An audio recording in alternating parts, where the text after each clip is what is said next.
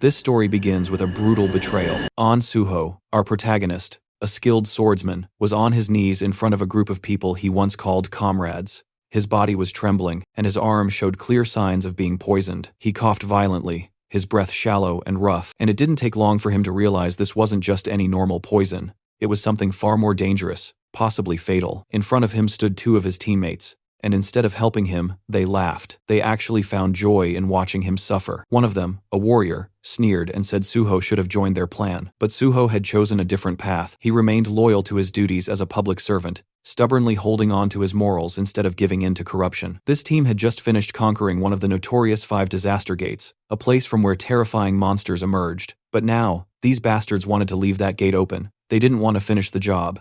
They wanted to make sure the monsters weren't completely wiped out, so they could return again and again. Because as long as the danger remained, so did their jobs, their influence, and their status. If the monsters were gone, the spotlight would fade, and so would their power. Suho remembered all the time he had spent with them, fighting side by side in life-threatening battles, trusting them with his life, and now they stood before him, watching him die without a shred of remorse. They justified their actions by saying Suho was the only one who had opposed the plan. Everyone else was on board. Then the archer stepped forward and casually extended his hand, offering Suho a second chance. He said that if Suho agreed to join their side, they'd let him live. But Suho wasn't a fool. How could he trust people who had just poisoned him and stood back to watch him suffer? Besides, he could already feel it. His body had been pushed beyond its limits.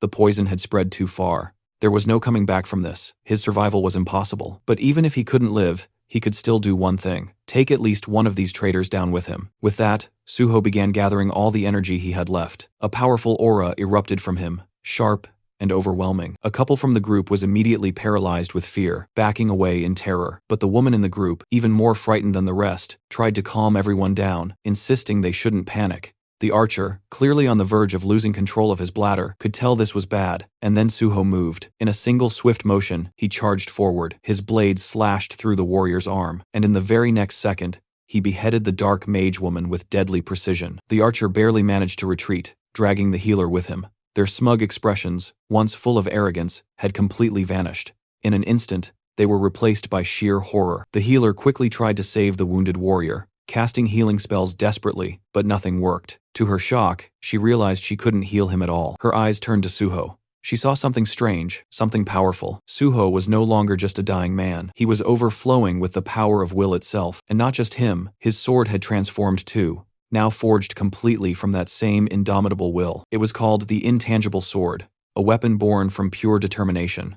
But that power came a cost. The energy that had kept him standing finally faded. Suho's strength gave out, and his body collapsed. He stumbled backward, falling off a cliff behind him. He dropped deep into the valleys below, disappearing from their sight, leaving behind nothing but silence. Suho slowly opened his eyes to the sound of chaos around him. There was shouting, sirens, and the distinct sound of people running. He was being carried by a firefighter, but he had no idea what was going on. His head was spinning, disoriented and foggy. Everything felt unreal, like a dream or a nightmare. The firefighter carrying him was rushing toward a designated safe zone, moving quickly through the crowded, panicked streets. Suho couldn't make sense of it first. The last thing he remembered was dying. He knew he had died. So, how was he here? Alive, confused, and being rescued. Then, something clicked. He noticed what was happening around him. A gate had opened, a presummoning gate. It had caused a dungeon outbreak. Monsters were swarming the area. More specifically, goblins. Dozens of them were running through the city, attacking anything in sight. As Suho looked around, he saw a familiar sign lying on the ground nearby. Sindorim Station. That's when it all made sense. His memories were correct. This was the exact station that had once been contaminated during a sudden gate outbreak. He had seen this happen before. Suddenly, out of nowhere, an arrow came flying through the air and struck the firefighter carrying him. The man let out a cry as he collapsed, and both he and Suho fell to the ground. The goblins were getting closer. Despite the pain, the injured firefighter looked at Suho and told him to run. But Suho didn't move. Instead of escaping, his eyes focused on the axe the firefighter had been carrying. Without hesitating, Suho grabbed it, took aim, and hurled it with all his strength at an approaching goblin. The weapon flew through the air and struck the goblin cleanly, taking it down in a single blow. And then, right in that intense moment, something strange appeared in front of Suho. Floating text, just like a digital display. It was a system window. It congratulated him on his awakening. For a second, he just stared at it, stunned. It was exactly like before, exactly as he remembered. The system asked him to choose the class he wanted to pursue. Out of reflex, his finger almost moved to select warrior. It was instinct, but then he paused. No, this time he decided to delay his selection. Suho turned his attention toward the goblins, who were now cackling wildly, their screeches echoing across the battlefield. They looked completely unbothered, laughing like lunatics, as if victory was already theirs. But Suho wasn't amused. Without wasting another second, he launched himself straight into the horde. His movements were sharp and effortless, weaving through incoming attacks like they were nothing more than a breeze. One goblin, eager to land a hit, tried to sneak up on him from the side. But the moment its eyes locked on his Suho, it froze in horror, because right in front of it, Suho had just retrieved the same axe he had hurled earlier. The goblin recognized it instantly, its face twisted in pure panic. And honestly, if goblins wore pants, that one probably would have pissed itself right there. But Suho didn't care. He wasn't here for theatrics. Before the creature could even let out a scream, Suho slashed it down in one clean motion, cutting it off before it could make the area even more disgusting than it already was. He didn't stop there. Grabbing one of the goblin's sword from the ground, he kept moving. He knew exactly what he was dealing with. Goblins were dangerous, sure, but only to beginners. To someone like him, a veteran who had seen far worse, cutting down goblins was no challenge at all. For Suho, it was easy as fuck. Suho continued slashing through the goblins, cutting them down one after another with a speed and precision that was even sharper than before. In just a few minutes, the entire wave of goblins had been completely wiped out. Ended so quickly, it almost felt unreal and illegal.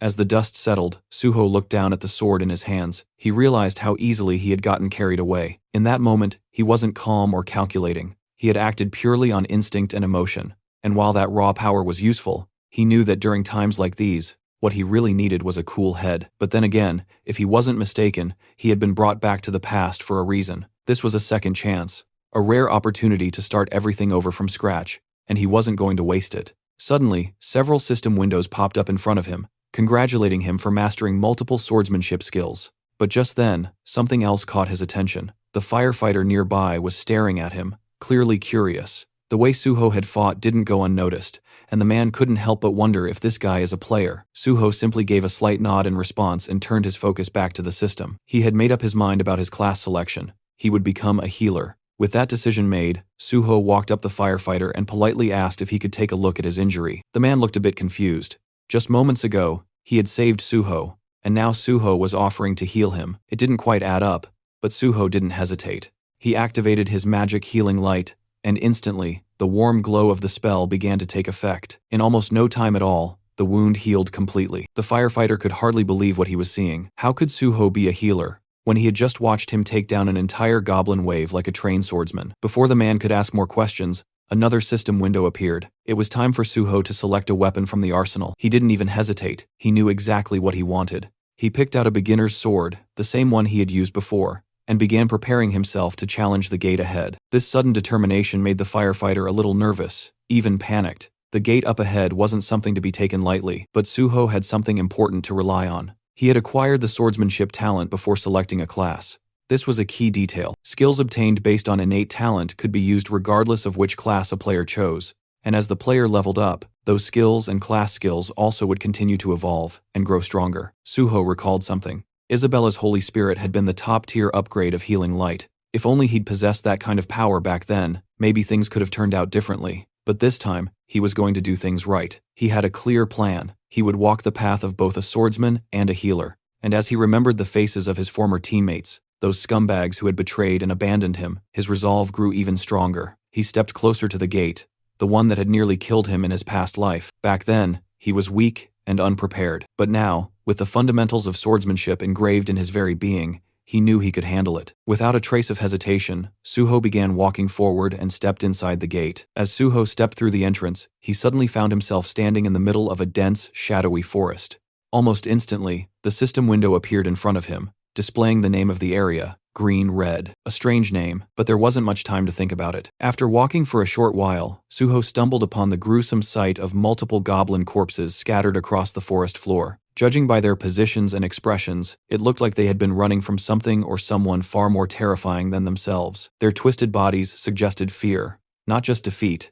That's when Suho heard something, a low guttural sound from nearby. He turned his head toward the source, and just like that, he recognized what was behind it. Two towering hobgoblins dragging along the corpse of a creature they had hunted. These weren't the weak, annoying goblins he'd seen before. Hobgoblins were a whole different beast. Bigger, meaner, and more dangerous. And when they spotted Suho, their eyes lit up with excitement. To them, human meat was a rare treat.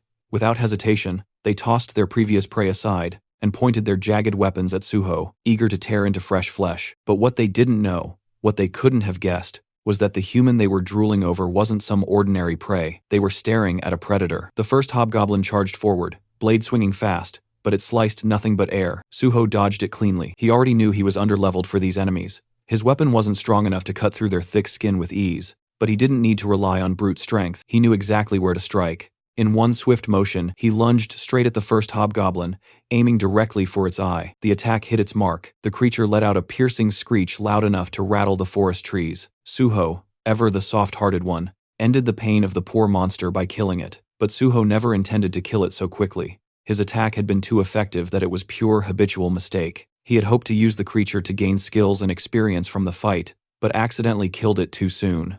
Turning toward the remaining hobgoblin, Suho decided to make proper use of this one. The second monster, furious over its fallen comrade, roared and charged forward, swinging its weapon wildly in rage. But Suho was calm. He focused, dodging each attack with careful footwork. The hobgoblins slashed left, then right, swinging like a bitch he is, but none of its blows landed. In this world, repeating the same action over and over could eventually lead to acquiring a skill related to it. Suho knew this, and sure enough, after evading several more attacks, a small grin formed on his face. He had obtained a dodge skill, but he wasn't done yet. Now he aimed for his second skill. Suho began parrying the incoming strikes, deflecting the blows with precise timing. Parrying wasn't just a basic move. It had deep roots in weapon-based combat and served as a foundation for many other advanced skills. It was essential, and Suho wanted it. After a few more successful parries, the system finally notified him that he gained the parry skill. Unfortunately, by then, the hobgoblin had already grown tired.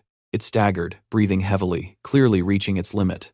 And so, just like before, Suho gave it peace, this time by swiftly beheading it. It wasn't out of cruelty, just necessity. Now, with 2 fresh skills in hand, he was ready to fight more. He wanted to face more monsters, not for the thrill of battle, but to earn skills, gather experience points, and grow stronger. Outside the gate, the atmosphere among the waiting hunters was tense and frustrated. They had just found out that someone had entered their assigned gate without permission. The moment the news spread, curses began flying left and right.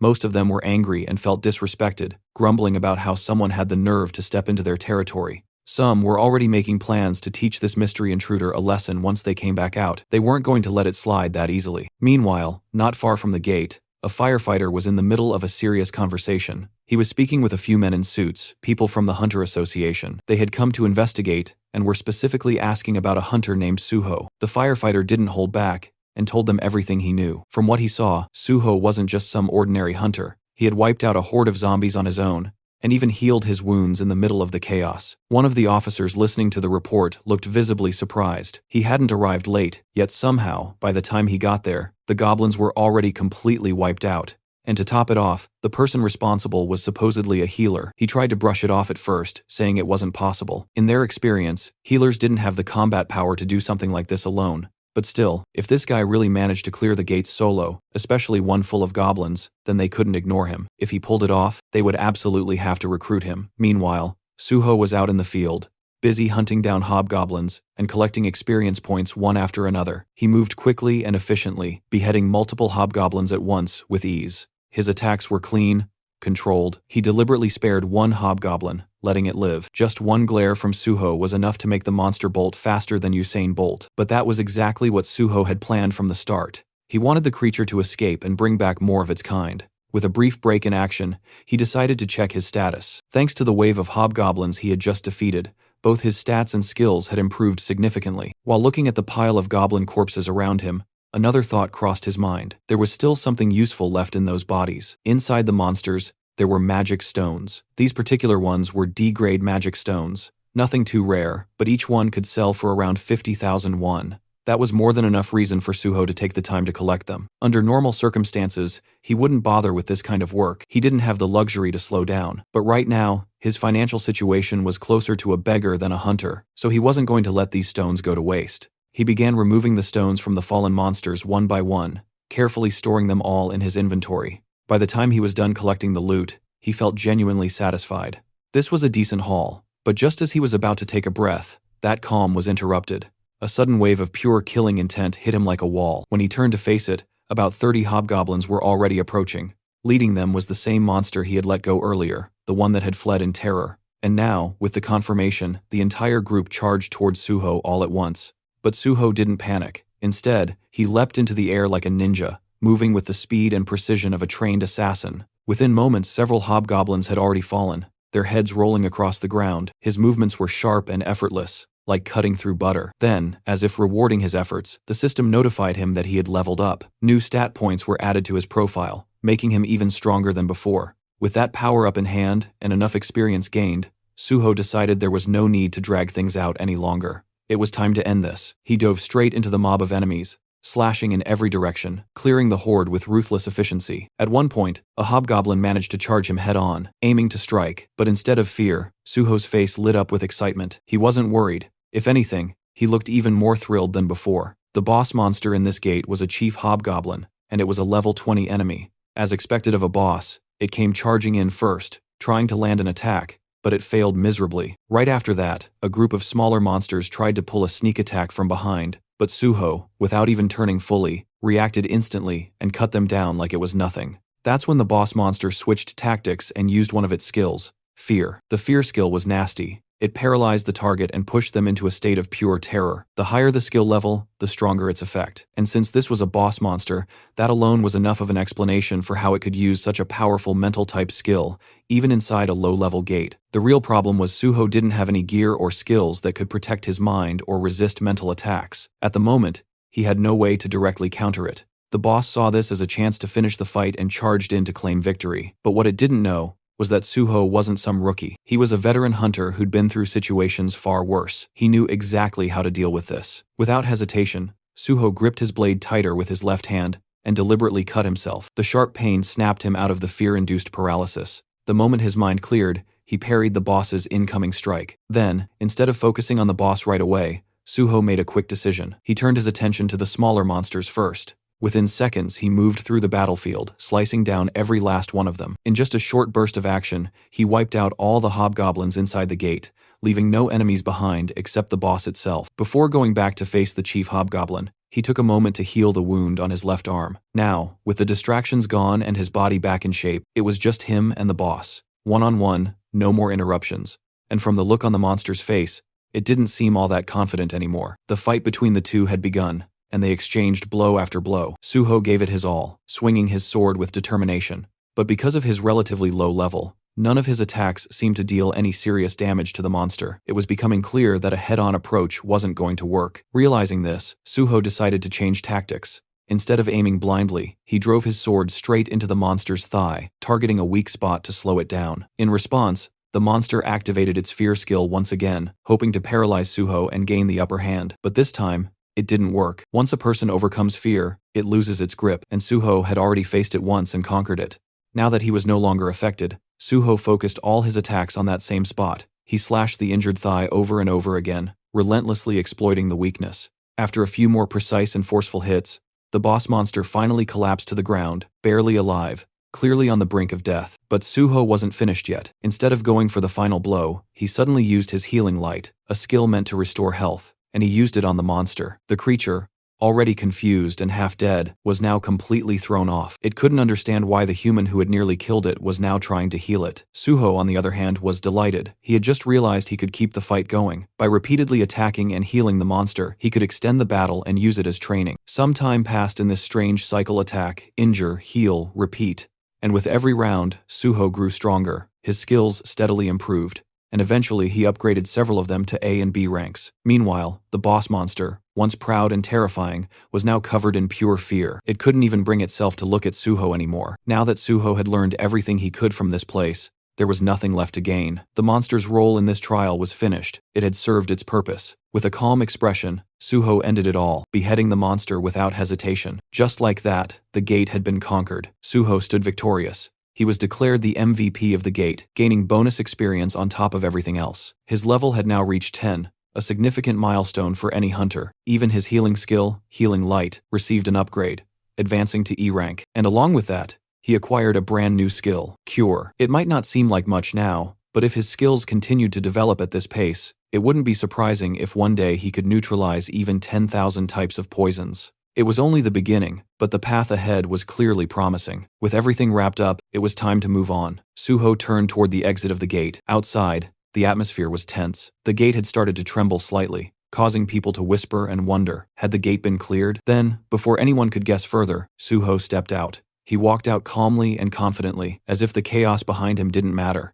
There wasn't a hint of exhaustion or discomfort on his face, just quiet composure. People around him stared, unable to figure out who he really was, or what exactly he had done, and Suho didn't bother explaining. He simply let their curiosity grow. Soon after, multiple guilds rushed over. They had all come looking for the mysterious man who had conquered the gate alone, but Suho ignored every offer, every scout, every invitation thrown his way. He wasn't interested. Instead, he walked past them and landed right in front of a man in a formal suit. With a calm and confident tone, Suho greeted him. This man was no ordinary official. He was the team leader of the South Korean Hunter Association, Young Chulmin, and judging by the confused look on his face, he clearly wasn't expecting to be greeted by the person behind the gate's conquest. The scene shifts to the South Korean Hunter Association, where team leader Yang and Sujo were sitting across from each other. On the surface, it looked like a standard registration meeting, but Chulmin's mind was elsewhere. His thoughts kept drifting back to their earlier encounter. He remembered how they had first met, shaking hands casually, and how Suho had mentioned that he was already on his way to the Hunter Association. Anyway, at first Chulmin had assumed it was just for a license renewal, something experienced hunters did all the time. But as the conversation progressed, it became clear that Suho was actually there for initial registration. That caught Chulmin off guard. He was still trying to process how someone like Suho, who was registered as a healer of all things, had managed to clear an entire gate all by himself. And the way Suho had acted, calm, casual, munching on snacks like it was just another Tuesday. Chulmin had gone over his aptitude test results again and again. Statistically, Suho seemed more like a warrior than a healer. The numbers didn't lie. He had the physical strength and combat instincts, not to mention the composure that you'd expect from a frontline fighter. It didn't make sense. While Chulmin was lost in thought, Suho spoke up, snapping him out of it by asking if there was a problem. That brought Chulmin back to focus. He began asking Suho a few routine questions, background, education, that sort of thing. And that's when more pieces of the puzzle began to fall into place. We learned that Suho was a college dropout. He had been studying physical education before quitting. Most students from that department usually chose combat classes like warrior or archer if they entered the hunter field.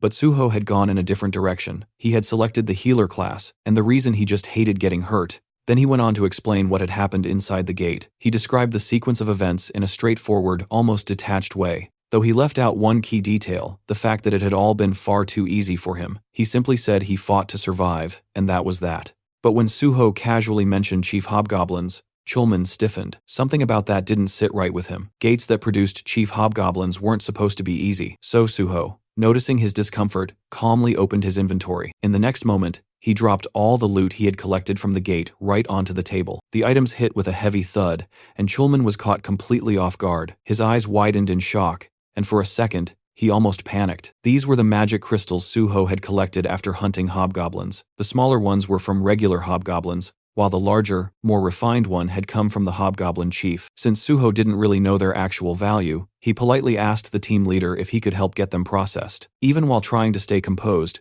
Chulmin couldn't take his eyes off the loot. It was a good haul. Regaining his composure, he looked at Suho seriously and asked if he truly wanted to become a hunter. When Suho nodded, that simple agreement sparked real excitement in the team leader's eyes. Trying to steady himself again, Chulmin asked whether this decision was just made on impulse, but Suho responded with a calm smile and said, no, it wasn't impulsive at all. While Chulmin was still riding the wave of happiness from hearing Suho's answer, Suho shifted the tone slightly and began explaining his real reason. It wasn't about power or money, it was personal. He hated monsters, and he hated the gates they came from. As a child, he had lost his entire family during a gate shock. After that, he grew up in an orphanage completely alone. At first, he thought that killing monsters would help ease that deep frustration and pain inside him. But even after defeating several monsters, that knot in his chest never loosened. No matter how many he killed, the ache never went away. That's when he made a decision. He couldn't undo the past, but he could choose the kind of future he wanted to protect. He didn't want anyone else to suffer the way he did. He wanted to fight, not for revenge, but for safety, for people.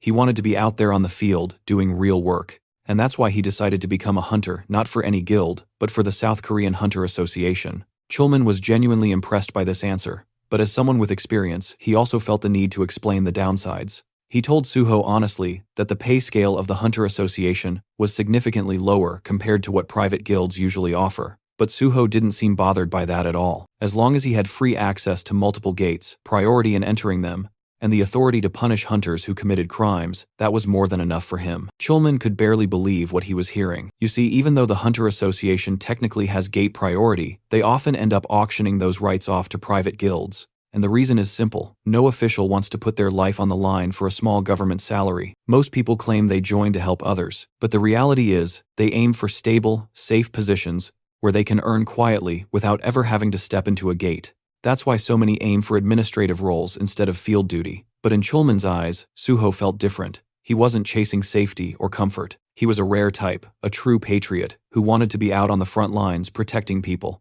someone who genuinely believed in civil service. The happiness was so overwhelming that for a moment, Chulman felt lightheaded, but he quickly snapped out of it and got back to the task of handling the magic crystals. Now, to take the official hunter exam, one has to first pass an aptitude test, with both a written and a practical exam. Unfortunately for Suho, this year's registration period had already ended, and the exam was scheduled for tomorrow. But fortunately for Suho, he had brother Chulman on his side. Since Suho had managed to conquer an entire gate by himself, there was a good chance they could pull some strings and get special approval from the higher-ups. That part wasn't a problem. What had concerned Chulman, though, was the written test. Clearing that with only one day of preparation almost impossible for a regular person. But Suho, being Suho, was confident. To him, if you ever get the chance to do something, you take it. No matter the circumstances. The only issue, our boy was practically a beggar at this point. He didn't even have enough money to pay the exam registration fee. So, swallowing his pride, he asked if team leader Chulman could take care of the magic crystals for him. And Chulman, being the dependable guy he is, immediately took the task without a second thought.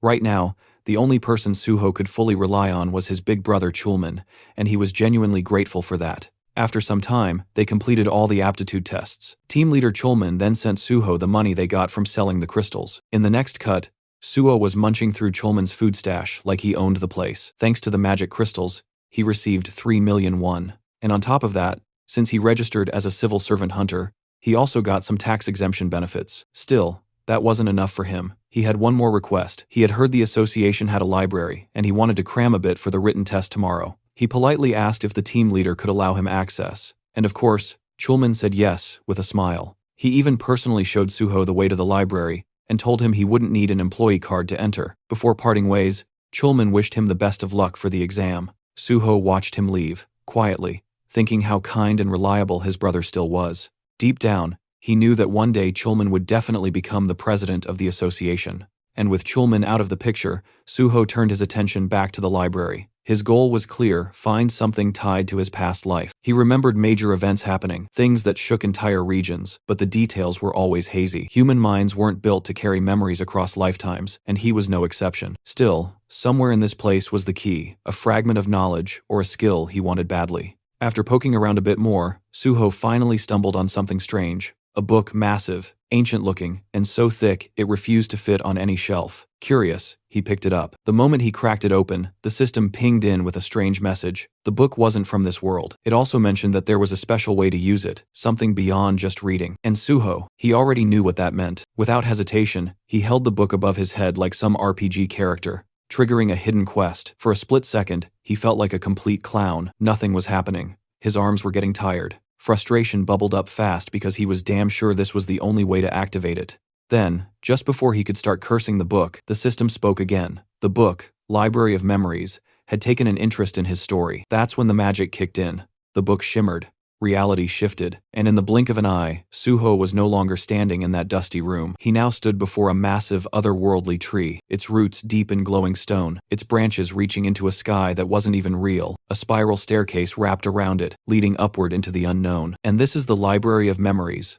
It's then revealed that the Library of Memories grants its user the ability to recall everything they've ever seen or heard, including painful or traumatic experiences. Normally, the human brain copes by forgetting, but once this ability is acquired, the user is burdened with flawless memory. The original owner of this skill was the manager of the Hexagon Guild, a former Korean Hunter Association employee. While studying in a library for a career change, she unintentionally gained this ability after using a book as a pillow just because lying face down was uncomfortable. Suho thinks about how lucky she was to stumble upon such a skill, and feels grateful to her for introducing him to it. He even plans to treat her a meal one day. The system window then prompts Suho to donate his own story to the Library of Memories. He considers how powerful the ability truly is. It could help him restore every memory he's ever had, especially since human recollections tend to fade and warp over time. Realizing its value, he decides that obtaining the skill is necessary to retain every detail with precision. A message appears, confirming his story has been accepted. Suddenly, a strong wind whirls around him, and the system announces that the Library of Memories is now accessing and recording his experiences. Suho starts floating in midair, surrounded by radiant texts. As a diagram materializes above the book, another message follows, stating that the Library of Memories has officially opened. It will store everything he's seen and heard,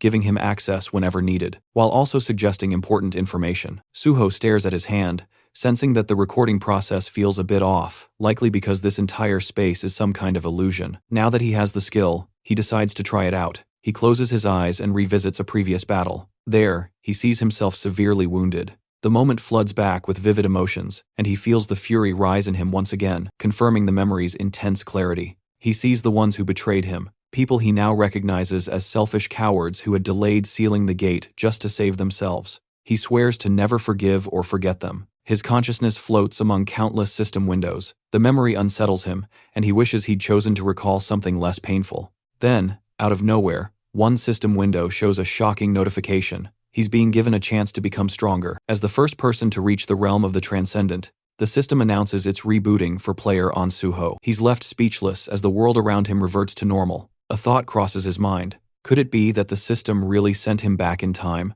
He remembers having once reached the state of unity with the Divine Sword, and obtaining the first SS rank skill. But now, as the first to attain transcendence, he's being given a new opportunity, something no one's ever experienced before. Suho starts to realize that his return to the past might not be just a coincidence. In the next moment, he arrives at a certain place by taxi. As he steps out, he reflects on how meaningful this second chance really is. Now he has an opportunity to prevent the disasters that once struck him and to handle the unpredictable gates that had caused countless casualties. Determined to tackle these gates faster than before, he reminds himself that every second matters. He soon arrives at a huge building nexus. Standing before it, he's impressed by its sheer size and acknowledges that this is the biggest private hunter academy in the country. He also sees it as a place where he can make good money to secure his future. With firm resolve, he heads inside. A cheerful receptionist greets him and asks the reason for his visit. Suho responds that he wants to meet Director Kim Soo. The receptionist, surprised, asks if he has an appointment. Suho says no, but insists it's important. He simply asks her to pass along a message. The solo conqueror of the Syndrome Station pre-catastrophe gate is here. The scene shifts to the director's office, where a calm woman introduces herself as Kim Soo, the director of Nexus Academy. Suho introduces himself as On Suho. Director Kim invites him to sit and acknowledges his achievement at the Syndrome Gate. She then asks why he came to Nexus. Suho explains that he's here to apply for a scholarship. The director is clearly surprised by the request. Suho confirms it and mentions that he also plans to take the hunter license test scheduled for the next day. Still trying to wrap her head around the situation, Director Kim asks how long it's been since he awakened. Suho calmly replies, "It happened today." Shocked even further, she checks her documents and repeats in disbelief. An unregistered hunter who awakened just today wants to take the test tomorrow and has already solo cleared a catastrophic level gate. Suho confirms everything. He adds that a connection within the Hunter Association helped him secure a spot in the exam. His goal is simple: to rank first. His confident declaration leaves the director even more surprised. Then Suho states his condition. If he ranks first, he wants to be officially granted Nexus Scholarship student status with full financial support. Suho knew full well that for an unknown newcomer,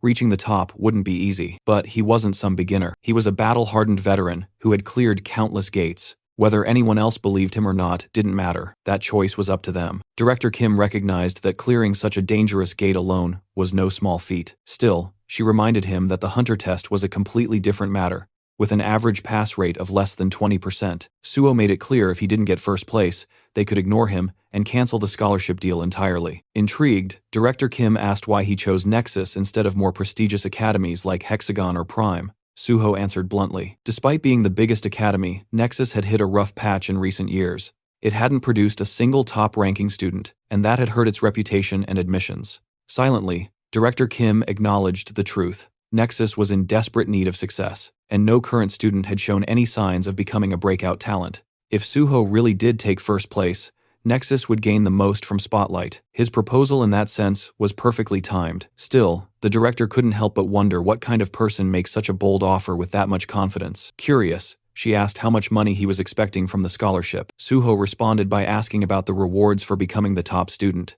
She explained that the prize included a full refund of tuition, and additional bonus of 30 million won, and the opportunity to immediately join the Nexus Guild. Suho nodded. It seemed fitting for the country's largest academy. But then, with a grin, he added that 300 million won would be even better. The number stunned Director Kim, but Suho kept going, saying that considering the advantages that came with being the top student and the scale of the academy, the amount was fair. For Nexus, 300 million wasn't much anyway. Deep down, Director Kim knew he wasn't wrong. Reluctantly, she agreed and told him that if he ranked first, she would pay him the 300 million. Later, Suho wandered around the campus. The more he explored, the more he realized just how enormous it was, bigger than most amusement parks.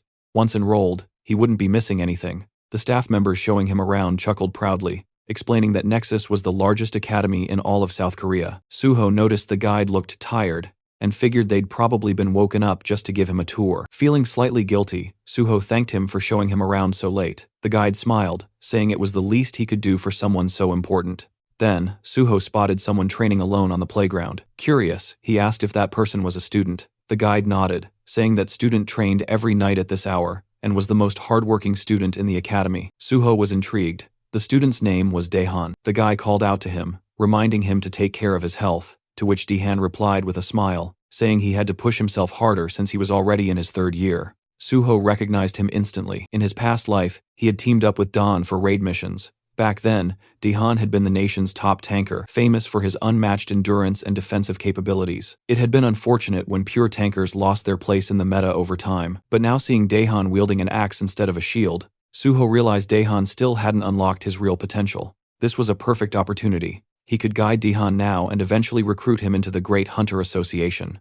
The guide introduced the two of them. After a brief greeting, Suho asked if Daehan intended to use the battle axe as his main weapon. Daehan confirmed it. Suho then asked why he chose that particular weapon. Daehan explained that since he aimed to be a frontline fighter, his instructors had suggested the axe, saying it matched well with his build. The guide chimed in, adding that few weapons could rival the battle axe in sheer destructive force. Suho asked if Daehan had only trained with the axe. Daehan admitted he had. He called himself a slow learner and said trying out multiple weapons felt like a waste of time. It had taken him 2 years just to get somewhat decent with the axe, and even now, he didn't feel particularly skilled with it. Suho silently analyzed the situation and understood the real problem. It wasn't that Daehan lacked effort, but that the axe simply didn't suit him.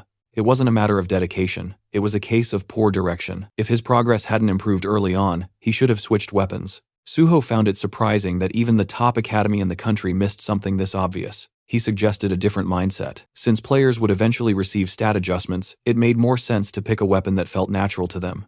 With skill correction effects, proficiency could rise quickly, but true performance in battle relied on knowledge and experience. In Daehan's case, the battle axe was clearly a mismatch. While it delivered heavy hits, the long cooldowns made users vulnerable, and considering Daehan's large frame, it became even harder to protect him effectively. When Daehan heard this, he was taken aback. He'd spent the last 3 years training with an axe. Suho acknowledged his dedication, but pointed out that Daehan's real strength might be in tanking. He advised Daehan to try using a kite shield on his left arm and a one-handed blunt weapon in his right hand. According to Suho, this setup would significantly enhance Daehan's overall combat effectiveness.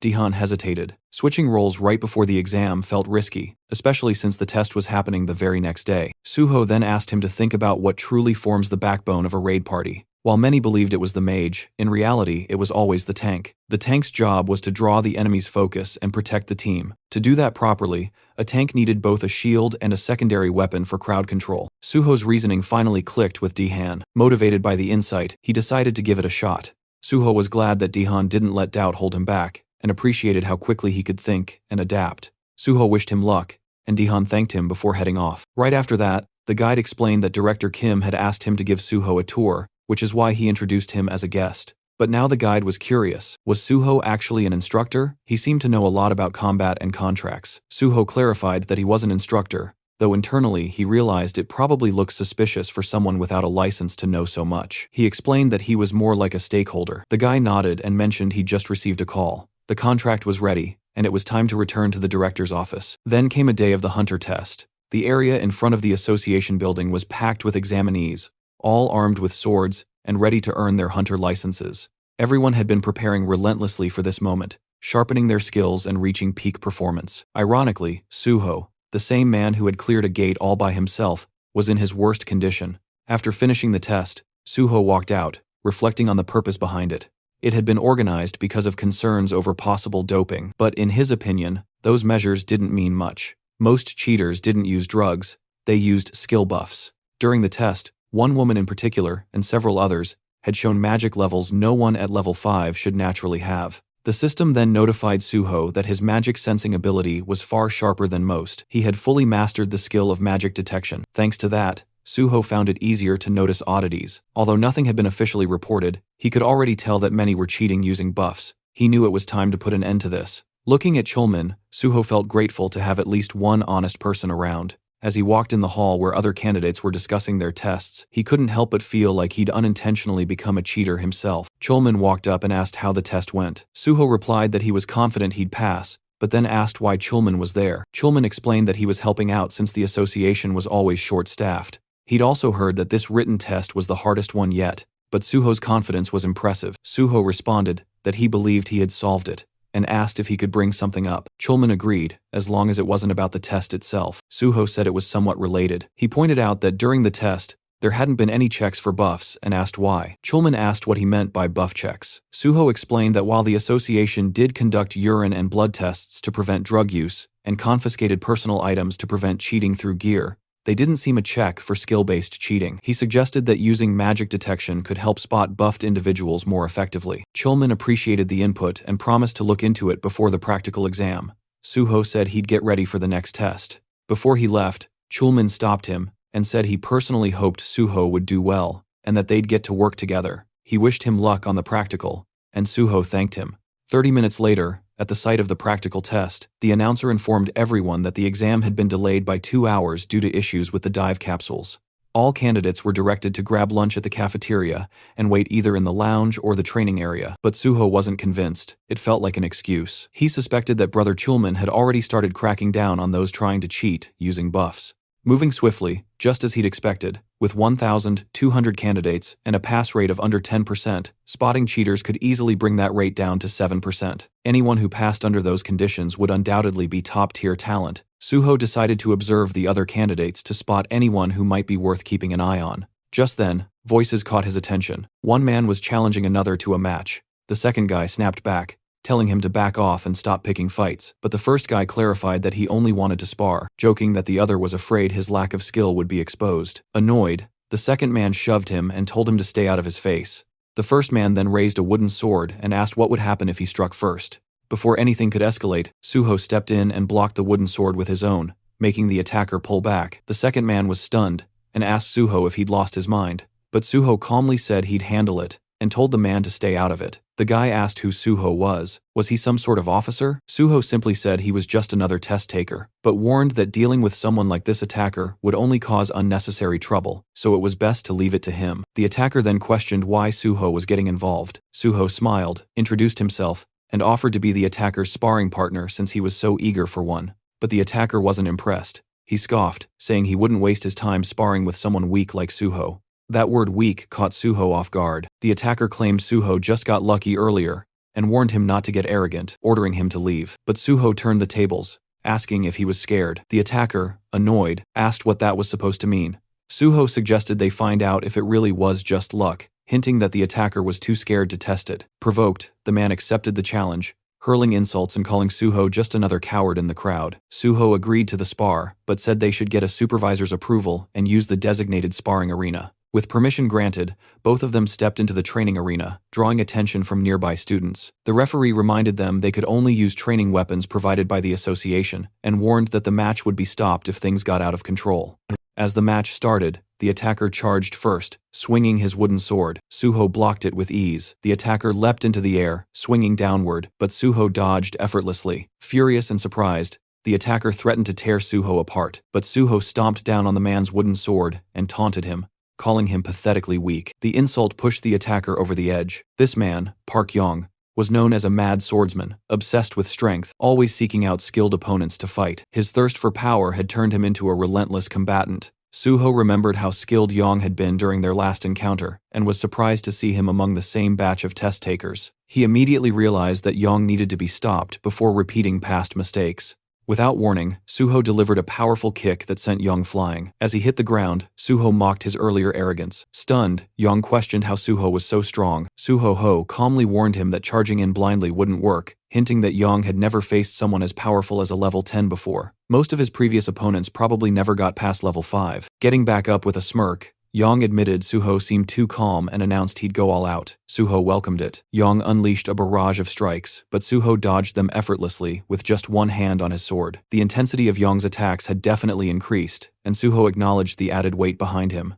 Then, Yang went all in, using his signature dragon sword technique. A flash of blinding light erupted as the swords clashed. Yang thought he had finally landed a decisive hit and began to celebrate, but when the light faded, Suho was still standing, completely unharmed. He blocked the attack. Shocked, Yang trembled and demanded an explanation. Suho smirked and said the attack was too slow. In reality, Yang had only managed a basic version of the dragon sword technique. Without a hunter's license, it was impossible to master the real thing. Enraged by the humiliation, Yang charged again, but Suho dodged every attack with ease. At one point, Suho dropped into a crouch, baiting Yang into one last reckless charge. Just as Yang shouted that the match was over, Suho landed a powerful upward strike to his chin, knocking him out cold. Yang hit the ground, defeated and dazed, struggling to understand what had happened. Suho calmly repeated that his attacks were simply too slow. Though Yang was seething, all he could do was lie there, muttering Suho's name under his breath. Watching this, Suho realized that Yang's obsession would now revolve entirely around defeating him,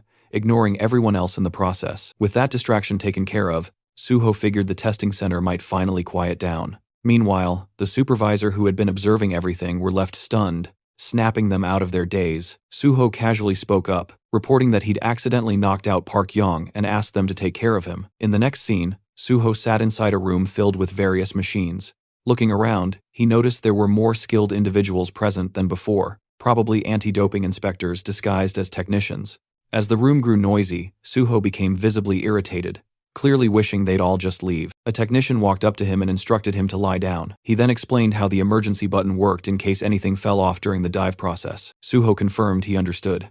Once the system powered up, Suho lay down, and cables were attached to both sides of his head. A system window appeared indicating that the Hunter Practical Test program had been activated. As Suho's consciousness connected to the simulation, the dive progress steadily climbed 5%, then 40%, then 77%, until it hit 100%. The connection was successful, and the healer class test scenario began. When Suho opened his eyes, he found himself in a different world.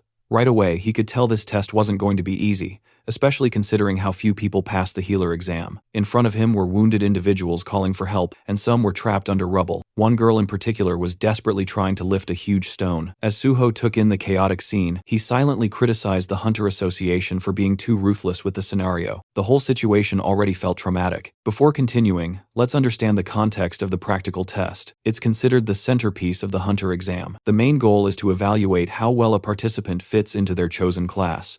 Every year, the simulation scenarios change, and the criteria for passing also vary. Typically, these tests involve one-on-one fights or surviving waves of enemies. A participant's score depends on how long they last and how many opponents they defeat. But for healers, it's different. The focus isn't just on how strong their healing powers are. While healing ability matters, the most valued quality is sacrifice. Healers who put their own lives on the line to save others earn higher scores. As monsters began to approach, Suho reflected on the nature of the test. In this scenario, the healer is expected to die protecting the patient. The issue, his own stats were still active. Walking toward the monsters, he spotted a sword on the ground.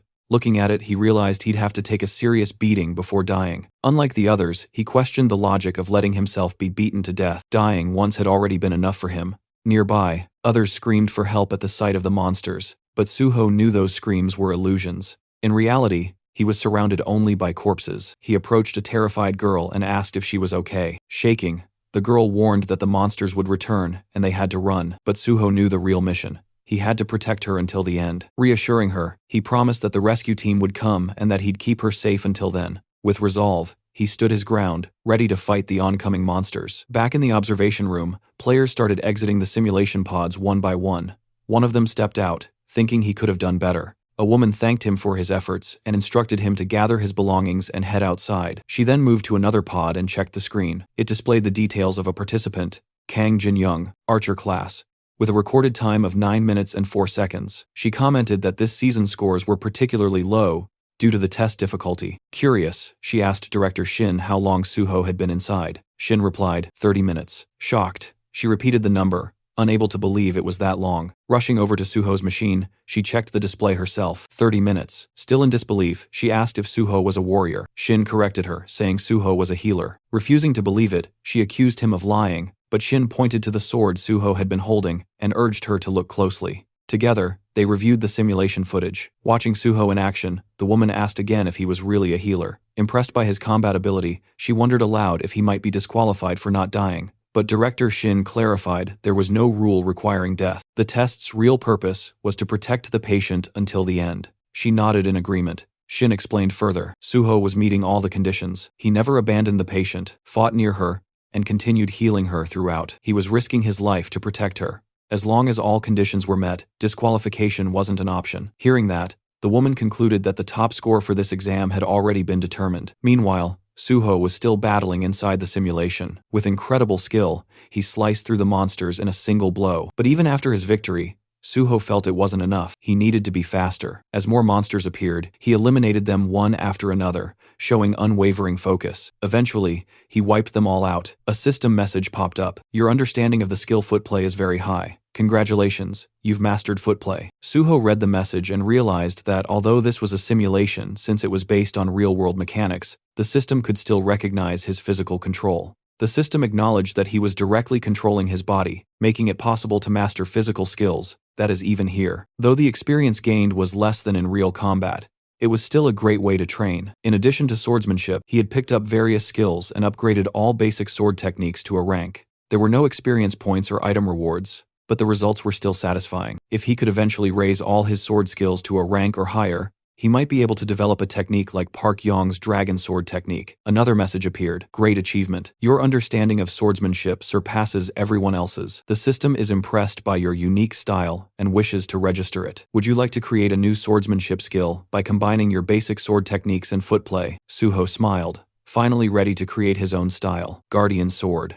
A confirmation window appeared, asking if that would be the official name. Suho confirmed. Another message congratulated him for his supreme mastery and recognized the creation of a new unique swordsmanship skill, Guardian Sword S. This new ability boosted the effects of all his sword and footwork skills by 50%. As a reward for this great achievement, the system awarded him 10 bonus stat points and expressed its hope that Suho would continue walking the path of the sword. A final message confirmed he had unlocked Sword Mastery S, a privilege granted only to those with deep understanding of swordsmanship. This lifted all restrictions on learning and using sword techniques, enhanced all sword-related abilities by another 50%, and removed any limitations tied to sword use. Suho quietly thought back to his past life. Back then, it had taken him over 10 years to reach this level of skill. But now, thanks to the knowledge he carried from that life, he had progressed much faster. He recognized how much his value had grown. Turning his focus to the exam, he recalled that the number of monsters was predetermined, and he couldn't help but wonder how much effort had gone into preparing the whole thing. With all his objectives completed,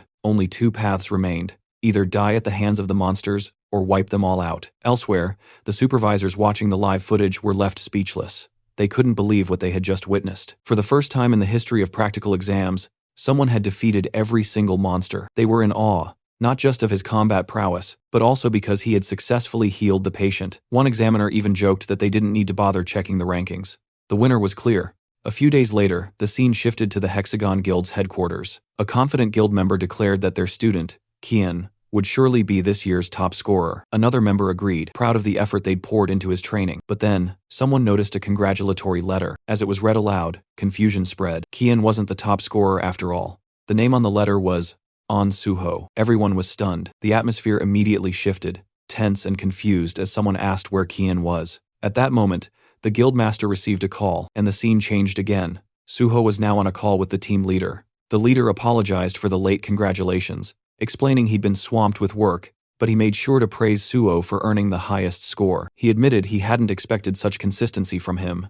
Suho responded humbly, saying it was all thanks to the team leader, though the leader quickly deflected the credit, saying Suho's achievements were entirely his own doing. He also pointed out that Suho's exceptional performance had helped expose a number of cheaters who were illegally boosting their skills. This would lead to tighter rules in future exams, which he saw as a positive outcome. Then the team leader cautiously brought up a question. Was Suho still interested in joining the Great Hunter Association? Suho replied that although he might stay with the guild a bit longer, his ultimate goal hadn't changed. He still intended to join the association. The team leader appreciated his clear answer and said he'd reach out once the recruitment or testing schedule was ready. Suho agreed with a smile. Before ending the call, the leader reminded Suho to eat properly and look after his health, and Suho returned the same kind words. After the call ended, the team leader glanced down at something in his hand and quietly reminded himself to eat too. Back on Suho's side, he paused for a moment. Something about the leader's tone lingering in his mind. It fell off. He wondered if everything was all right. Just then, his phone rang again. Suho checked the caller ID and seemed to know who it was. He answered and introduced himself. The caller was Kim Soo, who congratulated him on his success and confirmed that payment had already been sent according to their agreement. Suho acknowledged her efficiency, praising how professional her large guild was. Then came her proposal. She invited Suho to join the Nexus Guild, promising benefits better than anything other guilds could offer. Curious, Suho asked how far they were willing to go. Kim Soo assured him that she'd do everything possible to match his expectations. As a top student and scholarship recipient, she said adjusting the contract terms would be no problem. She even suggested meeting in person to finalize the deal. Suho, however, politely declined for now, mentioning he had personal plans that day. He promised to review his schedule and get back to Earth soon. Still, he did hint that considering he was a Nexus scholarship recipient, it would be logical to join Nexus over any other guild. Kim Soo was overjoyed by his response. Her excitement was so intense that even her co-workers nearby noticed. She begged him not to sign anything with another guild in the meantime. Amused by her enthusiasm, Suho chuckled and agreed to meet soon. As the call ended, Suho smiled, still hearing the echo of her thrilled voice. At that moment, the taxi driver let him know they had arrived. Suho thanked him and stepped out. Now standing outside, Suho reflected on everything that had happened. He had cleared the test, secured his license, and received the payment. The next chapter of his journey was right in front of him. With quiet determination, he moved forward, ready to begin farming. At Lighthouse General Market, Suho checked his phone and thought about how he had quickly gathered everything he needed. Now, the only thing left was to buy a weapon. With that goal, he arrived at a small, tucked-away shop, deliberately avoiding the crowded ones since he wasn't sure they'd have what he was looking for. As he stood outside, he wondered if his quiet place might hold the right weapon. Stepping inside, Suho greeted the shopkeeper, who asked what he needed. Suho explained that he had just become a hunter and was looking for a lightweight weapon. The shopkeeper directed him toward a section with cheaper items. When Suho glanced at them, he noticed thick layers of dust and realized most low-grade weapons came without verified data. But that didn't mean every unverified weapon was useless. Some weapons needed to go through a process called liberation before revealing their true potential. These special weapons usually gave off a subtle aura, a kind of signal, though most players in places like this wouldn't recognize it. Suho picked up one of the weapons and activated his magic detection skill. A faint smile appeared on his face. He had found it. After walking out with the weapon, Suho thought to himself that if the owner ever found out the spear's true worth, he'd regret letting it go so cheaply. But for now, it was time to begin. Suho closed his eyes, focused, and began pouring his magical energy into the weapon. The spear absorbed his power at a fast pace, draining his energy quickly. Realizing how much it was taking out of him, Suho stopped and collapsed to the ground, completely exhausted. He understood that if he'd pushed just a bit more, he might have passed out from magic depletion. To awaken the weapon,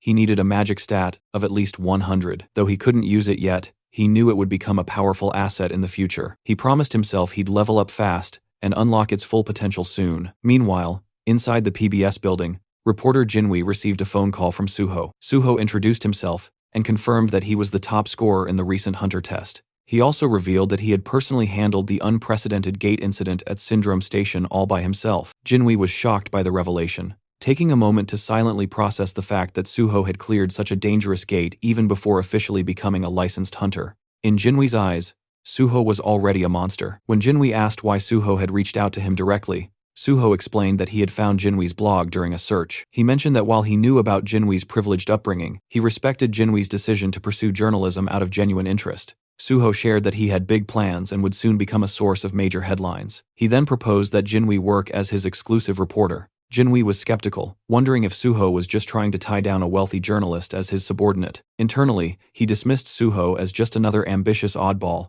with delusions of grandeur. Even though he understood what Suho was suggesting, Jinwei was uncomfortable with the idea. He admitted he craved exclusives, but he had no desire to work under anyone.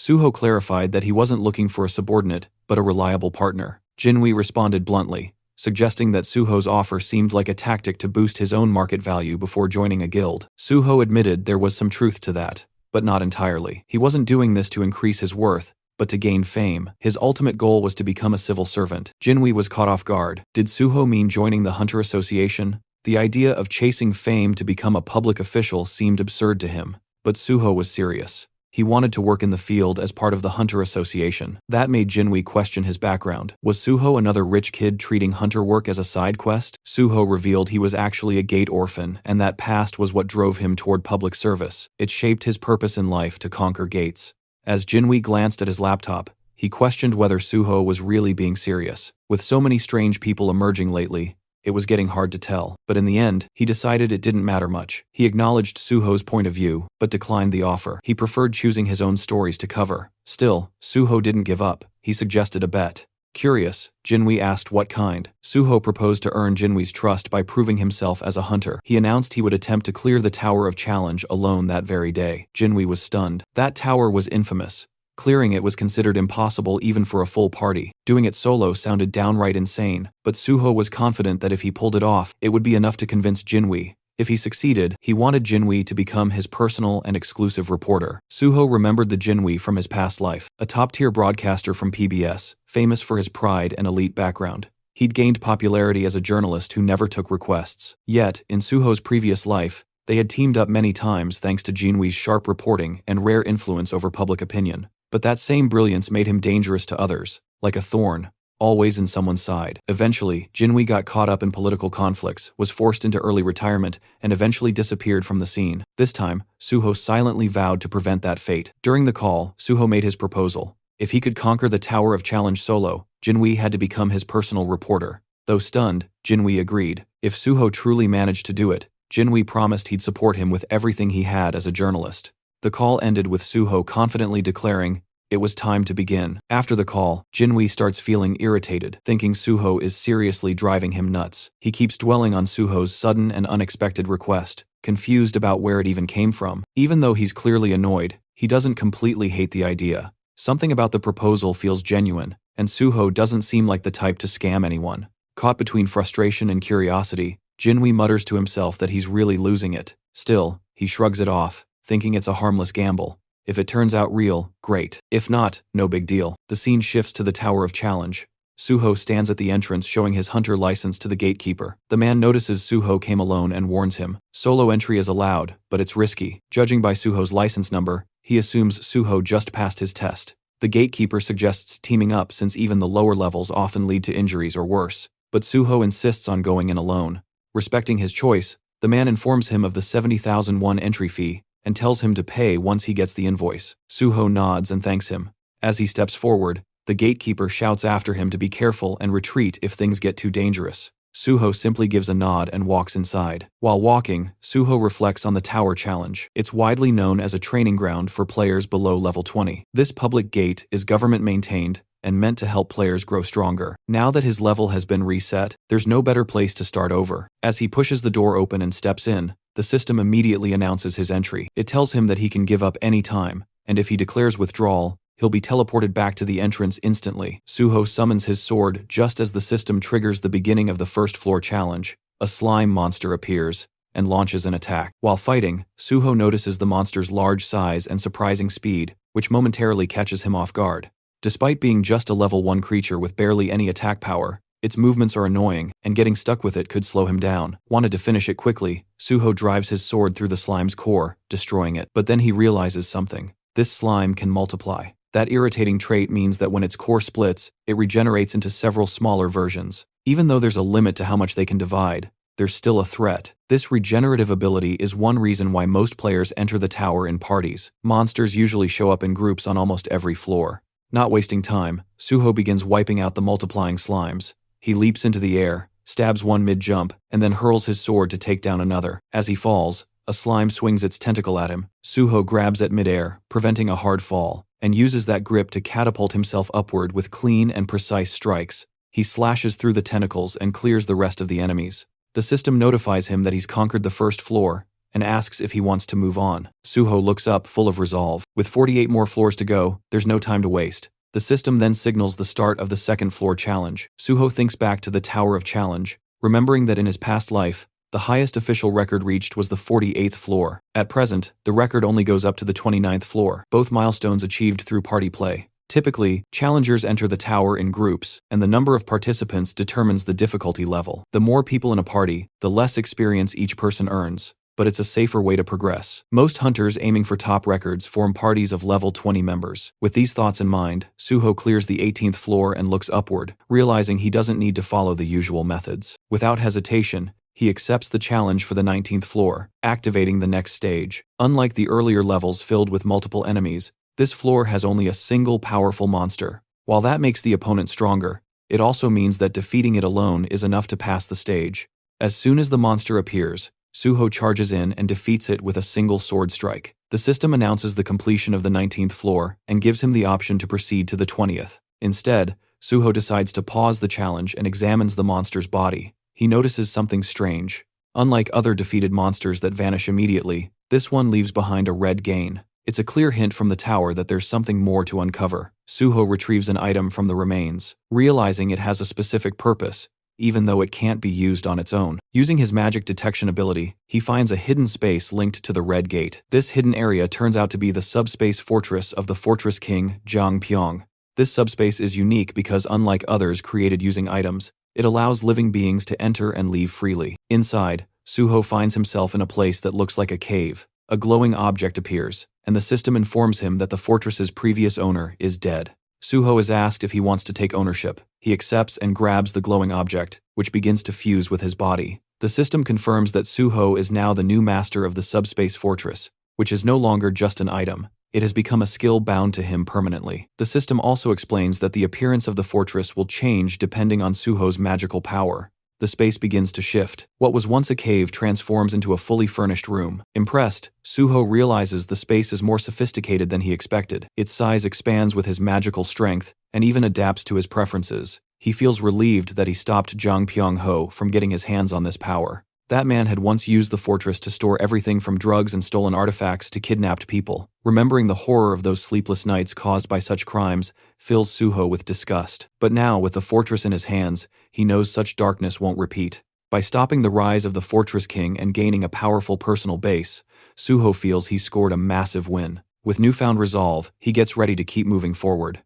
Jinwei was scrolling through his phone reading an article with growing interest. He noticed that a lot of students had started gravitating toward Nexus lately. Suho had once talked about wanting to join the Great Hunter Association, but this exclusive media coverage suggested that Nexus was confident Suho would end up with them. Jinwei felt uncertain. Only time would tell. Still, he couldn't stop thinking about how many floors Suho had already cleared. Right then, a system alert popped up. The 30th floor had just been conquered. The Tower of Challenge record had been shattered, and someone was already advancing to the 31st floor. The nearby crowd went silent in disbelief. Murmur spread. Was a new record, a team raid, or something even more insane? Their shock deepened when the system immediately announced the 31st floor had also been cleared. Just moments after it began, Jinwei froze. If this really was Suho, then he'd completely misjudged him. Until now, Jinwei had chalked up Suho wins to luck and theatrics. But if this insane pace was real, then Suho was a rival he'd be stuck competing with for a long time. Inside the Hunter Association, Director Kim heard the news and was visibly rattled. She quickly confirmed the reports.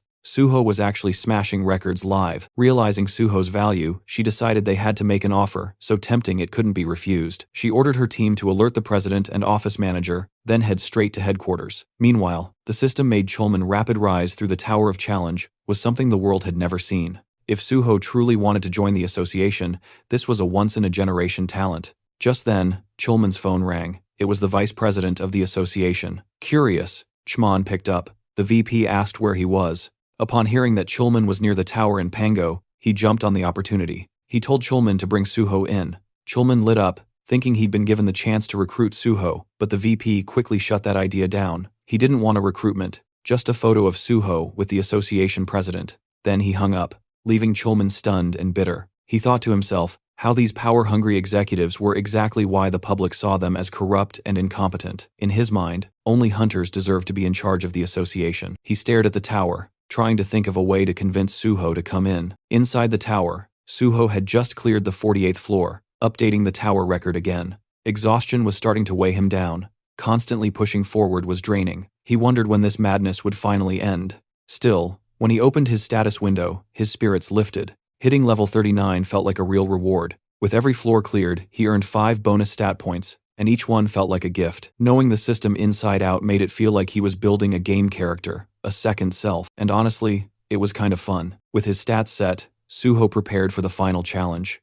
The 49th floor had begun. A glowing crystal appeared in front of him, and from it emerged the final boss, a tower dragon, level 49. Suho stared at it, immediately recognizing how broken this thing was. Even without pure blood traits, just being a dragonborn made it absurdly powerful. It made him question if this floor was ever even meant to be beaten, but Suho knew why he was here. He wasn't going to hesitate. Gritting his teeth, sword in hand, he charged at the final boss with full resolve, ready to end this. Suho moved in to confront the dragon, ready to attack. In response, the dragon launched its own assault, forcing Suho to leap into the air to evade it. While airborne, he quickly noticed something important. For a beast of its enormous size, the dragon was shockingly fast. Suddenly, a dark aura leaked from its claws, creating a powerful pulling force that dragged Suho straight toward its jaws. Right before he was sucked in, Suho grabbed the dragon's mouth, hoisted himself over its head, and slammed his sword down with all his strength. The dragon roared furiously and tossed its head so violently that Suho was flung away, forcing him to retreat to safety.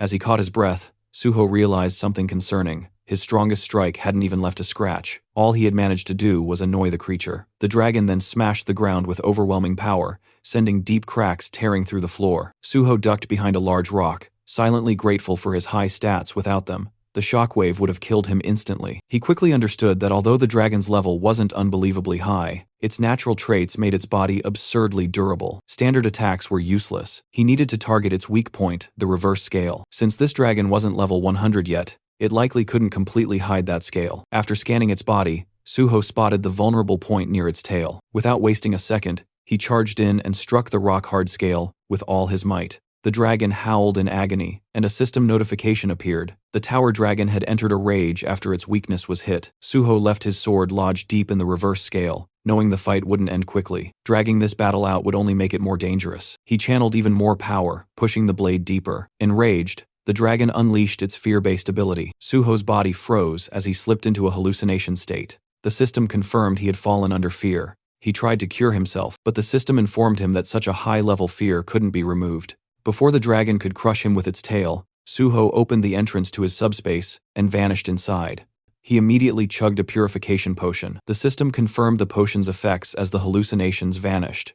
Relieved, he reminded himself that only people he allowed could enter this subspace. He had bought the potion casually from the general market, unaware that he would need it so soon. The fight was far more intense than he had expected. Even after removing the fear status once, he wouldn't get immediate resistance, and cure spells were useless. That meant he would have to repeatedly retreat into his subspace and rely on purification potions, something clearly unsustainable. He needed another plan. Searching through his inventory, he briefly considered calling the mad pulverization scholar. Before he could decide, the system notified him that he had learned a basic combination formula from a skill book, and a combination jar appeared. Understanding its significance, he placed 3 unusual items into the jar: the unknown thief's socks, the unknown minstrel's instrument, and the unknown cleaner's broom. The jar began its fusion process. Suho knew that combinations using absolute formulas always succeeded.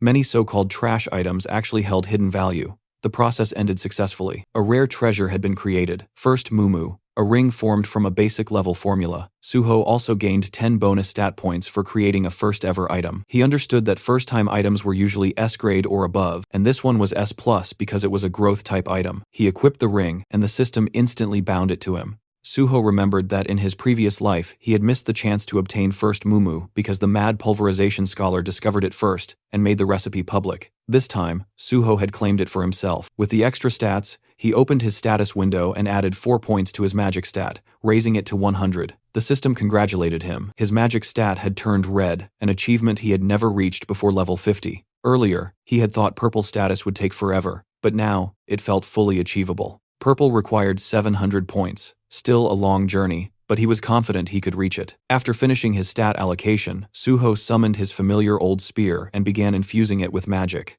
The weapon absorbed power at an incredible rate. Once the required amount was reached, The system acknowledged the successful awakening. The spear had transformed, it was now the Shadow Spear. Round 2 was about to begin. The system revealed the weapon's origins. It was one of the Shadow Lord's treasures, forged from the bones of a shadow beast, and it had acknowledged Suho as its first awakener. The spear could now be summoned from his shadow, and regenerated using magic and shadow energy. Suho understood the weapon's value immediately. Just as Zhang Pyong had the subspace fortress, the Shadow Lord, a monarch-level being, had wielded this spear. If that entity existed within the gate, Suho was now holding its signature weapon. He felt relieved he had secured it before anyone dangerous could claim it. Time to test it. He summoned the spear again, appreciating its convenience. Since he couldn't attack from within his subspace fortress, he would need to step out and hit the reverse scale while the dragon slept. Suho exited the subspace and climbed to a rocky ledge overlooking the beast. Raising the shadow spear, he hurled it straight into the stone embedded in the dragon's tail. The spear pierced through, and the dragon writhed in pain.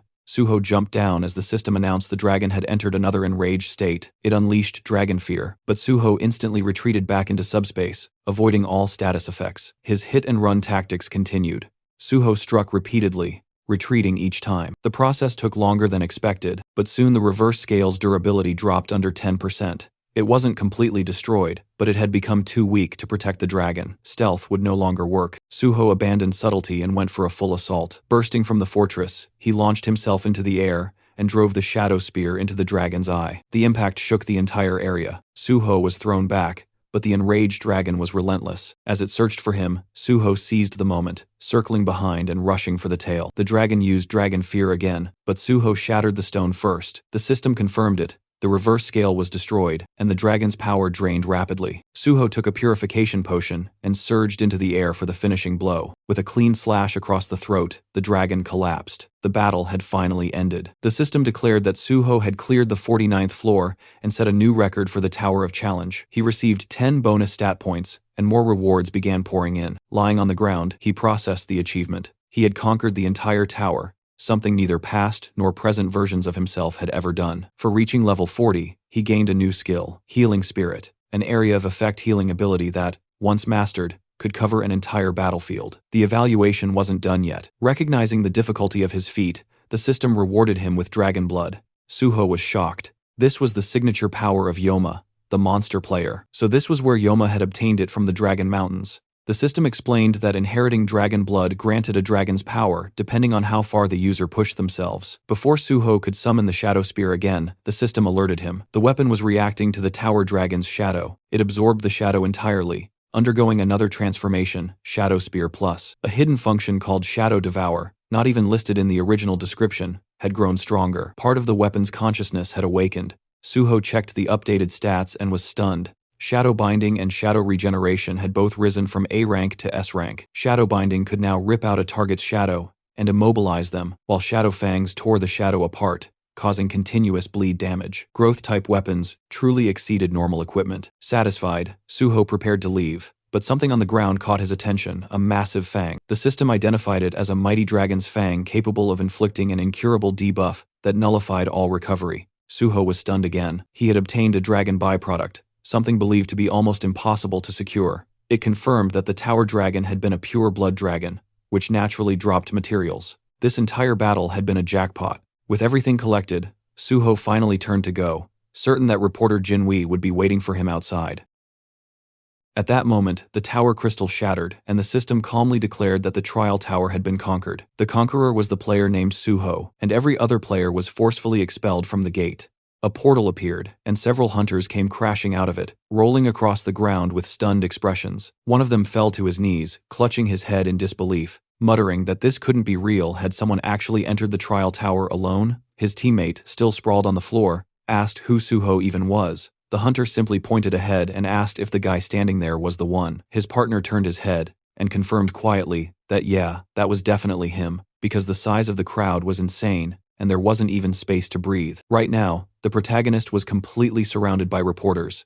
Cameras were flashing non-stop, and everyone was shouting at him, asking for comments and reactions to the conquest. But Suho silently thought about how exhausted he was. He'd taken a lot more damage from the tower dragon than he expected, and all he really needed now was rest, definitely not a screaming media mob. He hadn't expected reporters to swarm him like this. His attention shifted when he spotted reporter Jinhui, who was sitting dramatically on the hood of his own car, looking genuinely stunned. A psycho that was probably the first thing running through his head, because someone conquering that tower solo was unreal. Suho casually walked up behind him, placed a hand on his shoulder, and greeted him. Jinhui screamed, fell to the ground in panic, and then widened his eyes in disbelief as he realized who it was. He stuttered Suho's name and asked how he even escaped the crowd. Suho smiled lightly and said he slipped away. He explained it like he'd just executed some secret ultimate stealth technique and vanished without leaving a single footprint. Extending his hand forward, Suho asked why Jinhui still didn't trust him. The reporter slowly reached out, looking at him like he was insane, and asked if he knew he sounded crazy. Suho calmly answered that if Jinhui really didn't trust him, then he should just tell him, and Suho would adjust accordingly. Jinhui got up, dusted himself off, and said that if he didn't trust him, he wouldn't have helped him this far, then hurriedly told him to jump into the car before the press noticed. Inside the moving car, Suho received a call from team leader Chulman. He congratulated him for clearing the trial tower, and admitted he wanted to thank him face to face, but Suho had disappeared too fast for that. Suho thanked him politely, and said he had been hiding because he was tired. Chulman laughed and said Suho always exceeded expectations. He asked if Suho was still in Pangyo and if he wanted to meet up. Suho explained that a friend picked him up, then asked if there was anything specific he wanted to discuss. Chulman admitted there wasn't anything particular unless Suho could stop by the association, if he wasn't too exhausted. Suho paused and repeated the word, "The association?" Chulman confirmed it. He explained this was an unprecedented event. Everyone believed the trial tower was impossible to clear, and it had been functioning as a public gate. Considering the scale, they needed an investigation. Suho responded that he didn't remember investigations being conducted when large guilds cleared difficult gates. If there was information they needed, couldn't they just request it? After a quiet second, Chulman agreed and wished him good rest. Suho thanked him and ended the call. He leaned back and thought to himself, without a doubt, the chairman or the vice chair wanted him there, probably for photos and PR. He respected Chulman, but he had zero interest in doing anything for the higher-ups. If he let them drag him into bureaucracy now, he'd definitely get stuck in trouble. He planned to dodge it until he officially joined the Hunter Association. Jinhui glanced at him while driving and asked if he could ask something. Suho nodded and told him to go ahead. Jinhui said that with Suho's abilities, couldn't he go anywhere, especially government positions? Suho smiled. The government paid well, and no matter how strong private guilds pretended to be, the government had more actual power. Jinhui blinked, reminding him that private guilds had fame and influence. Suho responded calmly. Fame was temporary, nothing but a staged spotlight. Right now, private guilds looked like heroes, but eventually the public wouldn't admire them, they'd fear them. Jinhui nodded slowly and said Suho had a point. Suho sighed and continued. If he wanted to end the gate crisis, he needed support. He couldn't do it alone. That was why he chose the government association. Jinhui smiled, saying Suho would have massive advantage among players because no one had that level of duty and conviction. Suho thanked him while healing his arm with a small healing spell. Then Jinhui asked if he planned to apply through normal general recruitment. He said it would be a waste for someone like Suho to take a level 9 field position. Suho answered that he wasn't applying for that. Jinhui then guessed level 7, but Suho replied he wanted level 5. Jinhui almost shouted, was he serious? Suho told him to stop asking if he was serious every 2 seconds. Jinhui looked at him curiously and said of course he wanted to know why it was natural. Suho smiled lightly and said he'd explain it, but Jinhui better not write it in the article. And also, he should keep his eyes on the road. After some time telling the story, reporter Jinhui was stunned by Suho's plan and said it was a great idea, and the protagonist calmly replied that yes, it was, but it must not appear in the article yet, because he wanted to officially announce it through him later, and when that time came, it would naturally shake everything, which meant Jinhui would have exclusive access before anyone else in the company. Jinhui stared at him and asked if Suho was planning to squeeze every drop of benefit out of him, and Suho simply replied that if he's friends with a reporter he should obviously use that fact to his advantage. Jinhui laughed and said fine. Suho could use him as much as he wanted, then suddenly asked if Suho wanted to go home now since his personal information was already leaked, and there were probably countless people waiting near his house. The protagonist smiled and casually answered that he would just disappear again the same way he did at the tower. But Jinhui hesitated and asked if maybe Suho should just stay with him for now, explaining that he lived alone in a big house. The guest room was beautifully furnished, and the security was tight enough that nobody could break in. Suho paused for a moment and asked where exactly he lived, and Jinhui answered proudly that his home was in Kaiser Cheongdam, and Suho couldn't help thinking with genuine surprise that those were premium luxury apartments worth hundreds of billions.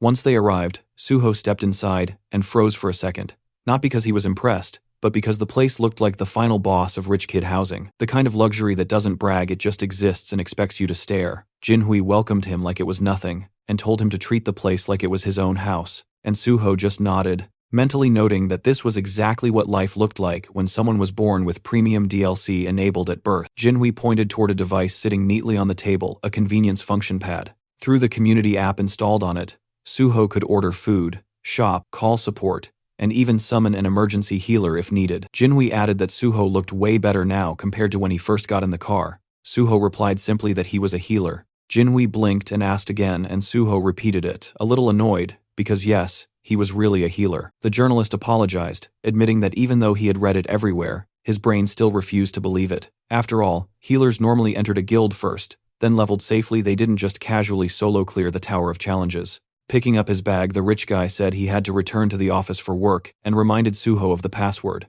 Suho told him not to worry and wished him a safe trip. After the door closed behind him, Suho finally opened his system window and checked his status. He decided it was time to distribute the stat points he earned from clearing the tower. He balanced stamina with the other attributes and poured the remaining points into sensitivity. At this level, it wasn't just an elite route anymore, it was the path of a successor, and even he had to admit his stats were looking insane now. Once that was handled, Suho switched to a different task. He'd been a master at detecting surveillance equipment in the past, and with his newly improved sensitivity, he could probably detect anything. And even if he trusted Jinhui, he wasn't stupid enough to blindly assume a conglomerate kid's place was completely clean. Better paranoid than dead. After checking every detail for a while, Suho finally dropped onto the sofa, feeling drained.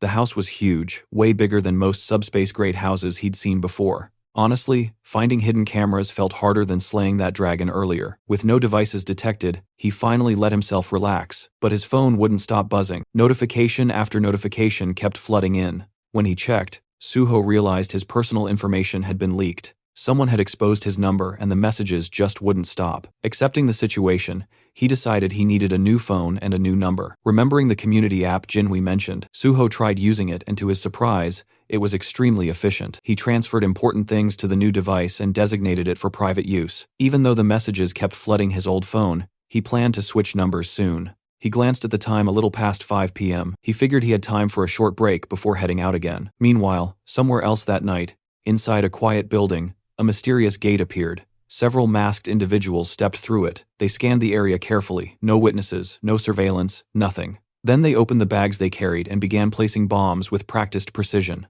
And while they were still in the middle of setting everything up, Suho appeared behind them calmly, as if he walked in on a casual meeting instead of a terrorist operation. He said bombing public buildings wasn't exactly a great idea. The masked group froze instantly, confused because this building was supposed to be empty today. Suho agreed that normally, yes, but he came because he expected something like this.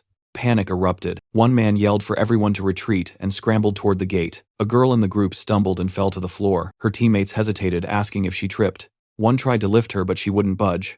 Another insisted they hurry and pull her through, but the girl's legs stayed rooted to the floor.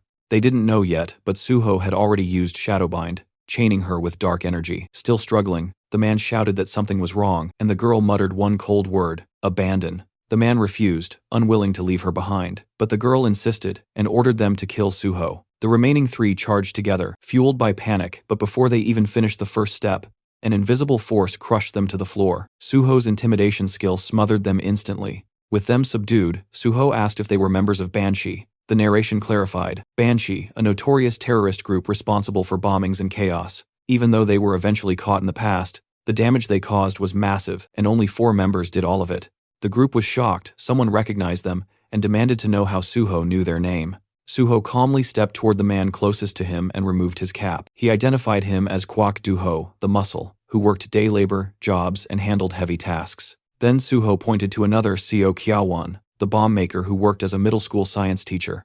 Next, Kim Hyunmin, the transporter, an everyday delivery driver using a movement skill to vanish after attacks. Lastly, Suho turned to the girl Ku Yeonhwa, a university student and the true leader of Banshee. Her EMP ability erased electronics and magic supports with ease. Stunned, Yeonhwa demanded how Suho knew everything. Suho smiled and said anything could be uncovered if someone tried hard enough, and she already knew that. Still refusing to believe him, she demanded again to know who he was. Suho acknowledged her quickness and reminded her she already knew the answer, and said out loud that if she still didn't trust him, he could prove it by handing her over to the authorities right now.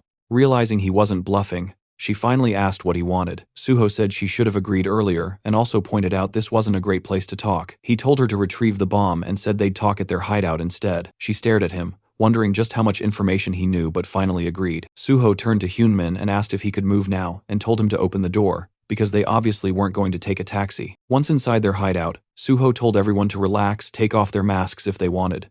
Yeonhwa refused, but then ripped hers off anyway, telling him she only did it because the room felt stuffy, not because he told her to. She demanded answers again. How did he know who they were? Why did he approach them?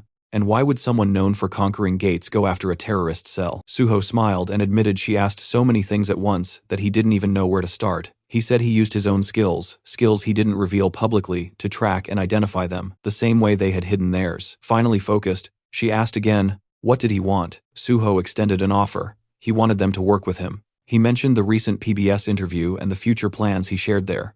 Yeonhwa assumed he meant joining the Hunter Association. Suho confirmed, and before she spiraled, he clarified he wasn't handing them over for forced recruitment. He explained he would take the level 5 exam, then move through 1 or 2 positions, and eventually join the Special Forces Division. Yeonhwa looked stunned, and Suho told her not to make that face. He knew they hated the Special Forces, which was why their bombings targeted related sites. He understood because he had the same reason. Suho revealed the truth. He was a gate orphan. He used to think it was coincidence until he later learned the disaster had been manufactured on purpose. After every cleared gate, that land became premium real estate. The government knew a gate shock was coming and let it happen anyway for profit. There were development projects behind it, and Suho already knew who was responsible. So his goal was simple: become the head of the Special Forces and make those responsible pay. He explained the Special Forces held the highest authority in the association, influenced other government offices, and could prosecute hunters. He offered revenge, but in a strategic and lawful path, not reckless terrorism. But Yeonhwa still pointed out there was no guarantee Suho would pass the level 5 test.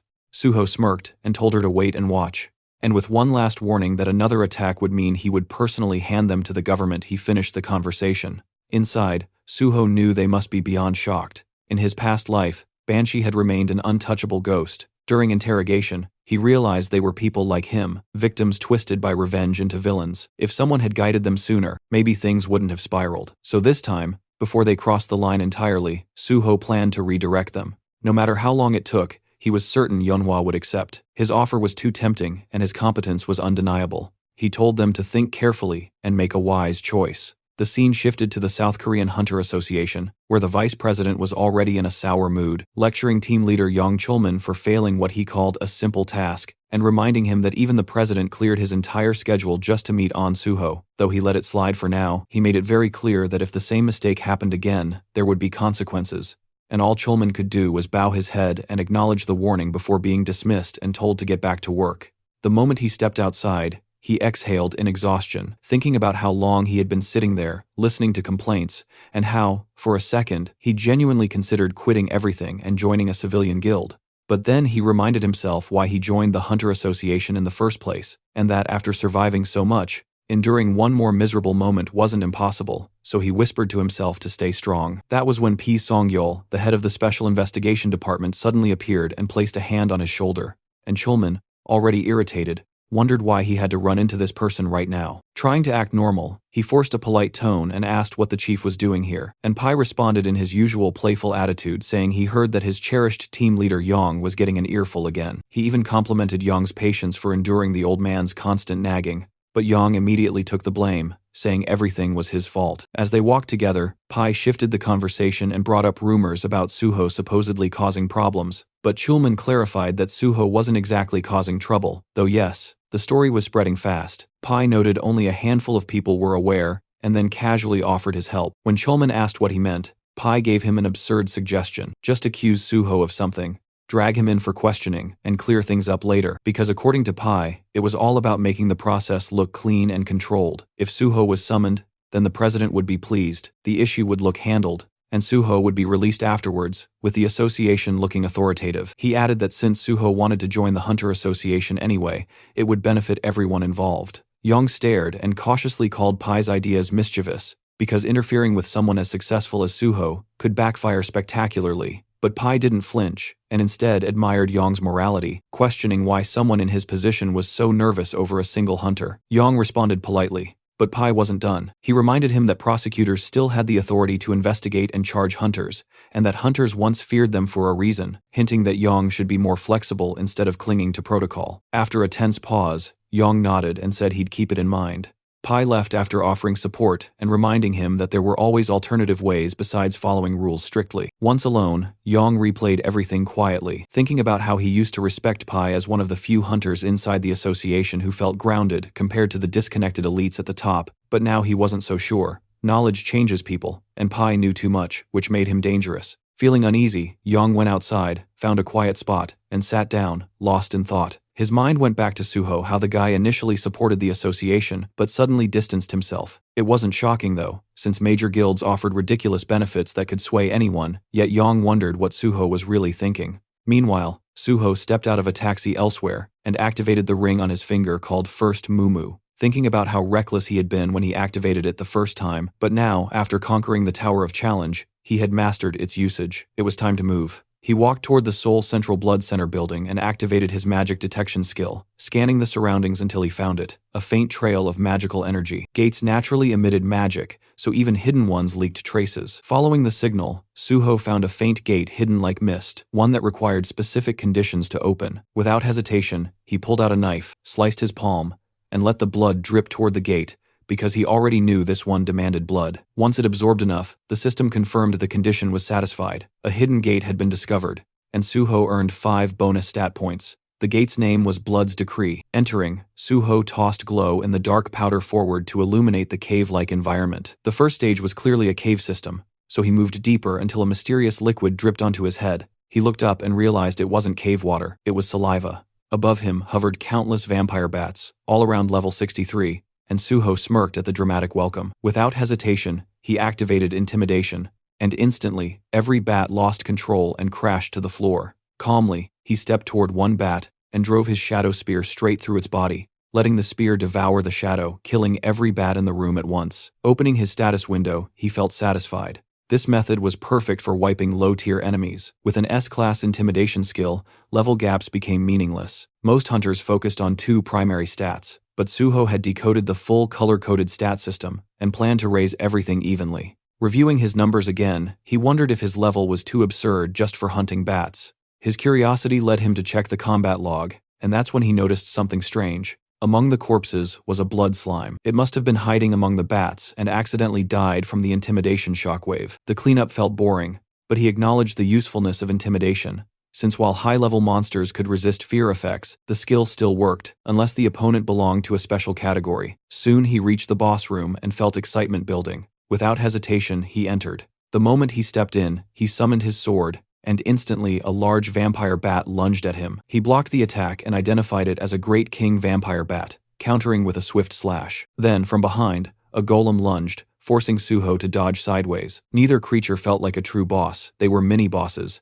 He fought both at once, slashing the golem and spinning to counter the bat's attacks. When the golem attempted to punch, Suho slid backward to avoid the hit, then rammed his sword into the ground, unleashing a shockwave that exploded through the room and hit both monsters. He thought the fight was finished until the dust cleared, and both monsters were still standing. The battle intensified, and Suho quickly realized physical attacks alone wouldn't finish high-level targets. It was time to use what he prepared. Just then, both enemies attacked at the same time, one from the front and one from behind. Suho summoned another sword, and when the explosion settled, he had driven one blade into the bat and the other into the golem. Even repeated attacks weren't enough to finish them, but Suho finally grasped the key. Their weakness was pure silver, infused with holy power. At that exact moment, the system notified him holy power had now been successfully applied. The silver sword in the bat's body glowed, and a lightning strike crashed down on it, slicing its throat and obliterating the monster instantly. Suho stood over the corpse with his foot on its head, watching it erupt like an insect crushed under a giant hand. Holy power was devastating. The golem lunged again, but Suho moved first, cutting it into pieces with his wholly enhanced sword until the system confirmed its defeat. Looking down at the weapon, he acknowledged how perfectly it worked. A healer-exclusive skill that allowed holy enchantments had become an incredibly powerful advantage, and enchanting silver weapons with holy energy turned every strike into a guaranteed critical hit, making it the perfect counter for enemies in this gate. Suddenly, Suho sensed a powerful presence behind him, and as he turned, he realized the true boss of the hidden gate had finally appeared. The figure stepped forward, radiating murderous intent, revealing himself as the Cursed Prince, a monstrous level 76 elite, and he furiously accused Suho of invading his domain and slaughtering his subordinates,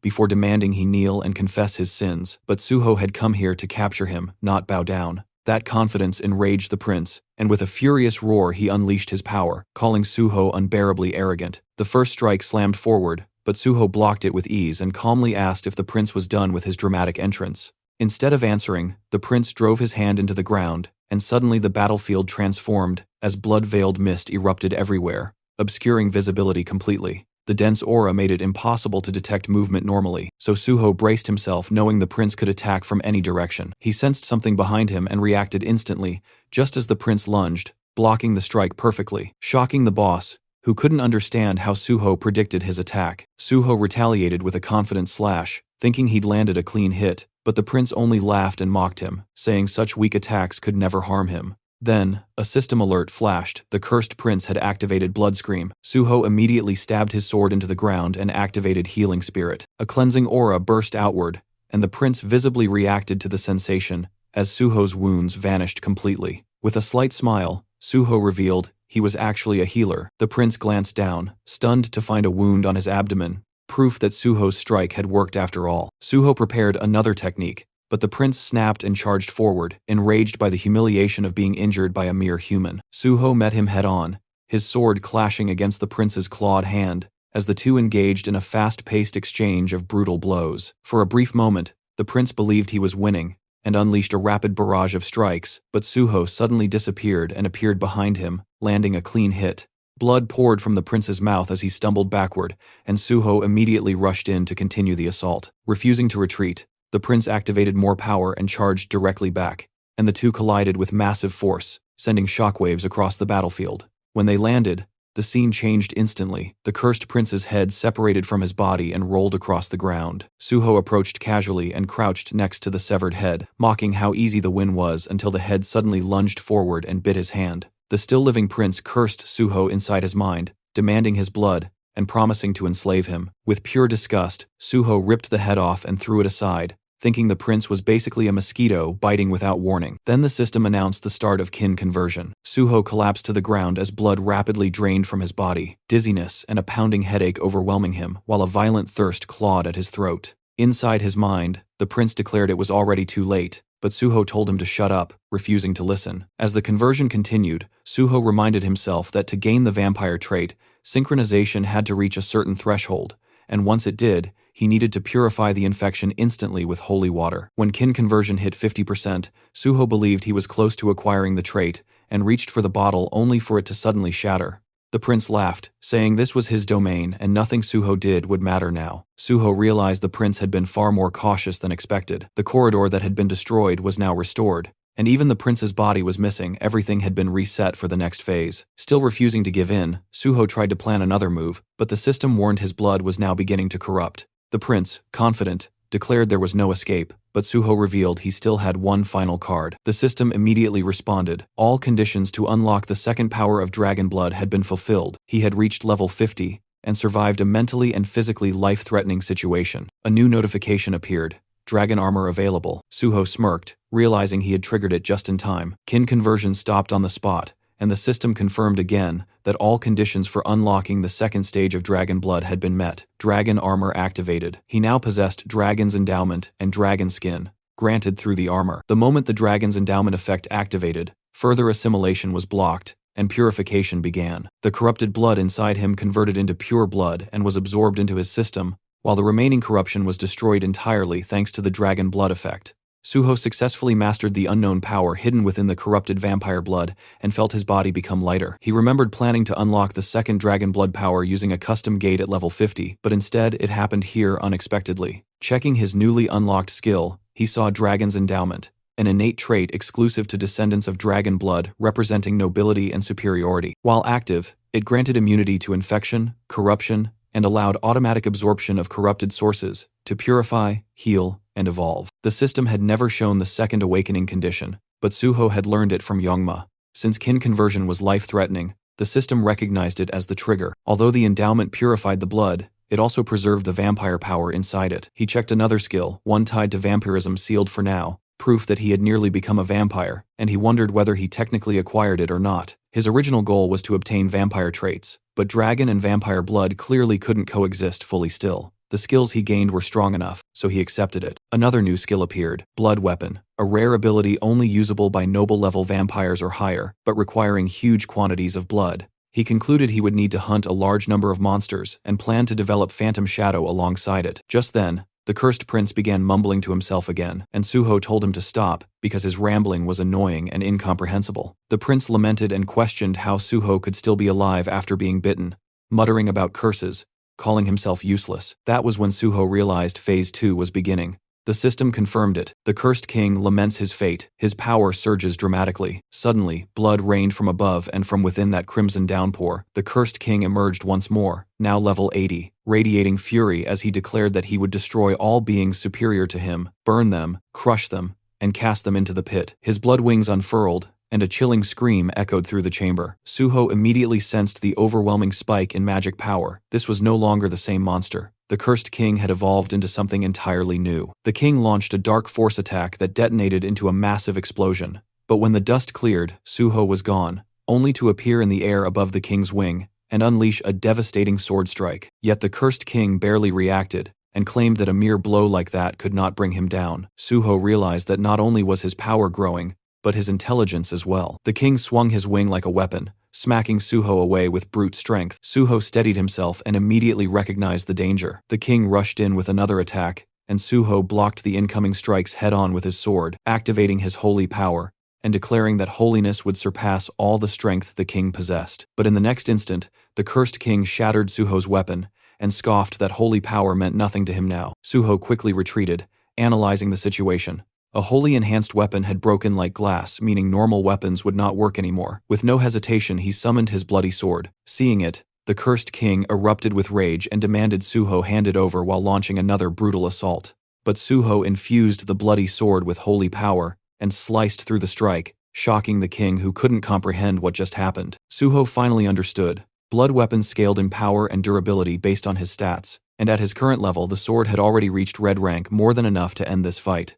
The cursed king conjured a bloody spear, vowing to tear Suho apart, and charged in. The attack came fast, but Suho shifted his bloody sword into a shield form and blocked the spear, leaving the king stunned again. Suho told him he wasn't the only one capable of transforming a blood weapon, then smoothly reverted the shield back into a blade and slashed the cursed king's throat in one clean, decisive motion. The king's severed head hit the floor, still wearing a twisted smile filled with arrogance, confidently claiming that cutting off his head meant nothing. Suho simply kicked the head across the floor and summoned his shadow spear, slamming it into the ground.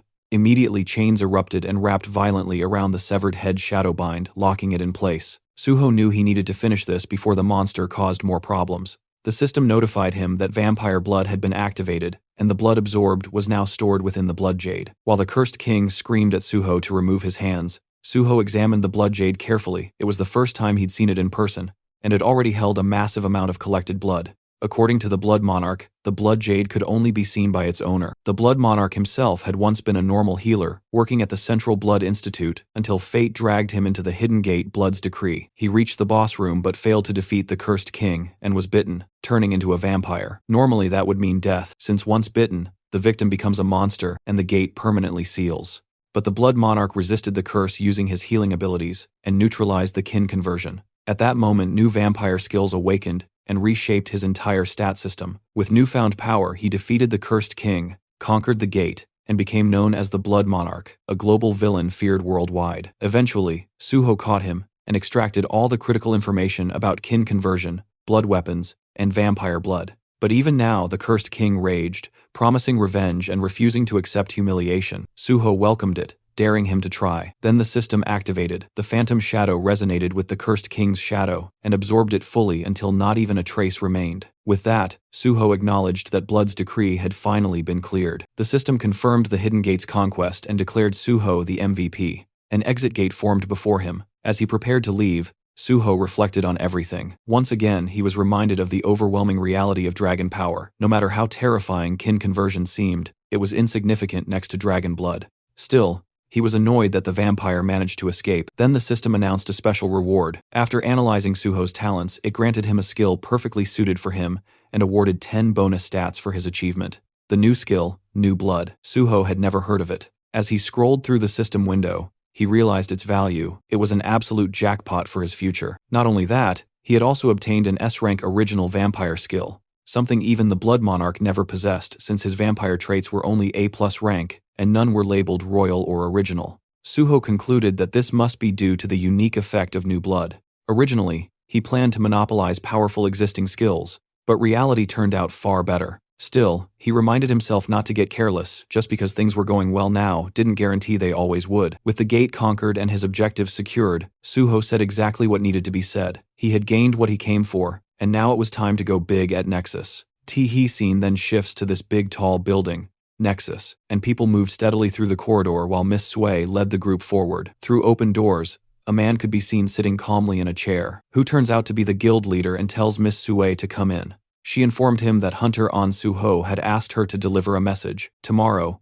he would be coming to join the guild. The man repeated the statement in disbelief, almost questioning whether he heard correctly. The back of his chair faced them as he processed the news, and then he finally spoke, stating that proper preparations needed to be made. When his face finally became visible, as he turned, he added that no one knew what this An Suho was planning, and everything needed to be handled carefully before he changed his mind. Outside, tall buildings stretched toward the sky before the scene shifted inside an elegant, well-furnished room. Suho stood at the entrance, looking in, and found Jinhui sprawled across the couch, drooling in his sleep. Suho stared for a moment and finally asked why he was sleeping there. The reporter weakly sat up on the couch, explaining that Suho had conquered the Tower of Tests today, and even if temporarily, they were now living together, and to top it all off, Suho was his partner. While speaking, the young man clutched a bottle happily, declaring that such a milestone absolutely called for a celebration. He explained that when he returned home, Suho wasn't there, but he couldn't just ignore such a historic moment, so he started drinking by himself. Suho watched him for a moment, then remarked that handling everything at once must have been exhausting. He assured him that in the future, there would be plenty more reasons to celebrate. Still clutching the bottle, the drunken reporter blinked and asked if Suho was absolutely sure about that. Suho simply told him to relax, the future would reveal everything. Looking at the food laid out on the table, Suho asked the surprised and slightly tipsy reporter whether he still wanted another drink even at such a late hour. With a big, satisfied smile, Jinhui immediately agreed. Next to the plates of food sat a glass of wine, and Suho commented that he had tried the community app Jinhui recommended and found that it worked perfectly. He also added that he genuinely liked the apartment itself. While eating, Suho mentioned that he had read the reporter's blog and could tell the young man was doing quite well, leading him to assume that his companion must be incredibly wealthy. They continued drinking wine together, and with a cheerful tone, Jinhui explained that he wasn't just rich, he was the youngest son of a Chaebol family, meaning he couldn't simply be considered normally wealthy. Surprised, Suho asked if he truly belonged to a Chaebol family, then took another sip from his glass. Jinhui continued speaking, saying that since Suho had shared one secret, he wanted to share one of his own in return. He revealed that he was the youngest son of the president of the Daisen company. Suho responded that if he was the president's son, then he was likely also the heir. But the reporter shook his head and explained that his father had many children from different women, and his own mother had been just a mistress, meaning he was merely an illegitimate son. He admitted he had never told anyone that, but since he would likely be working with Suho for a long time, he felt Suho should know everything. Suho looked at him with surprise and asked if that meant journalism was just a hobby for him. Jinhui answered that it was partially true, and he genuinely enjoyed the work. He added that his father gave him anything he wanted, yet he had no right to inheritance and no influence within the company. He had even been offered the opportunity to run a subsidiary company, but he refused, admitting openly that he was a good reporter but knew nothing about business. Suho lifted his glass again, remarking that at the very least, Jinhui was an excellent journalist. Smiling brightly, the reporter replied that it meant a lot to hear that, and confessed that he had never met a hunter like Suho before. Both men slowly stood up, and Jinhui suggested a toast for the two of them. Suho agreed without hesitation, and their glasses clinked lightly together. The next morning, Suho walked through the apartment, yawning, and from the kitchen, Jinhui greeted him with a cheerful good morning while pouring boiling water into a cup. Suho asked if he really planned to work on the weekend, and the reporter replied that he had a lot to do. Standing in front of the window and rubbing the sleep from his eyes, Suho commented that maybe they shouldn't have drunk so much last night, but Jinhui laughed and said everything was fine. He actually had a great time. Suho then asked why he was already going out hunting for new material, and the reporter answered that he couldn't live off articles about him forever. Hearing that, Suho casually admitted that this was exactly why he respected him, which made Jinhui pause in surprise at the unexpected compliment. After taking a sip, he asked what Suho planned to do today, and Suho reminded him that today was the day he had mentioned before. Realizing it, Jinhui asked if he was going to Nexus, and Suho nodded, explaining that last night he reached level 50 and received several upgrades, so it was time. Those words made Jinhui freeze, and he burned his hand with the water, startled because just yesterday Suho had been level 40. He turned to stare at him in disbelief and demanded to know how someone could jump 10 levels in one day. Suho shrugged like it was nothing and clarified that to be exact, he was now level 51. The reporter stared at him like he was some unresolved riddle, mumbling that the more he got to know him, the more mysterious he became. Suho commented that the way he said that sounded strangely suggestive, and as Jinhui scratched his head, Suho asked why he was looking at him like that. Without warning, the reporter pushed him toward the hallway, saying that if he was going to walk into such a serious organization, he needed to look like he belonged there. Suho protested, saying he didn't need anything fancy, and was fine with casual clothes, but the reporter insisted, saying he'd gladly lend him proper clothes and a watch. When Suho continued resisting, the reporter declared that appearances mattered at places like Nexus, and reminded him that he could also pick any of his cars. If he walked in using public transportation or showed up in a taxi, everyone would stare. A quiet upscale district came into view as a sleek red car rolled to a stop, immediately drawing attention from the people waiting outside. The door lifted upward, and Suho stepped out, dressed in a sharp, elegant suit that fit him perfectly. For a second, he cleared his throat and thought that everything had turned out surprisingly well. A suited man approached, politely offering a business card while introducing himself as Bai Dongyuk, the head of Nexus. Suho accepted it with a polite smile, introduced himself as An Suho, and followed him inside the guild building. Soon after, he sat across from 3 representatives of Nexus. Dongyuk calmly stated that over the past few days, Suho must have raised his level significantly and wondered if that sudden progress made him reconsider his goals, especially since he previously mentioned wanting to become a government official. Suho explained that nothing had changed. His goal remained the same. The leaders exchanged surprised glances, prompting Sue to ask what exactly that meant. Dongyuk leaned forward and asked why Suho would want to join a private guild if his true intention was government service.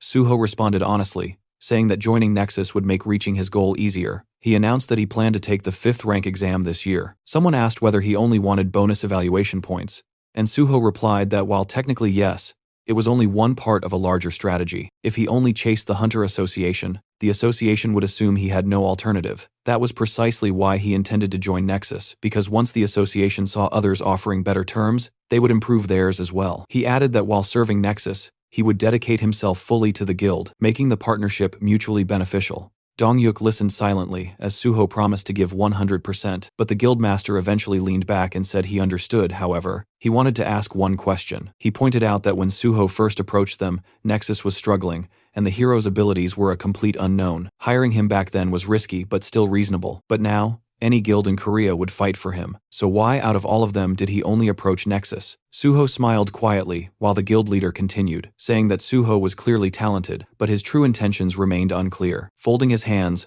Dongyuk warned that unless Suho answered honestly, cooperation would not be possible. Suho closed his eyes briefly, then replied that he had personal reasons. He reminded Dongyuk of the public speech he gave earlier, the one where he promised Nexus would do everything in its power to destroy all gates in Korea. Suho acknowledged that Nexus provided more support to victim families than any other guild, and was clearly the most passionate about eliminating the gates. He said he had no doubt that speech was sincere. Because of that conviction, he wanted to work with Nexus, help them, and contribute everything he had. He smiled widely, and added that he hoped they could continue cooperation even after he eventually joined the Hunter Association. Dongyuk lowered his gaze and admitted the reasoning satisfied him. Then he asked whether Suho truly believed joining the association was necessary, since Nexus already worked tirelessly to clear gates and support hunters. Suho agreed but explained that if Nexus truly wanted to end the gates completely, then they needed to go to places even other hunters couldn't, like the sealed high-risk gates under strict government control. His gaze shifted to an image of one such chained portal. Beyond ordinary mid-level entrances, there were also the 5 great gates. That was why he needed government authority. But until that time came, every successful raid would broadcast Nexus's name alongside his own. The impact would reshape the power structure of Korea's guilds, and Nexus would rise to number 1. Dongyuk rested his hands on the table and said all of this only lasted as long as Suho remained with them. Suho nodded, saying that was why he promised to give everything while he was here. Suho blinked in shock, suddenly asking if he had already found team candidates after their previous conversation. Suho confirmed it and revealed the first candidate, Kang Dae-han. Sue froze and asked again, as if she couldn't believe she heard it correctly. Suho nodded and casually mentioned that he was the one who convinced Daehan to become a tank. Sue shot to her feet in outrage, demanding to know what Suho planned to do if tanking didn't suit him. Suho calmly lifted a hand and told her to relax. He made the decision after analyzing everything properly. He reminded her that Daehan had passed the exam with exceptional scores. Sue frowned, reluctantly remembering the results. Daehan had unexpectedly ranked second place. She admitted she planned to thank whoever was responsible, but Suho simply shrugged and said it wasn't a big deal, which irritated her further. The third Nexus representative finally spoke, saying Suho's proposal sounded excellent, but he needed clarification. If Suho intended to clear sealed gates, he should know those locations were protected by the government, and private guilds had zero access because civilian safety was the highest priority. He asked how Suho planned to get inside. Suho calmly asked whether he was doubting his abilities, and then stated that they would finalize the contract once he brought them the pass, proving he could be trusted. He paused, reconsidered, and changed the offer. Instead of bringing a pass, he would clear one sealed gate first, and after that they would sign. The secretary sweated at the scale of the terms and muttered that Suho was offering conditions worthy of royalty. Suho insisted that the terms were fair. The secretary noted that despite Suho being incredibly promising, he was still seen as just a new hunter with no official standing, but Suho declared that was exactly why he would clear a sealed gate immediately and prove himself. Dongyuk observed him carefully, then agreed. Suho would undoubtedly prove his worth. With a satisfied smile, the guildmaster said he liked today's outcome and that they would finalize details later after the gate was cleared. Later, Suho left the building and drove away. Dongyuk and his secretary stood by the window watching the red car disappear. The guildmaster quietly ordered preparations, assemble a special support team, and prepare all necessary documents for On Suho. The secretary hesitated and asked whether they should wait until Suho made good on his promise. Dongyuk replied with a confident smile that Suho would absolutely follow through, and supporting him early would only strengthen their alliance. Closing his eyes, he said he believed Suho would keep his word. The secretary, slightly overwhelmed, asked what made the guildmaster so certain. Dongyuk answered that it wasn't a guess, and the secretary already knew it. The man finally nodded, remembering Suho's determined gaze and the certainty in his voice. The scene shifted to the massive building of the Great Hunter Association of South Korea, where inside one of the offices, Yong Chulman sat slumped in front of a computer, clutching his head in frustration. He was desperately trying to figure out how to get Suho into the organization when the man showed absolutely no intention of coming willingly. Chulman considered offering him a reward for clearing the test tower, but immediately dismissed the idea, knowing full well that upper management would never approve it. They didn't want a picture of Suho receiving thanks. They wanted a picture where Suho stood, smiling beside the association president, making it look like they were already close. While Chulman hated the idea of using force or pressure, Chief Pai's earlier suggestion echoed in his head, a suggestion that basically amounted to dragging Suho in by force if necessary. Chulman groaned, dropped his head onto the desk, and wondered why he ever chose to work in this stressful place. As he cursed his life choices, his phone vibrated. The caller ID was an unknown number. With low energy, he picked up and introduced himself. "This is Yong Chulman speaking," trying to figure out who would be calling him from an unrecognized number. But the moment he heard the voice on the other end, his expression completely changed. It was On Suho. Chulman shot upright from his chair, eyes wide, barely believing he heard correctly. The scene jumped to a small gukbap restaurant, where steam rose from simmering pots. Suho and Chulman sat at a table facing each other. Suho commented that he hadn't visited this place in a long time, and noted that the restaurant served the best boiled pork. Chulman blinked and asked in surprise how Suho knew about this place. With a calm smile, Suho casually lied that he used to come here often back when he worked nearby. Chulman nodded slowly, accepting the explanation. He scooped soup into his spoon and admitted he never expected Suho to reach out first. Then he asked why Suho had changed his number. Suho explained that he had been receiving far too many calls, so he simply got a second number, and now Chulman could use that one instead. The civil servant nodded understandingly, and commented that Suho must be exhausted from all the unwanted attention. Lowering his gaze, Chulman thanked him sincerely for contacting him, admitting that he had nearly given up hope of ever seeing him again. Suho asked how he could think that, and picked up his chopsticks. Then he calmly asked whether the higher-ups were pressuring him, and whether they wanted Chulman to convince him to join the association. Caught off guard, Chulman stiffened and raised a hand to his face as if trying to shield his reaction. He nervously asked why Suho would assume that. Holding the chopsticks near his cheek, Suho explained that he found it odd that the association president suddenly requested a meeting after the tower clearing, because normally, no matter how difficult the gate, the association simply handled paperwork. They never actively tried to recruit someone. Speechless, Chulman stared downward with a nervous smile. Suho continued, saying that after thinking about it, he realized the executives only wanted to take photos for publicity. Hearing that, Chulman looked at him almost fearfully, but Suho reassured him that everything was fine. He just wished they had been straightforward about it, since there was nothing wrong with saying so. Chulman apologized, but Suho waved it off, saying there was no need. He had already understood the situation himself. In fact, he was even grateful to Chulman. The civil servant pointed to himself in confusion, unable to believe he heard that correctly. Suho continued, explaining that situations like this often involved blackmail or even force, yet Chulman handled everything professionally. Rubbing the back of his neck with embarrassment, Chulman admitted that it still felt wrong. Suho then casually mentioned that he had decided to visit the association. Chulman froze mid-motion and asked if he was serious. Suho continued eating comfortably and confirmed it, explaining that he wanted to thank Chulman and felt that meeting the association executives could actually be beneficial. Chulman nodded slowly, agreeing that it truly could be. Suho asked when he should visit the association. Chulman suggested discussing it after finishing their food, but halfway through speaking, realization struck him, and he shot up from his seat, eyes shining with excitement. With sudden determination, he declared he would arrange a meeting immediately. Sometime later, the duo arrived at the building of the Korean Hunters Association. Suho posed for a photo beside the president of the organization. Jang Kyung-won smiled for the camera and then told Suho he was glad to finally meet him. He commented that Suho must be extremely busy, so he truly appreciated that he accepted the invitation. The vice president, Park Kyuman, added that it wasn't every day someone got to meet such a promising newcomer. Suho smiled politely and replied that meeting the leaders of the association was a great honor. Behind that expression, however, he could barely tolerate the sight of these people. It had been a while since he last saw them, but disgust immediately resurfaced. Kyungwon asked if Suho truly intended to join the Korean Hunters Association. Narrowing his eyes slightly, Suho answered that it was his dream, exactly what he said during the interview before the exam. The president asked why. With his gaze lowered, Suho explained that he became an orphan due to a gate outbreak, and he wanted to eliminate portals as soon as possible to protect humanity. But in his mind, Suho reminded himself that this was only one reason. The other was to prevent the president and his lackeys from destroying the association from within. Kyungwon cheerfully praised Suho for his noble intentions, while Suho silently noted that this man would cling to his position until the very last moment, right up until he was shoved out. He couldn't wait to see what expression this old pig would make when that day finally arrived. And Kyungwon wasn't the only problem infesting the association. Then Park Kyuman spoke again, claiming Suho really knew how to make a good impression. Arms folded across his chest, he said that Suho didn't care about material gain and only wanted to protect the general public, which was worthy of respect. The vice president pressed his fingertips together and solemnly added that Suho had grown into a strong and noble man. His parents would be proud. Suho thanked him politely, while thinking that Kyuman was most likely the one who proposed this recruitment stunt. In his mind, Suho labeled him a pathetic bootlicker who existed solely to polish Kyunghwan's shoes. Because of fools like these, most gates hadn't been cleared in his previous life, and he intended to take away their chance to ruin things again. Then Kyuman happily asked which department Suho wanted to join. Suho rubbed his chin thoughtfully and replied that he had considered several options but ultimately chose the gate department.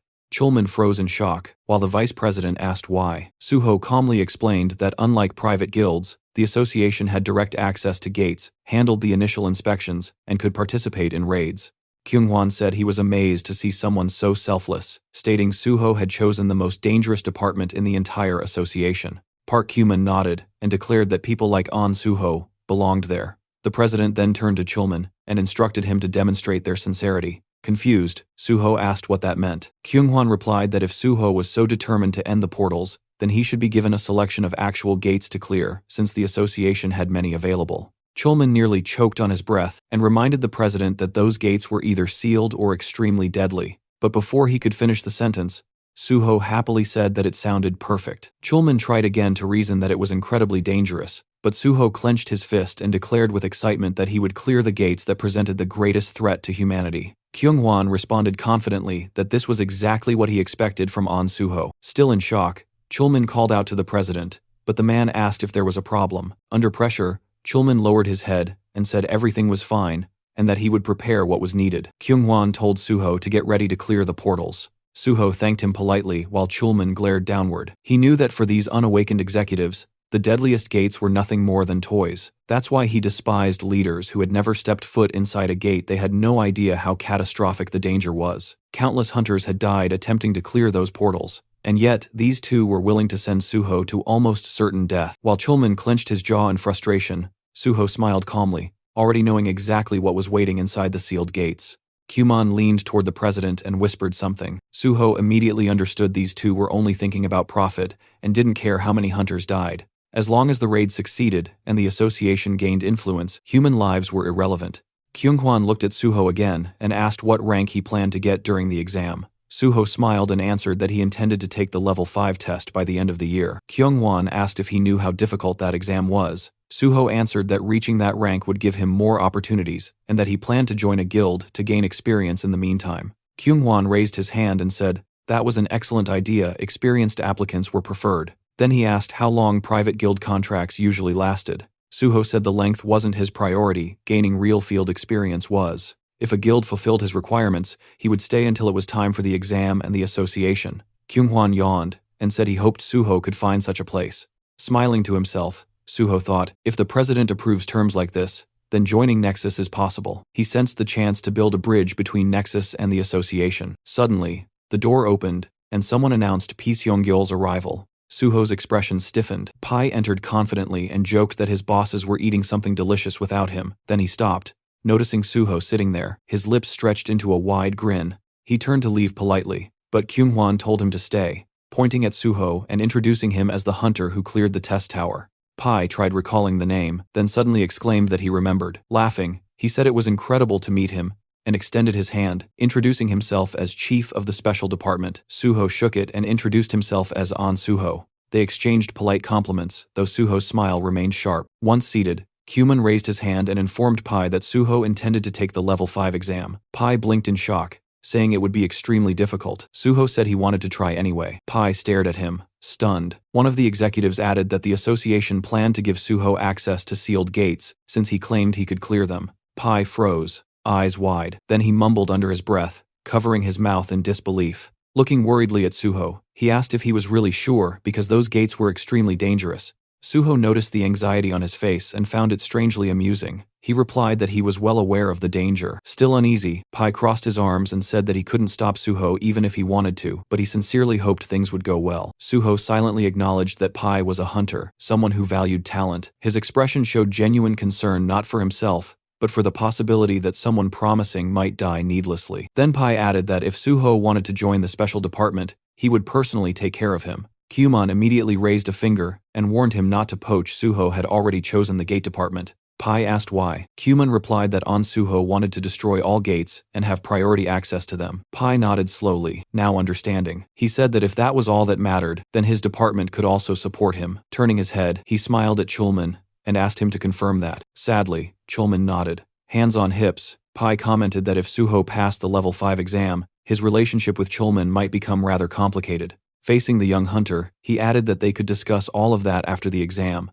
but for now, he sincerely wished Suho success. Suho thanked him politely, thinking privately, what a sly fox. Suho quietly glanced at Chulman, already realizing that if he passed the exam, he would outrank him, and that alone would put Chulman in a painfully awkward position. Suho let out a subtle sigh. That was exactly why dealing with Chulman felt complicated. He didn't want the man to feel cornered or overshadowed. After the meeting ended, the two walked side by side down the long corridor. Chulman kept his gaze fixed on the floor, shoulders low with worry. Suho stole another look at him before finally asking if he was troubled by what Chief Pai had said earlier. Chulman admitted that of course he was. He knew better than anyone how talented Suho was, but even with that ability, clearing a sealed gate was beyond dangerous. With a serious tone, he told Suho to be extremely cautious and said he could personally speak to the president so that the association would provide as much support as possible. Suho looked at him with genuine appreciation and said he truly valued that concern. But Chulman wasn't speaking out of politeness, he meant every word. He reminded Suho that he had only recently become a hunter and warned him again that the sealed gates were nothing like ordinary ones. Then he asked if Suho understood why the government trusted no one except the Hunter Association to clear them. Suho calmly replied that even top-tier guilds were rarely allowed into sealed gates due to national safety protocols. Chulman stopped walking and looked at him with confusion, asking why he would still insist on going there. Suho answered simply, he was absolutely confident he would succeed. He told him everything would turn out fine. Then, with a faint smile, Suho mentioned that among the sealed gates managed by the association, there was one called Nameless Sword. Immediately, Chulman stiffened and said that gate was among the most dangerous ones in existence. Suho's expression didn't change, he just smiled a little wider and said he already knew how to clear it.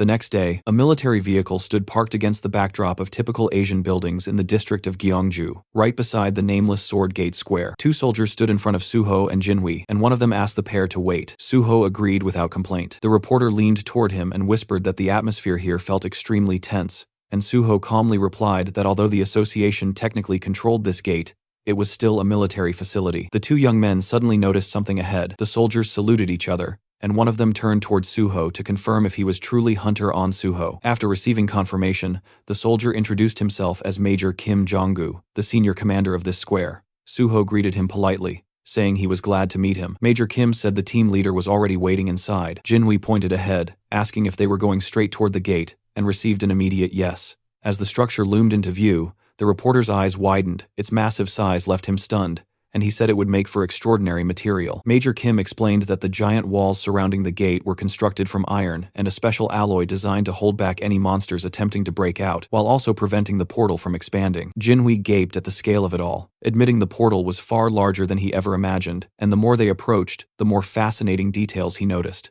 Suho added that the military had taken many precautions to make the portal itself difficult to reach. The group continued forward until Major Kim arrived before Chulman and announced that Hunter On Suho had arrived. The civil servant smiled and greeted Suho warmly. The two exchanged looks full of familiarity and relief. Chulman remarked that it was quite a long trip to reach this place, and said he was glad Suho managed to arrive quickly. Suho noticed that Chulman had arrived even earlier, and asked when he had gotten there. The civil servant casually stated he had only just arrived himself, then looked toward the person standing next to Suho. Before he could ask further, the journalist cheerfully introduced himself as PBS reporter Jo Jinhui, extending his hand and saying it was a pleasure to meet him. The men shook hands, but Chulman still looked puzzled, and asked why a reporter was here in such a location. Suho stepped in and clarified that photos would only be taken after the raid was completed, and asked if Chulman would allow it. The civil servant answered that this wasn't a classified facility, so there was no reason to refuse. While still slightly confused, he admitted he was mostly surprised that Suho had brought his own reporter along. Jinhui gratefully thanked him for the permission, and brimming with excitement, said they would likely meet often from now on, so he should remember his face. Chulman replied that he certainly would. Major Kim then approached Suho again. Holding an M416 automatic rifle, he said that according to the association's message, the raid leader would be Hunter On Suho, who confirmed this with a nod.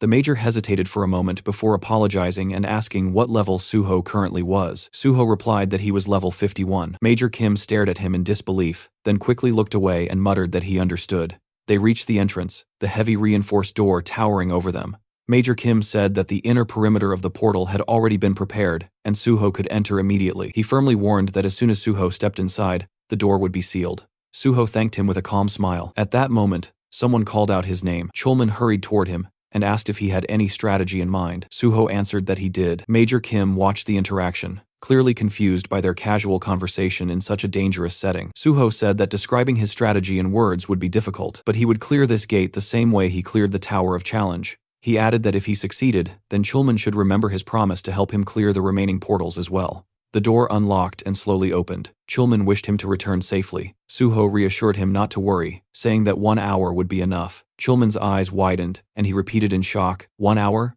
Suho glanced back with a confident smile, and said they would meet again very soon. The door closed behind him. Jinhui exhaled, and said that Suho had officially gone inside. Closing his eyes, Chulman replied that now all they could do was wait. Major Kim asked quietly if everything would really be okay, because a place like this could never be cleared alone by someone who simply had high stats. He asked if On Suho was also a healer. Jinhui blinked in confusion, and the major asked again. The reporter grinned widely and corrected him, saying On Suho was only nominally a healer. Major Kim looked even more confused. Chulman raised his hand and said that he had never seen anyone wield a sword the way Suho could. The major asked if he was truly that skilled. Chulman explained what he had witnessed during the Hunter practical exam, that Suho was supposed to be taking the healer test, but instead he slaughtered every monster with a sword, while still protecting his patient, and thus passed without issue. Jinhui, gripping the strap of his bag, said this was his first time hearing about it, and wondered aloud if it was even allowed to take an exam that way. Chulman admitted he had been shocked too, but Suho had fulfilled all the requirements, so it didn't violate any rules. Both the soldier and the reporter stared at him in disbelief. Major Kim concluded that Suho must possess a profound mastery of swordsmanship and suddenly understood why he came here specifically to challenge this gate.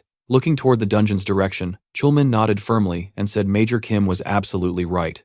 In front of Suho stood the nameless sword portal, its entrance restricted to only one person at a time, and the moment he stepped inside, high cliffs surrounded him, while the system announced that he had officially entered the gate. Walking through the forest with his sword in hand, he looked around, thinking that it had been a long time since he was last here. The path cutting between the trees was clearly visible, and Suho remembered how he had constantly struggled to clear this gate in the past, barely surviving every attempt. Suddenly, a sharp ringing sounded beside him, and he spotted a black shadow drifting between the trees. The system reported the appearance of the boss, and a knight in armor stepped forward, the nameless swordsman of unknown level. He stood with his blade ready, and immediately the air around him began to shine with a bright yellow glow. The system confirmed that the nameless swordsman had activated the battlefield, explaining that while this zone was active, the swordsman's status would mirror the user's exactly. All fighters within this field were prohibited from using anything except a sword and sword-related skills. Smiling, Suho greeted him as an old acquaintance he hadn't seen in a long time.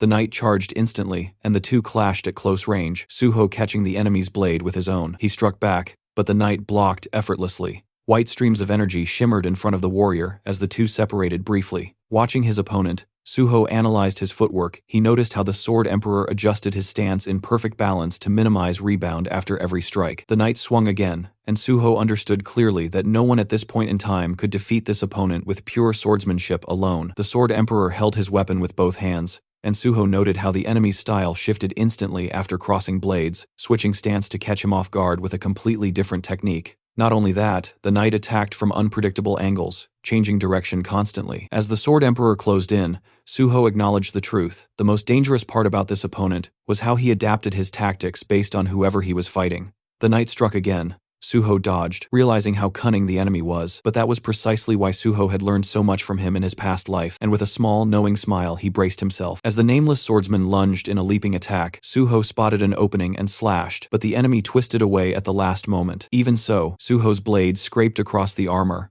leaving a faint cut. Suho asked lightly if he had managed to surprise him. The Sword Emperor simply stared back in silence. Suho remembered perfectly that this opponent never spoke a single word until the moment he died. The knight stood ready, holding his sword with both hands. Suho struck again, landing a hit, and prepared another assault, revealing that this was already his 7th time challenging the nameless swordsman. He attacked fiercely. The knight's counterstrike swept just above his head. With a precise slash, Suho severed one of the knight's limbs and followed it with a kick, sending the Sword Emperor crashing backward into a thick bush. Standing before the thicket, Suho recalled how many people throughout history wondered who or what actually hid beneath the armor. The knight rose again, missing a leg. Suho asked if he knew how disappointed he had been the first time he discovered the truth. Calmly gripping his sword, he stated that everyone called this enemy either the Nameless Swordsman or the Sword Emperor, but the truth was simple. He was just the spirit of the Sword Demon. A ghostly limb appeared in place of the severed leg, and one of the Sword Emperor's hands also shimmered as a spectral form. The opponents clashed again, blades ringing violently as sword marks carved into the ground and rocks around them. Suho blocked a powerful blow, his sword glowing with vivid red streams of energy, and counterattacked his blade, punching a large hole through the enemy's chest armor. He struck the same spot again, and the purple cracks crawling across the Sword Emperor's form spread further. With another leap, the knight retreated, but Suho immediately closed the distance. Studying his enemy closely, Suho said that his own fighting style had been shaped specifically to counter every style the knight used. Smiling, he delivered another decisive slash. Large fragments of armor shattered and flew through the air. Finally, Suho stood over the fallen enemy. The system declared that the Nameless Swordsman had been defeated, and the sealed gate was cleared, with Suho recognized as MVP. Looking down with a faint sadness, he said he was glad to meet the Nameless Swordsman again, and that, in truth, he should thank him, because without this opponent, he would never have been able to reach such mastery in swordsmanship.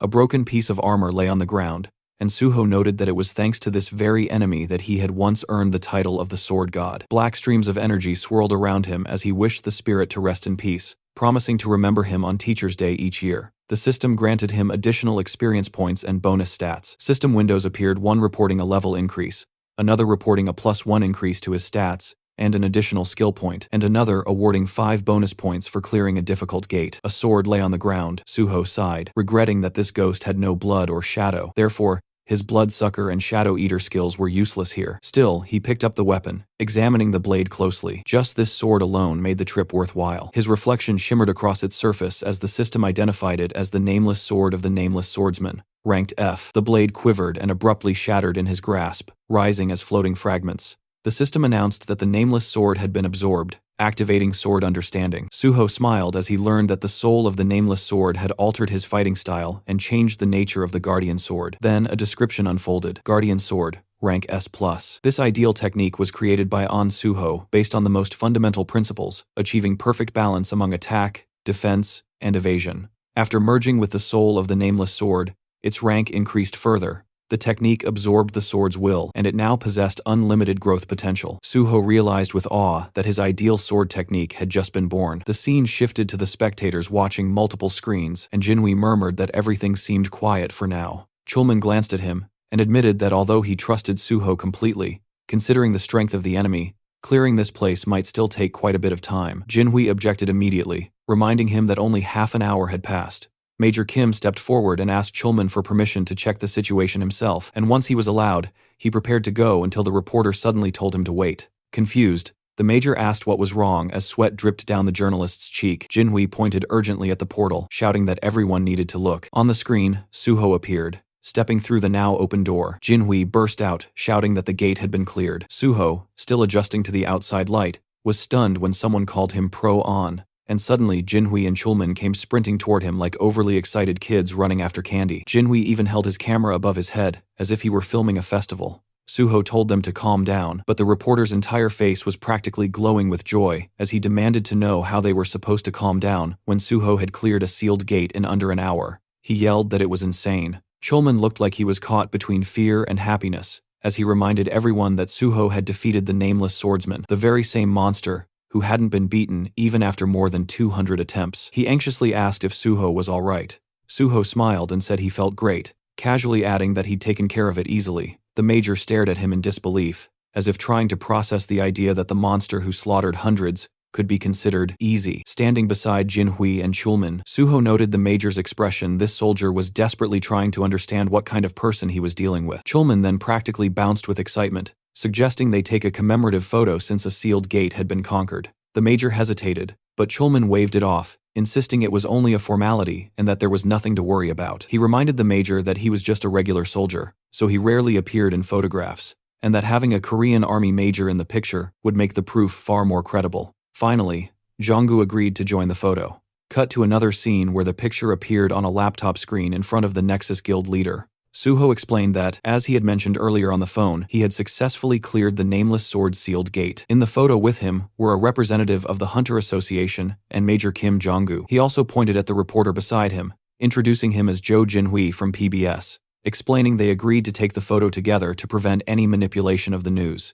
Jinhui politely handed over his business card, introducing himself as Suho's personal reporter. Dongyuk pressed his thumb to his temple and said he didn't need the card at all, and had never considered manipulating anything in the first place. Standing before Suho, the guild leader asked how in the world he'd managed to pull this off. Suho blinked and asked what part he meant. Dongyuk gestured at everything and demanded specifics: how he'd gotten permission to access the sealed gate, how he'd cleared it so fast, how he'd survived something that had killed over 200 hunters. Suho calmly explained that he met with the president of the Korean Hunters Association to get permission, then simply went in and killed the monster. Dongyuk stared at him in utter confusion, running a hand through his hair as he tried to make sense of it. Suho then asked if, now that he had proven his skill level, they could finalize the contract. Holding up 2 fingers, he said that the guild leader could choose the salary amount himself, but he had 2 conditions. As long as he was in Nexus, he needed full support, and if he passed the Hunter Association exam, his exclusive contract must be terminated immediately. He added that he had already informed the association president about clearing the gate and that several guilds had contacted him, but he'd told all of them he would only accept an offer from the one willing to fully support him. Dongyuk eyed him with distrust at first, a strange expression flickering across his face, then suddenly burst out laughing and said the deal was accepted. He called for the secretary to bring the paperwork. The man returned Suho's confidence with renewed excitement, saying the hero had proven himself right after he doubted him. Suho extended his hand, and they shook firmly. The guild leader warned that there would be a lot of work ahead, and Suho replied he was ready. Later, on the road filled with evening traffic, Suho smiled and mentioned that since his friend brought him there, he'd be happy to drive him back. Jinhui chuckled, saying he was simply fulfilling his duties as Suho's manager. When Suho asked why he called himself that, Jinhui explained that since Suho kept feeding him exclusive content, the least he could do was pay him back somehow. He added that the sedan didn't shake nearly as much as the minivan he used before, so he bought this one specifically. Suho stared at him, stunned, realizing once again that this man truly was born with a golden spoon. As they drove, Suho asked if the reporter wouldn't get scolded for skipping work all day. Jinhui proudly replied that several exclusive articles had been published that very day, so no one would complain, especially since he promised the editorial office that he would bring Suho there eventually. Suho realized that there was no way this man would let such an opportunity slip. Jinhui said they could start by reporting the successful clearing of the sealed gate, and then gradually move on to covering his joining nexus. With the news spaced out, there should be no problem maintaining interest, though realistically, no one knew how long they could keep public attention. Suho closed his eyes and told him it was fine. He could handle things however he liked. Then Jinhui hesitated and asked something more serious, asking how Suho managed to read the strategy of the nameless swordsman. Suho explained that the monster had a very predictable pattern, and that he was already familiar with the Sword Emperor's reputation, knowing that the fight had to be done solely with cold weapons. He admitted it might sound arrogant, but he was certain he was better with a sword than the monster. Jinhui stared, bewildered, gripping the steering wheel as Suho continued, saying experience played a huge role in the battle and that his own swordsmanship was strong. The reporter reminded him that the monster had killed over 200 warriors, including the country's greatest swordsman, and asked if Suho understood that. Suho calmly explained that the nameless swordsman copied the opponent's status and adapted his combat style accordingly. Inside that gate, only sword skill mattered, no items, no external abilities, nothing else could influence the fight. Driving, Jinhui finally asked if Suho even had a swordsmanship skill. Suho replied that he did, and that it was rank S, but that it didn't show in his status window. The car swerved as Jinhui slammed his forehead onto the steering wheel, completely stunned. He demanded to know how Suho had acquired a rank S swordsmanship skill, and when it happened, flames practically burst behind him in excitement, and Suho told him to calm down because he was boiling over. He warned that information should be delivered gradually, not dumped all at once. Jinhui exhaled heavily and said that if Suho wanted to know anything about him, he could ask any time and get instant answers. After slowing the car, he admitted that Suho had a talent for shocking people, and that he never imagined he would end up working for someone. Suho reassured him, and Jinhui thanked him for calling him first, apologizing for doubting him in the beginning. Suho laughed, saying it was all fine. They finally arrived back at their luxurious apartment complex, and Jinhui asked if that meant they were done for the day. Suho nodded, saying he needed rest. The reporter immediately said he would walk him home, and Suho thanked him warmly. Later that night, as darkness settled outside, Suho finally sat down on something soft and let himself breathe, thinking with quiet satisfaction that he could genuinely be proud of today's results. Wiping his head with a towel, he realized he wasn't even tired despite everything he had done. Pulling the towel away, he summoned his status window. The system reported 7 remaining bonus points, and he immediately understood that this might finally be enough to unlock Unified Train. Though the conditions for it were strict, every stat except one had to share the same rank, and all stats at that same level needed to have identical values. If even one bonus point remained, the system would automatically raise the lowest stat to match the higher ones. Suho worked through the window carefully, watching as the system evaluated each requirement. Then the notification appeared. All conditions had been met, and the skill Unified Train was fully activated. He blinked in surprise and watched as the remaining bonus points were distributed to equalize every stat. His personal card refreshed, showing that all of his characteristics now stood at the same values red level, rank 14 across the board. Joy rising in him, Suho clenched his fists and thought that he had finally done it. In his past life he never imagined this was even possible, so he'd never tried. Now, staring at the window, he broke into a bright, satisfied smile and let himself fall back onto the bed, thinking that he needed to keep pushing forward exactly like this. His phone rang beside him. The caller ID displayed a name he hadn't seen in a while. Gu Yonhua. Still lying down, Suho said it had been some time since he heard her voice, and she had called at a great moment since he was in an excellent mood. She immediately remarked that he must have a lot of free time. Confused, he asked what she meant, and told her not to speak so formally. Yonhua said she had read the article. Smiling, Suho pressed the phone closer, surprised the piece came out so quickly. He said he hadn't checked the comments yet and asked her to tell him how everyone reacted. But she called him sir again and insisted they meet first. Suho repeated that he just wanted her answer. She reminded him sharply that they still hadn't accepted his offer. Suho told her that if she or the others weren't satisfied with anything, he wouldn't force them. That shocked her, and Suho asked again for an answer. Yonhua closed her eyes and asked what they were supposed to do from now on. Suho got up from the bed and said he would explain everything tomorrow when they met. He suggested everyone come to the Nexus Academy at 1 p.m. She objected immediately, saying 2 of them had work and she had lectures. His expression hardened with disappointment. He told her he must have overestimated them. Apparently none of them cared about anything except useless nonsense. He had to pull the phone away from his ear because Yonhua exploded, cursed him out, and then yelled that she would still come. She said she'd be at Nexus Academy at 1 p.m. and hung up. Suho smirked and told her goodbye. The next day, at the magnificent Nexus Academy building, Yeonhwa crossed her arms and barked at him not to get full of himself, claiming she skipped her lectures only because she felt like resting, not because of him. The others stood before Suho, who sat casually on a bench. He said he didn't recall asking her why she came, and she snorted angrily. Irritated, she demanded to know why he gathered them all. Suho stood up and said he brought them because he had something important to say. Smiling, he announced that today he was going to kill them all. The Banshee members stared at him, stunned, while he handed them tablets and asked them to fill out forms first. Yeonhwa squinted at the device and assumed it was some contract to hand over their corpses to him.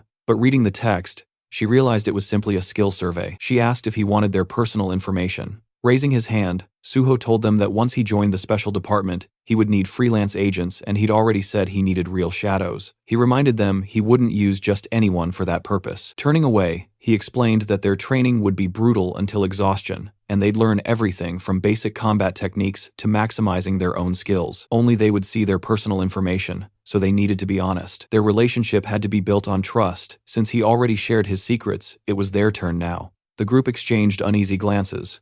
Later, inside the Nexus Academy's training hall, Suho held a black key card and smiled as he said it was time to begin. He remembered how he received it. Miss Sue had explained that this card granted unrestricted access to any area of the academy, including the S-rank-only training hall, ensuring he avoided unwanted attention. She also gave him guest cards as he requested. Examining the card, Suho realized he had been so focused on everything else that he had forgotten about Daehan, whom he promised to meet here. He would arrange that soon. Nearby, the Banshee members lay inside training capsules. Suho thought he would deal with challenges as they came. Suddenly, the landscape shifted. Towering cliffs appeared before them. They had entered the Kunlun Mountains. Suho stood before the Banshee squad and welcomed them, telling them that they would be training there whenever they had free time. He looked them over, thinking that since they were all below level 50, he could train them however he wished. Yeonhwa demanded to know what exactly they would be doing. Suho answered that they would begin with fundamentals and combat technique refinement, because with their current level of skill, the special department would catch them eventually. He asked if they really believed cheap tricks could fool the special department forever. Yeonhwa snapped that their plan was excellent, and no one would ever catch them. Suho smiled with his arms crossed, reminding her that he had already caught them himself and that perfect crimes didn't exist, especially in a world full of superpowered individuals. He told them that, for that reason alone, they needed to learn to protect themselves and, ideally, each other. With a snap of his fingers, countless weapons appeared around them. He told them to pick one, because developing fundamentals and overcoming fear was their priority now. Yeonhwa picked up a weapon and asked if there was anything else. Suho asked if she remembered what he had been called recently. She muttered that people called him the Sword God. His right hand glowed as he confirmed that was indeed his nickname. Leaning on his sword, he told them they were standing before a true master of swordsmanship, and it would be foolish to expect him to teach anything else. To maximize swordsmanship in this realm, they shouldn't use any of their other skills. He couldn't forbid it, but those skills would only hinder them later. The group frowned. Suho told them to try to kill him, swinging his sword as he announced the training had begun. In an instant, he rushed them. Heads flew. He asked the stunned survivors why they still had time to be surprised. Then he finished off the remaining two. The squad respawned again, and Suho said that since they had died once already, they shouldn't freeze like idiots. They quickly took defensive stances. Suho praised that and said they would restart. Looking upward, the group realized his next attack was coming from above. Suho slammed into them again, scattering bodies. He mocked them mid-combat. He told one that his grandmother moved faster. He elbowed another in the chest, asking how someone who worked in delivery could be this slow, wondering jokingly if he was fired because customers starved waiting for their orders. The boy crashed into another teammate. Turning to the third, Suho asked how a teacher could be so slow that he couldn't even parry such a simple strike, wondering what he could possibly teach kids if they could already outpace him. The young man insisted he didn't dodge on purpose. Suho said his excuse was worse than a schoolboy's. Their hands trembled as they held their swords. One cursed loudly, asking when the bastard would finally shut up. They attacked together. Suho thought their growing self-control would help them avoid panic when they eventually entered real gates. A blast tore through the terrain. Suho told them they would become his shadows, not errand runners, but real warriors who would help clear gates. Stepping on their swords, he told them sternly that there was no easy path to becoming strong. You became strong only when you believed there was no retreat left. The bloody training continued relentlessly. After a long time, the exhausted Banshee members struggled to get up again. Raising his hand, Suho said he was satisfied with their effort, but he had other things to do. The group stared at him in shock as he told them that the simulation would automatically end at the right time, and they must continue training until then. Yeonhwa asked in disbelief if he was really just leaving. A digital clone of Suho appeared behind him. Suho told her not to worry, the clone had all the same abilities as him. The copy lifted its sword and insulted them, calling them pigs and trash and demanding they prepare to fight. Furious, the Banshee members, enraged, cursed Suho as a complete bastard. Suho stepped out of the capsule and glanced back at the 4 others still training. That was enough for them for now. He answered a call. Miss Sue's voice came through. She said an article had gone up about his recruitment into the Nexus Guild, and she called to confirm it. Suho asked if the author was Joe Jinwi. She confirmed it was his exclusive report, and the PR team wanted to publish additional info. Looking out the window, Suho said that was perfect, and in fact, another article should be prepared. Sue hesitated, saying it might be too soon. Suho explained that public reaction would likely be harsh, since he had previously stated he dreamed of joining the government, and then abruptly joined a private guild. There would be negativity. Sue assured him that following his plan would settle public opinion soon enough. Suho thought about the fact that he still hadn't publicly announced he was taking the Rank 5 exam at the end of the year, though it wouldn't remain secret for long. He told her he'd explain everything later and needed to make another call. He phoned Jinwi, who greeted him happily while working at his laptop. Jinwi asked what he needed. Suho said he heard the article about Nexus had been published and that public opinion was heated. He said he had an idea, he wanted another article. This time it would cover his next challenge, the clearing of another sealed gate. Smiling, Suho announced he was planning to take on the Swamp of Despair next. A new article spreads across the internet, announcing that Suho has successfully cleared the sealed gate of the Nameless Sword. People online explode with shock. How could he have just cleared the Tower of Trials, yet already moved on to conquering a sealed gate? One person wonders aloud if Suho is now the newest Sword King. Another corrects him instantly and says the guy should be called the Sword God. A second article follows, reporting that An Suho has joined the Nexus Academy. Immediately, users start reminding everyone that he previously said he wanted to work for the Hunters Association. Others accuse him of being corrupt and throw insults without restraint. Then a third headline drops. Nexus Guild Hunter An Suho intends to clear another sealed gate, the Swamp of Despair. Someone calls him a complete psycho. Another mocks the people who said Suho joined Nexus for money,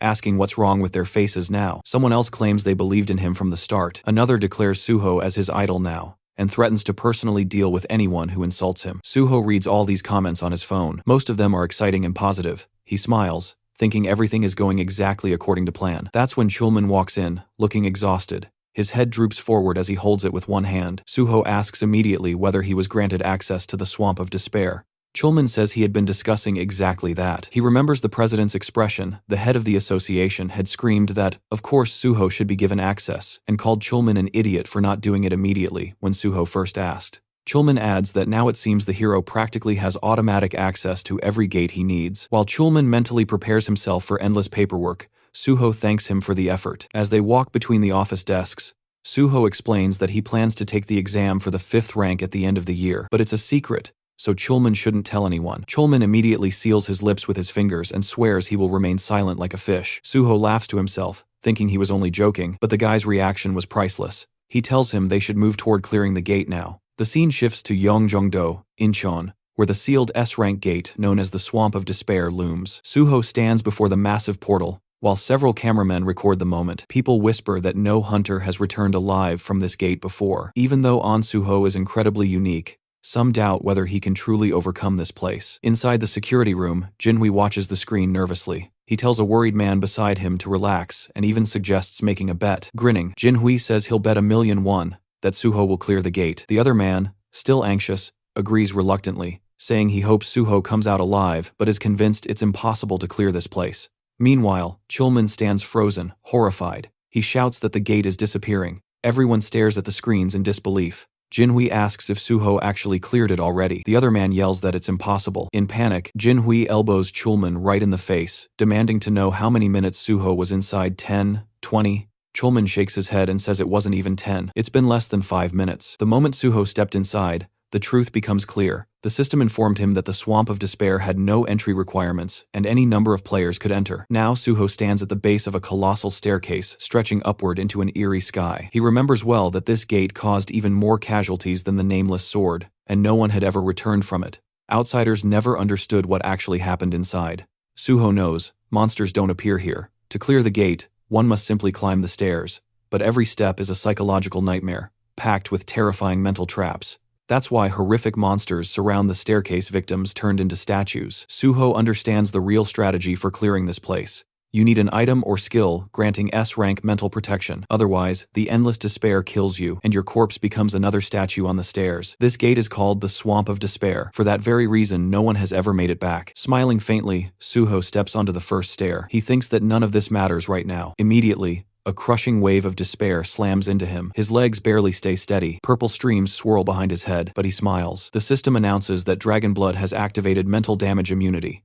With Dragon Blood flowing inside him, the entire gate turns into nothing but an easy stroll. Suho climbs to the next step, terrible monsters lurking all around him. He keeps walking calmly. He notices fewer and fewer statues the higher he goes. Only a handful ever made it even halfway. Twisted faces look at him from the sides, forever trapped. He knows he cannot save them. In his past life, the hunter who cleared this gate spent hundreds of days strengthening his mind. That man attempted to save the victims, but when he touched the statues, they all turned to dust. In the end, he was left alone, unable to save anyone. Finally, Suho reaches the top. He looks at the lifeless forms below and says he knows how much they suffered. Pressing his palms together, he promises to free them. He knows he can only release their trapped souls. A white portal awaits him. The system declares him MVP and awards additional experience points and a skill point. It also announces he is the first person ever to clear this portal, awarding 5 more skill points. Then a level increase notification appears, more stats boosted, and another skill point added. Smiling, Suho says it's time for the final reward.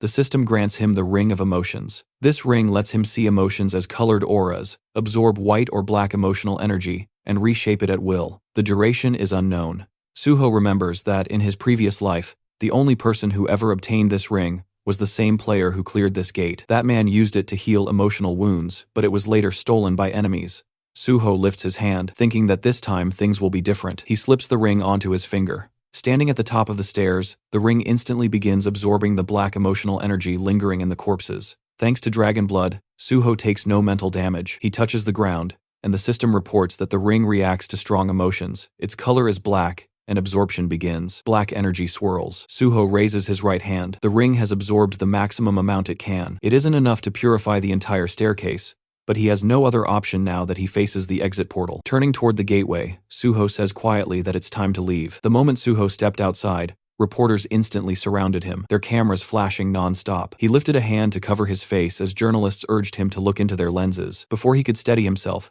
Chulman and Jinhui rushed toward him, both overflowing with excitement. Chulman, practically punching the air, demanded to know how Suho had managed to clear the portal in exactly 4 minutes and 17 seconds, when this gate was said to be even more dangerous than the nameless sword. Jinhui shouted that he needed to write an article immediately. Suho told them to calm down, but with a smile, he invited them for a photo, and the two happily agreed. As news of the cleared gate exploded online, people questioned whether Suho had truly conquered the Swamp of Despair, a gate no one had ever returned from. The answer was yes, he really had. Dongyuk stared at his tablet in disbelief, overwhelmed that the completion time was under 5 minutes. He covered his face with his hands, unable to believe what he was reading. Just then, the landline rang. When he picked up, the caller introduced himself as Jang Kyung-hwan, the president of the Korean Hunters Association, who politely asked if Dongyuk had a moment to discuss something. Dongyuk immediately assumed this was about An Suho. When asked if he could come to the association, Dongyuk offered lunch instead, and the president agreed. After hanging up, a man entered the office to speak with him, but Dongyuk simply called his secretary, Kimigang, and instructed him to arrange a meeting with Hunter An Suho. Later, a white car pulled up, and Jinhui told Suho they had arrived. As they got out, Suho asked if he was heading to the broadcasting station. Jinhui explained that the Swamp of Despair article was already prepared, and only needed minor edits before release. He also suggested they go on a restaurant tour next time, since he enjoyed writing food reviews, and Suho promised to join him. As the car left, Suho looked happily at his ring, saying that Jinhui's passion had filled it with plenty of positive energy. Entering a restaurant, Suho approached a table where Kyumun greeted him loudly as the protector of South Korea. The president encouraged him to sit beside Mr. Dongyuk. Suho thanked the association leaders and took his seat, noticing Kyunghwan, Kyumun, Dongyuk, and the head of the Special Force Division, Pai Songyol, all gathered. Confused about the sudden formality, he listened as Kyunghwan congratulated him, praising the unprecedented speed with which he cleared both sealed gates and calling him the future of the nation. Kyumun proposed a toast, and Suho, raising his cup, chose to toast their shared success. Glasses clinked around the table. During the meal, the president mentioned hearing that Suho's guild contract had no fixed term. Dongyuk confirmed that while most contracts lasted 3 years, An Suho was a special case who could contribute greatly to the country, so he would not be restricted at all. Kyunghwan laughed, pleased that guild leader Dongyuk shared the association's goals, then asked Suho if he agreed with the arrangement. Suho said he appreciated the guild leader's consideration very much. Chief Pai added that he looked forward to Suho joining the Hunters Association, as it would boost not only their organization but the entire nation. With a strange smile, Cuman said the president wanted to present Suho with a special letter of thanks. Inside, Suho rejoiced this letter practically ensured he would pass the level 5 exam. Out loud, he said he was deeply honored. Kyung-hwan explained that they had originally gathered to celebrate the nameless swordsman victory, but Suho cleared another gate so quickly that even they couldn't keep up. Suho humbly replied that it was only possible because the president granted him the access he needed. The leaders loved his answer. Chief Pai, still holding his cup, asked how Suho managed to clear the swamp of despair, since no one had ever returned and information was minimal. Suho recognized Pai's talent for extracting secrets, something he remembered from his past life, so he maintained his guard. Smiling, he explained casually that inside the gate there were no monsters, only a single staircase, and after stepping on it once, he felt the danger and used his tools while continuing to climb until he succeeded. The association representatives stared with their mouths open as Chief Pai stroked his beard, impressed that Suho avoided mental overload, where others relied solely on stability. Cuman then asked his current level, saying he'd heard Suho wasn't even level 100. Suho replied that he was only level 53. Chief Pai nearly choked and asked what ability he gained. When the ring on Suho's finger emitted white light, Suho sensed immediately that the association wanted to shape him into an obedient weapon. He explained that he was a healer, but because he preferred swords, he acquired the sword path. Chief Pai said the sword path wasn't unusual, though unexpected for a healer. Suho noted privately that the special department had many unique abilities,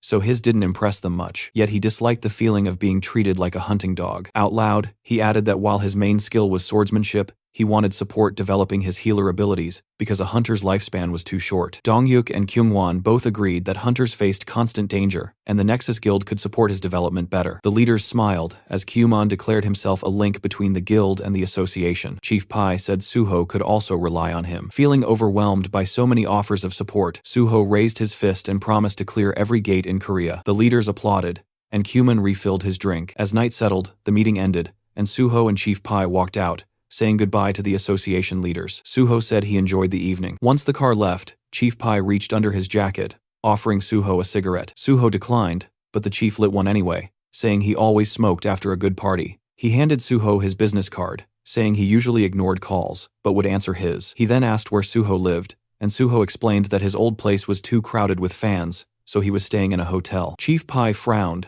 saying this was a national problem. Popular hunters immediately became surrounded by obsessed crowds. Suho dismissed it as normal affection, which instantly darkened Pai's aura. Suho realized his comment sounded naive to someone who viewed unawakened civilians as pawns, a mindset shared by the president and vice president. Chief Pai said that although the exam would be held at the end of the year, Suho had practically already passed. Suho acknowledged this. The chief said he once thought Suho was modest, but now saw he wasn't simple at all. He then linked arms with Suho and suggested they rehearse a superior subordinate dynamic since Suho would be under him once joining the association. Suho agreed, making Pai laugh. Then he asked if Suho wanted to quit clearing gates altogether and join the special force unit immediately. Suho tensed, realizing Pai was baiting him. As Pai flicked his cigarette, Suho understood the real motive the chief had stayed until the end to recruit him personally, instead of simply gathering information through Donghyuk. The ring of emotions activated, releasing white light. Suho called on Pai internally to shape his intentions.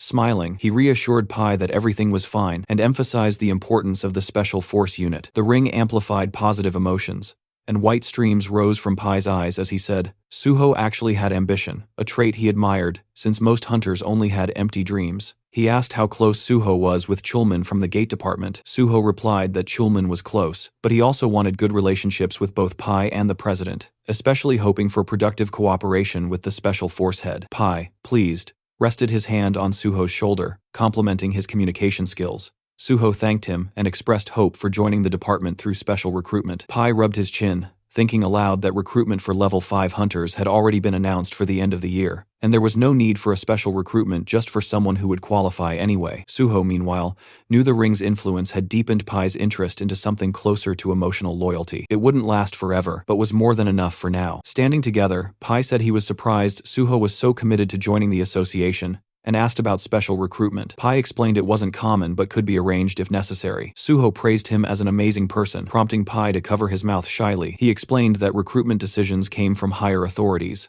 But if there was a shortage in the special department, they could justify a special intake. Pai added that if such recruitment happened, they would need proof that Suho was valuable to the department. Suho asked if he meant clearing gates. Pai reminded him that the special force handled awakened criminals, which was more important. Suho had indeed forgotten that part. Pai said criminals with awakened abilities were extremely dangerous, and although Suho had great skills, gate clearing and crime fighting were completely different. He suggested Suho prove himself by choosing any wanted criminal and delivering them to the department. If done, he could be accepted within 1 or 2 months. A car pulled up. Pai said most newcomers panicked at the mention of wanted criminals, but Suho clearly wasn't timid. Smiling, he said he would wait for Suho's news. Suho remembered how, in his past life, Pai didn't even remember his name until after the nameless swordsman victory, but this time, things were already different. Watching the car leave, Suho understood that soon the villains and their underlings will be among the new recruits who would make excellent sacrifices for his plan ahead. There were several neat buildings ahead, and Suho's shadow stretched across the pavement as faint cigarette smoke drifted from nearby windows. He muttered that he'd walked right into a snake's nest. Using his magic detection, he spotted a pack of suspicious figures inside, and confirmed he'd finally found the right place. He casually picked up a brick with his left hand and, in the next moment, smashed it straight through the window of the room where the criminals were gathered. Shocked, one thug stammered, asking what was happening, while another yelled that some punk was messing with them. In a hurry, the criminals rushed outside to confront whoever dared. They stopped in front of Suho, demanding to know what he wanted. The blonde among them stared at him nervously, asking if he was drunk or crazy. Suho smiled calmly and assured them he was completely sober. He asked if they were the same scumbags stealing cryptocurrency wallets through their complicated scams, and fear immediately flickered across the thugs' faces. Suho then asked if they were holding a man named Seo Ji-won hostage. The criminals traded anxious glances, unable to understand who this stranger was or how he knew everything. Someone guessed he might be a cop. Another said they had to get rid of him anyway. A third hesitated, asking if this could get them into trouble. But the reply came quickly: this bastard already knew too much, so nothing worse could happen if they didn't deal with him.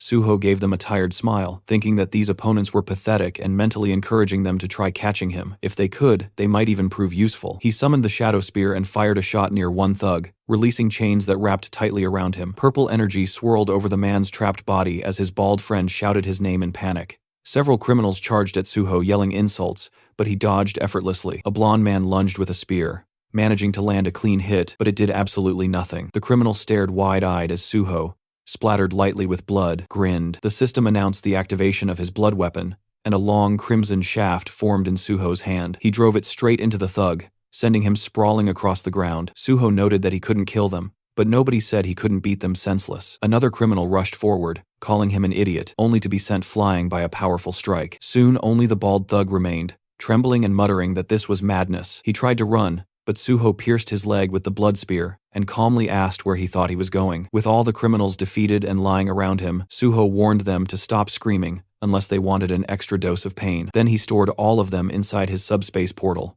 Dusting off his hands, he said the only thing left was to find Seo Ji-won. Inside the kitchen, which was a complete disaster zone, Suho finally found the man he was looking for. Ji-won was slumped on the floor, asleep in front of his laptop. Suho called his name, and the man blinked awake, staring blankly at the hero. When Suho asked if he'd finally come to his senses, Ji-won looked around shakily, asking what happened. Suho greeted him warmly and introduced himself. Ji-won froze and asked in horror if this was really the An Suho from the news. He couldn't understand how Suho ended up here, nor where the criminals who kept him hostage had gone. Still shaking, he looked terrified. Suho remembered reading in Ji-won's autobiography that he had been beaten and imprisoned for 6 months by these thugs. He saw that the man was too traumatized to speak normally right now, so he extended his hand. The ring responded to Ji-won's intense emotions, identifying them as black, and Suho pressed his palm gently to Ji-won's chest to absorb them completely. When Suho asked if he felt better, Ji-won stared at him in disbelief, unable to comprehend how the trembling had stopped. Suho knelt in front of him, explaining softly that he saw his condition was terrible and used one of his skills to help. Ji-won gasped, and then, hesitantly, asked what would happen to him now. Would he be going to jail? Suho asked why he would. Ji-won admitted he'd done many wrong things. Suho reminded him that he had been forced into everything, and people like that didn't belong in jail. Ji-won reluctantly agreed. Still suspicious, he asked how Suho knew he was here when Suho hadn't even joined the association yet. Suho answered that he found him using a special skill that no one else knew about, and that he shared the information because he truly needed him. Ji-won held his left hand anxiously and claimed he was useless. Suho disagreed firmly. Ji-won was the only person in Korea with the cyber-type trait. Ji-won stared in shock as Suho said that. Among countless traits worldwide, cyber-type was one of the rarest. allowing the user's consciousness to enter the digital world. Only 2 people had ever awakened it. One was Seo Ji-won, and the second was known as Overload, who discovered the terrifying potential of digitization and tried to take control of the entire internet, becoming a near unstoppable threat even after the system arrived. And the one person who managed to defeat him had been Seo Ji-won himself. A year after escaping from the criminals, Ji-won disappeared and sacrificed himself to destroy Overload. He was later honored with the nickname Meteor. Everything about his tragic life had been recorded in his autobiography. Thinking of that, Suho vowed that this time he wouldn't allow Overload to appear, nor would he allow Gi-won to die. Suho told Ji-won that this was exactly why he needed him. The world would one day be destroyed by the gates and the system, and Suho couldn't stop that nightmare alone. He asked if Ji-won would help him. Trembling again, Ji-won looked at him in awe. As black streams flowed from the ring, the system announced another full absorption. Ji-won closed his eyes, wondering whether someone like him could really threaten the world. He admitted he would have sold his soul for escape, but now he felt he had to help the person who saved his life. Kneeling, he clenched his fist, realizing someone with the same power as him could cause unimaginable destruction. He said he didn't know if he could truly do it, but he would help. Suho saw the man described in the autobiography, a person who endured hell, yet remained selfless. Suho thanked him sincerely and said their first step was to eat. When Ji-won admitted he had no money, Suho slid slippers toward him and told him not to worry, he would pay. Ji-won asked how Suho knew all this, and Suho replied with an awkward expression that it was all thanks to his skill. Tears welled in Ji-won's eyes as Suho said he knew the man had suffered. Later, as they ate together, Gi-won apologized for devouring the food so greedily he hadn't eaten properly in a long time. Suho assured him it was fine and ordered another plate. After finishing his soup, Ji-won thanked him and shyly asked a question. Suho reminded him they were now a team and could speak openly, and since they were only a year apart, Ji-won could just call him by his name. Ji-won, having another bowl taken away, agreed and told Suho he could also treat him as an old acquaintance. He asked why Suho chose the Hunter Association instead of joining or founding a powerful guild, because government work came with countless restrictions. Suho closed his eyes and said that no matter how strong a guild was, its power was limited. He wanted to stop the destruction of the world with minimal casualties, and the association was the only place that could help with that.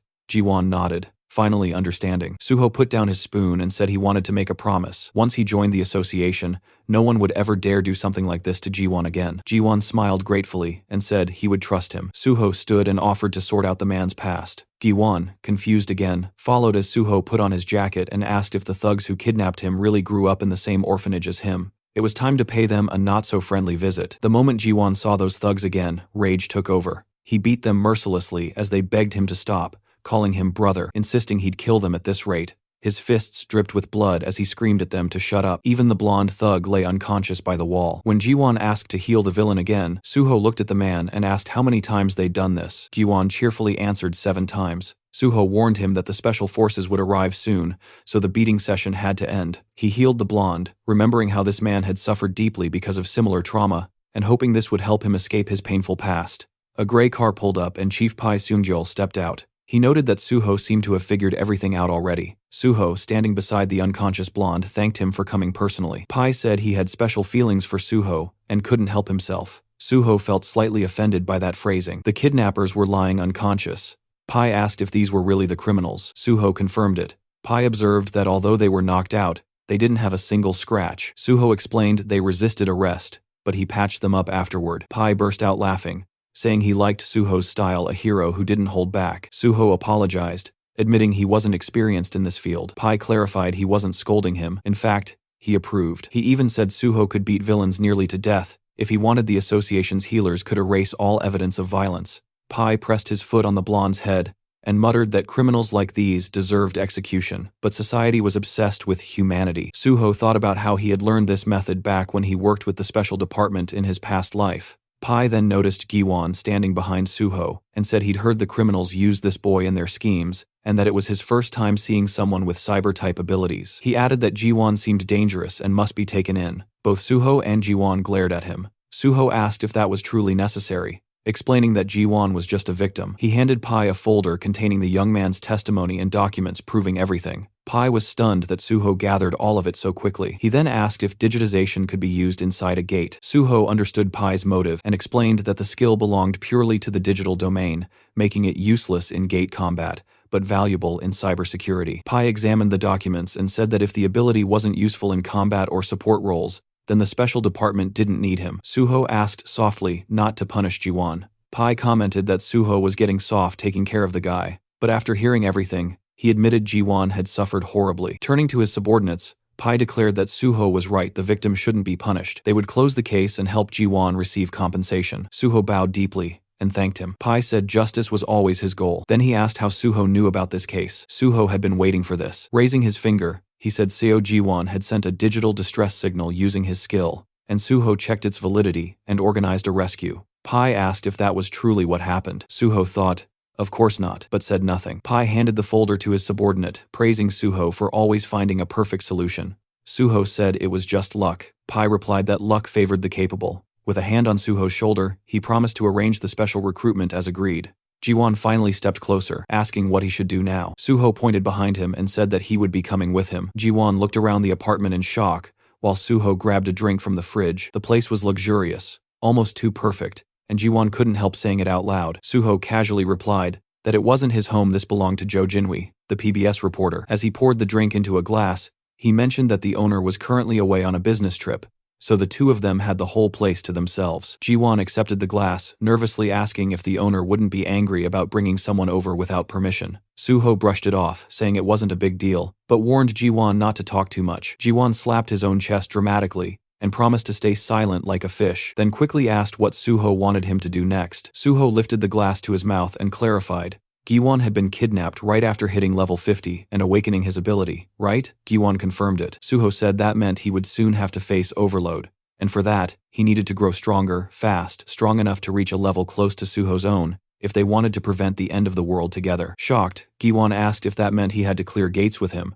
but Suho shook his head while typing on the laptop. They wouldn't level him up the traditional gate-clearing way. Instead, Ji-won needed to learn how to use his cyber-type ability with maximum efficiency. Turning the laptop toward him, Suho asked how he felt about going online together. Ji-won hesitated. Was that even possible? Suho told him to read his own skill description, but pointed out something the system didn't mention openly. Although Ji-won transferred his own consciousness into the network, nothing said he couldn't pull someone else inside with him. Ji-won stared at him in disbelief, but agreed to try. He placed his hand over the laptop and activated digitization. A glowing digital circle formed above his palm as the system notified Suho that player So Ji-won was attempting to transfer his consciousness into the digital world and requesting permission. Suho approved. The system then announced the transition process, and Suho's expression tightened in surprise. A moment later, he found himself standing in the middle of a massive vineyard under a bright sky. Realizing he had literally entered the laptop's home screen, the Windows wallpaper he'd always seen but never imagined he'd experience firsthand. Ji-won,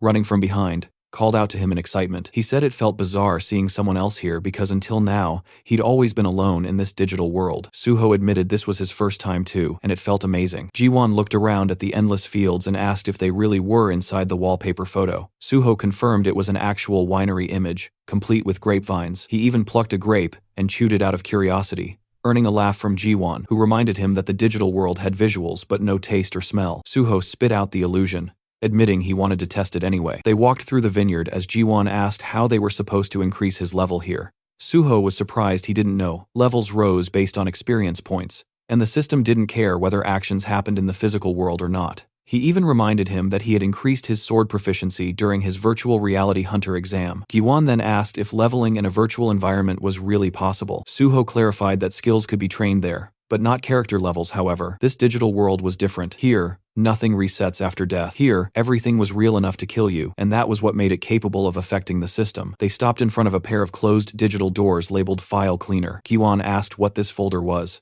Opening it revealed a cheerful computer window claiming to organize devices easily. Suho explained that it wasn't an antivirus at all, it was malware. When Ji-won asked if he really planned to level up using a virus, Suho confirmed it. Malware behaved like monsters, attacking and destroying systems. Therefore, Ji-won needed to risk his life and defeat them to gain experience. He warned him, again dying here meant dying for real. He also told him never to answer the guide's questions because that would unleash more viruses. As they stepped inside, a blue-haired girl greeted them sweetly, asking if they wished to use the free file cleaner. Suho smiled and said it sounded tempting. Ji-won nervously admitted he almost answered her. Suho handed him a weapon and told him he probably belonged to the magician class, so he should stay in the back, attack, collect bonuses, and let Suho tank the front line. The blue-haired girl reappeared with a much sharper tone, repeating her question. This time dozens of black, glitching monsters with glowing eyes emerged behind her. The system didn't even properly describe them. Only incomprehensible, corrupted characters filled the status window. Terrified, Jiwon pointed out how many there were. Suho manifested his bloody sword and reassured him that although they were stuck inside, the monsters could not escape through the door. If Jiwon couldn't escape either, he'd die, so he needed to use his magic well. A massive black skull monster lunged forward, but Suho decapitated it instantly. He reminded Jiwon to prepare his spell. A digital circle lit up around Jiwon's hand as he confirmed readiness, and Suho charged into the horde, cutting down wave after wave of corrupted entities. Eventually, after a tense battle, the monsters scattered into pixels as Suho finished them off. Jiwon collapsed onto one knee, exhausted and shaking, admitting he thought he was going to die. Suho told him he was still alive and now level 59. He asked how Jiwon was doing. Jiwon said he had reached level 55. Suho realized the guy was far more talented than expected. With the right guidance, he could work well alongside the Banshee group. He helped Jiwon stand and suggested they log out and rest. Jiwon agreed eagerly. Back in the real world, Suho chugged a Coke on the couch, relieved that there was a safe way to level up without entering actual gates. He then checked the public reaction to the news article about him clearing the swamp of despair. The internet was flooded with admiration, people asking the government to give him a medal, fans wanting souvenirs, and endless praise.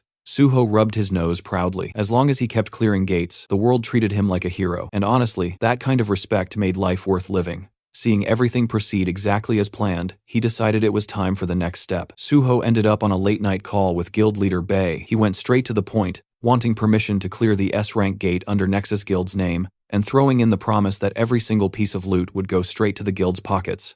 No strings, no conditions, just pure grind value. The gate in a question is this, the infamous Mole Mine, an S-rank dungeon packed with mana stones and crawling with those freaky mole monsters that moved like they were speedrunning through the dark. Suho eyed the place, already picturing how annoying it was going to be so many damn moles that grabbing even one mana stone felt like snatching candy from a nest of feral toddlers. Still, he smirked like this entire death cave was just another warm-up. Clearing it was exactly what he planned to do. On the other end of the call, guild leader Bae was quietly analyzing the situation. If mortality inside the gate spiked, the government could snatch the dungeon away under national safety protocols, which meant having Suho clear it would actually secure Nexus Guild's ownership. The guy genuinely thought Suho's idea was gold. He just didn't understand why the kid sounded so urgent about it. Suho, still lounging, explained that he might join the Korean Hunters Association earlier than expected, which meant he wouldn't be able to finish out his contract properly. So before dipping, he wanted to at least do something worthwhile for the guild. It was his version of paying rent before leaving the apartment. Bae understood, even though a hint of disappointment slipped through. At least Suho told him straight instead of doing some dramatic last-minute announcement, like half the hunters who ditch for the association without warning. Suho added that he'd personally put together a team to fight the moles, so the guild would only need to arrange miners and none of this had to be rushed. The guild leader finally accepted the plan, saying he'd contact Suho once all preparations were done. The next day, Suho was in the lounge of the Nexus Academy, where Dihan greeted him warmly with an outstretched hand. Suho shook his hand, mentioning that it had been a while since they last met, and then told Jiwon, who stood beside him, that this was Kong Daehan, the one who had taken the exam in the same group as him. Rubbing the back of his head, Dihan admitted that he only passed the exam thanks to the advice he received from Suho. They all sat around a table, and Suho asked whether Daehan had managed to join any squad yet. Daehan replied that he was still training, entering gates and gaining experience on his own. Suho looked at him thoughtfully, remembering that usually when a newcomer joins a guild, they're assigned to a squad to build experience and increase their survival rate.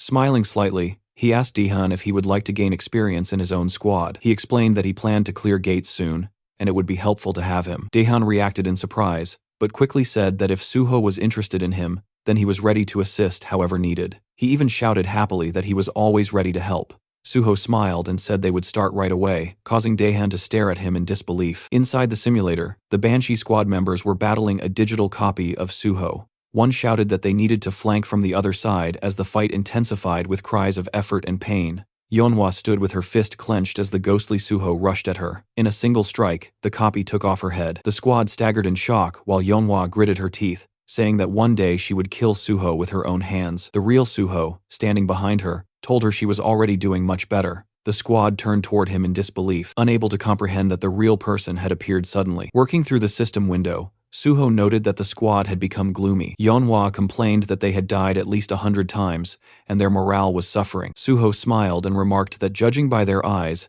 They were already used to dying in the simulation and didn't see it as catastrophic anymore, which was a very good sign. Giwon and Daehan watched all of this with surprise. Suho then announced that new members had joined his squad and introduced the two to the Banshee team. The group examined the newcomers while Suho explained that they had arrived earlier and shared their names. Daehan smiled, while Jiwon looked nervous. Suho asked the Banshee squad if they were tired of this place yet. Yeonhwa tightened her fist and said they were nowhere near bored. Burning with fury, she warned that she wouldn't rest until she managed to take Suho's head off, and the entire Banshee group was fueled with killing intent. Suho smiled and said that he liked that attitude, advising the newcomers to develop the same instinct. Giwon asked why that was necessary, and Suho replied gently that it was essential if they wanted to survive inside real gates. He declared that from today onward, they would all train to clear gates together. Yeonhwa stepped closer, and Suho told her that one of the newcomers was a mage and the other a tank, so they didn't need sword training. She would need to organize the squad properly, use the clones well, and train everyone hard. Yeonhwa agreed, but asked him to at least explain more about the gate. Suho adjusted the system window and said that he would have to change the clones' settings, but soon they would understand everything themselves, so they should be ready. When she asked him again about the type of gate, Suho simply said that it would be a very ordinary one. He added that it would be inconvenient to call each other with meaningless shouts in real combat, so they needed proper forms of address. Yeonhwa said she didn't know what to call him, but she would rather die than call him Appa. Suho, still working through the window, said that since they were one team now, she could call him team leader. She accepted that. Suho then said he needed to leave for other matters, and asked them to notify him once preparations were complete. Daehan and Jiwon watched in confusion as the digital Suho pulled a sword out of the ground. When they asked what they should do, Yeonhwa told them they would soon see for themselves. The virtual Suho pointed his sword at them, calling them trash, and asking why they were standing around like ducks. He demanded they attack instead of staring. Daehan was stunned, saying he never imagined Suho acting like that, while Yeonhwa remarked that he was always like this. She warned the newcomers to be ready if they didn't want their heads rolling. Meanwhile, Suho stepped out of a taxi outside. The driver explained that cars were not allowed any farther, so Suho would have to take a walk. Suho agreed calmly and continued forward, standing before tall buildings. He then activated his ring using First Mumu, and the system reported that the skill Monochrome Solitude had been activated to erase his presence. Walking down the sidewalk, he observed the neighborhood of Paju, once known as the Golden Land. Seeing the beggars nearby, he remembered how prosperous the place used to be. But after the appearance of multiple gates and too few hunters to clear them, the area had become desolate. If not for the gates, this place would never have turned into such a ruined district. Passing by the impoverished residents, he thought about how the area was now filled with crime, gangs, drugs, and hunger. He knew that he couldn't save everyone here. Still, he remained determined. He needed to clear the gate quickly, and when the right time came, this place could become useful. Looking up, he realized that the abandoned area had attracted a certain group of people who could be useful to him. He stopped before a familiar door, remembering that he used to come here often in his past life. A man peeked through a small window in the door and asked who he was. Suho said he wanted to purchase the mine. As First Mumu deactivated, the man immediately recognized him as An Suho. Smiling, Suho confirmed it. The man opened the door and invited him inside, pointing at a sofa. Sitting across from him, the man explained that, although they weren't officially open yet, he already had orders about how to treat Suho. He asked if Suho had ever been to Paju. Suho instead asked whether the man was uncomfortable. The man repeated the question in confusion, and Suho mentioned that he didn't look comfortable in the mask he was wearing. Surprised, the man asked how Suho noticed that. Suho told him not to worry, since they were alone. The man removed the mask, revealing a stunning red-haired woman underneath. She commented that she had expected someone capable of clearing 2 portals alone to have abilities like this. Suho recognized her immediately as Choi Yun, one of the most famous gate brokers in the country. In his past life, he had gained access to many portals through her, but now, at this time, she was barely known. Choi Yun crossed her legs and asked how Suho knew about this place, adding that she found it interesting he used the slang term mine instead of the official term gate. Suho thought to himself that Choi Yun only gained popularity later after joining the Union Korea's largest underground guild. Placing his briefcase on the table, he simply said that he always learned what he wanted to know and suggested they talk about gates. She asked which ones he was looking for. He asked if she had access to the Twisted Forest. Choi Yun stiffened in surprise, and Suho pushed the briefcase toward her, saying he wanted to buy a pass and would be entering alone. She explained that the Twisted Forest had appeared on the market less than 3 days ago, and very few people knew about it. She asked how he even knew she had access to it, and what the price was. Suho answered that explaining such things in the black market wasn't necessary. He reminded her that when dealing with gates, people didn't talk more than needed. There were 2 types of gate deals, buying the gate itself, or buying a one-time entry ticket. Ownership cost far more, but even single entry into a popular gate could be expensive. Choi Yun nervously apologized and said that a one-time entry into the Twisted Forest cost 100 million won, and clearing it alone was extremely difficult.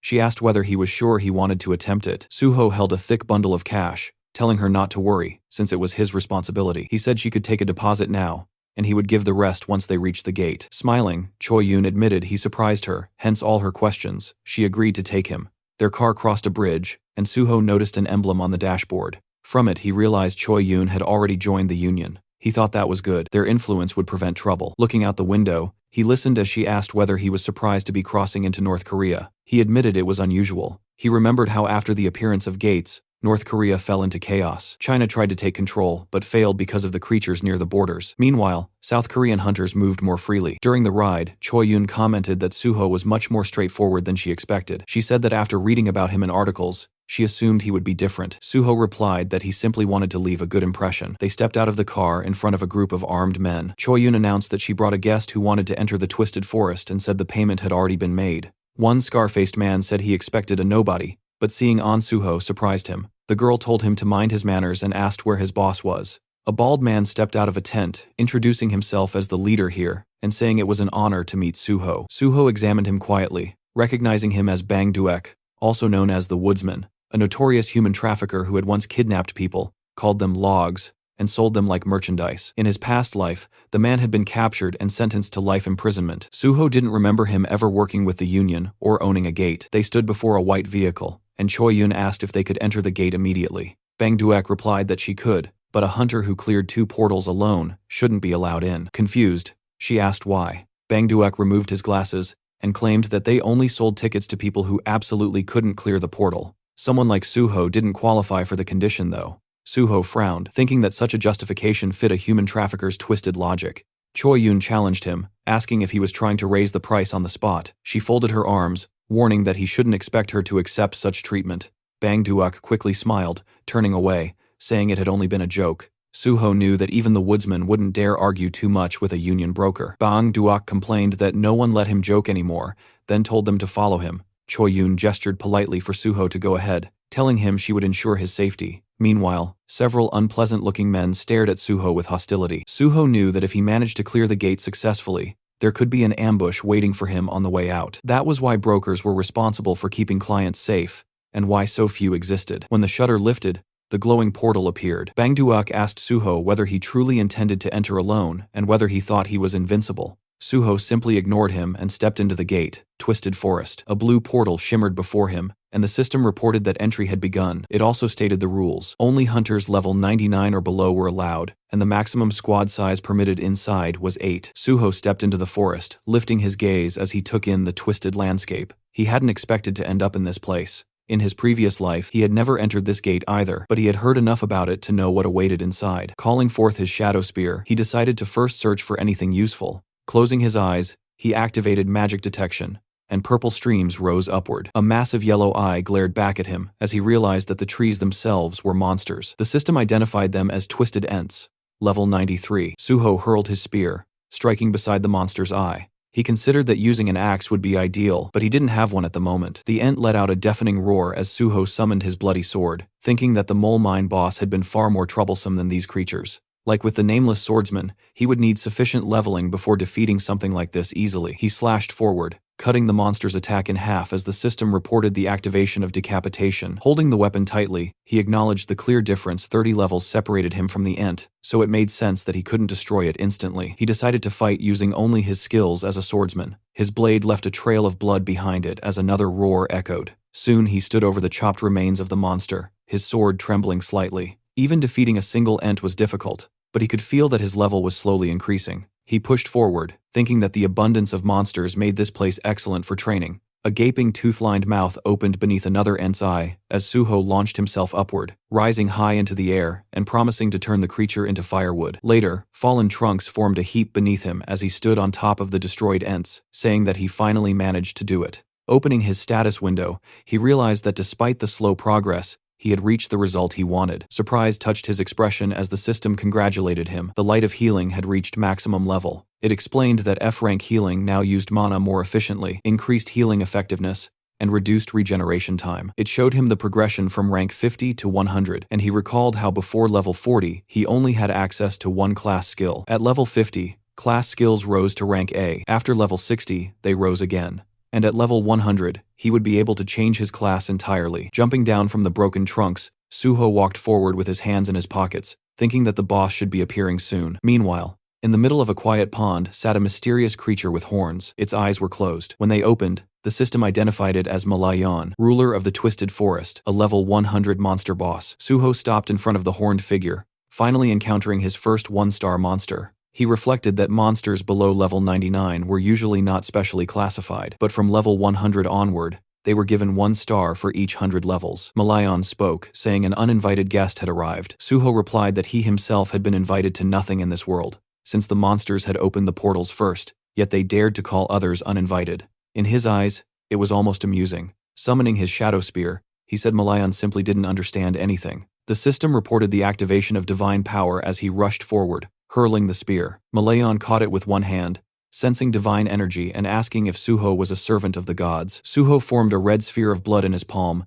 and acknowledged the boss's guess. The projectile shot forward, striking the spear and forcing it stab through Malayan's chest. Suho remarked that he expected more from a one-star boss. Malayan removed the spearhead, a predatory smile creeping across his face as he declared that Suho had made an unforgivable mistake. The system warned that the forest trembled with Malayan's fury, and his terrifying killing aura washed over Suho until the dragon blood inside him responded, activating the dragon's armor and shielding him from the intense aura. Suho noted that Malayan's aura was powerful, but the fight now was essentially between a deer and a dragon. Malayan demanded to know what kind of dark magic was protecting him. Suho said it was not magic, but simply a reward for effort. He summoned the shadow spear again. The boss scoffed and asked if that was all he could do. Suho replied that he could do much more if needed. The spear struck the ground in front of Malayan, and black chains coiled around the boss as the system activated shadow binding and shadow bleeding. Malayan tore through them easily, asking if Suho truly believed such tricks would work on him. He raised his arms,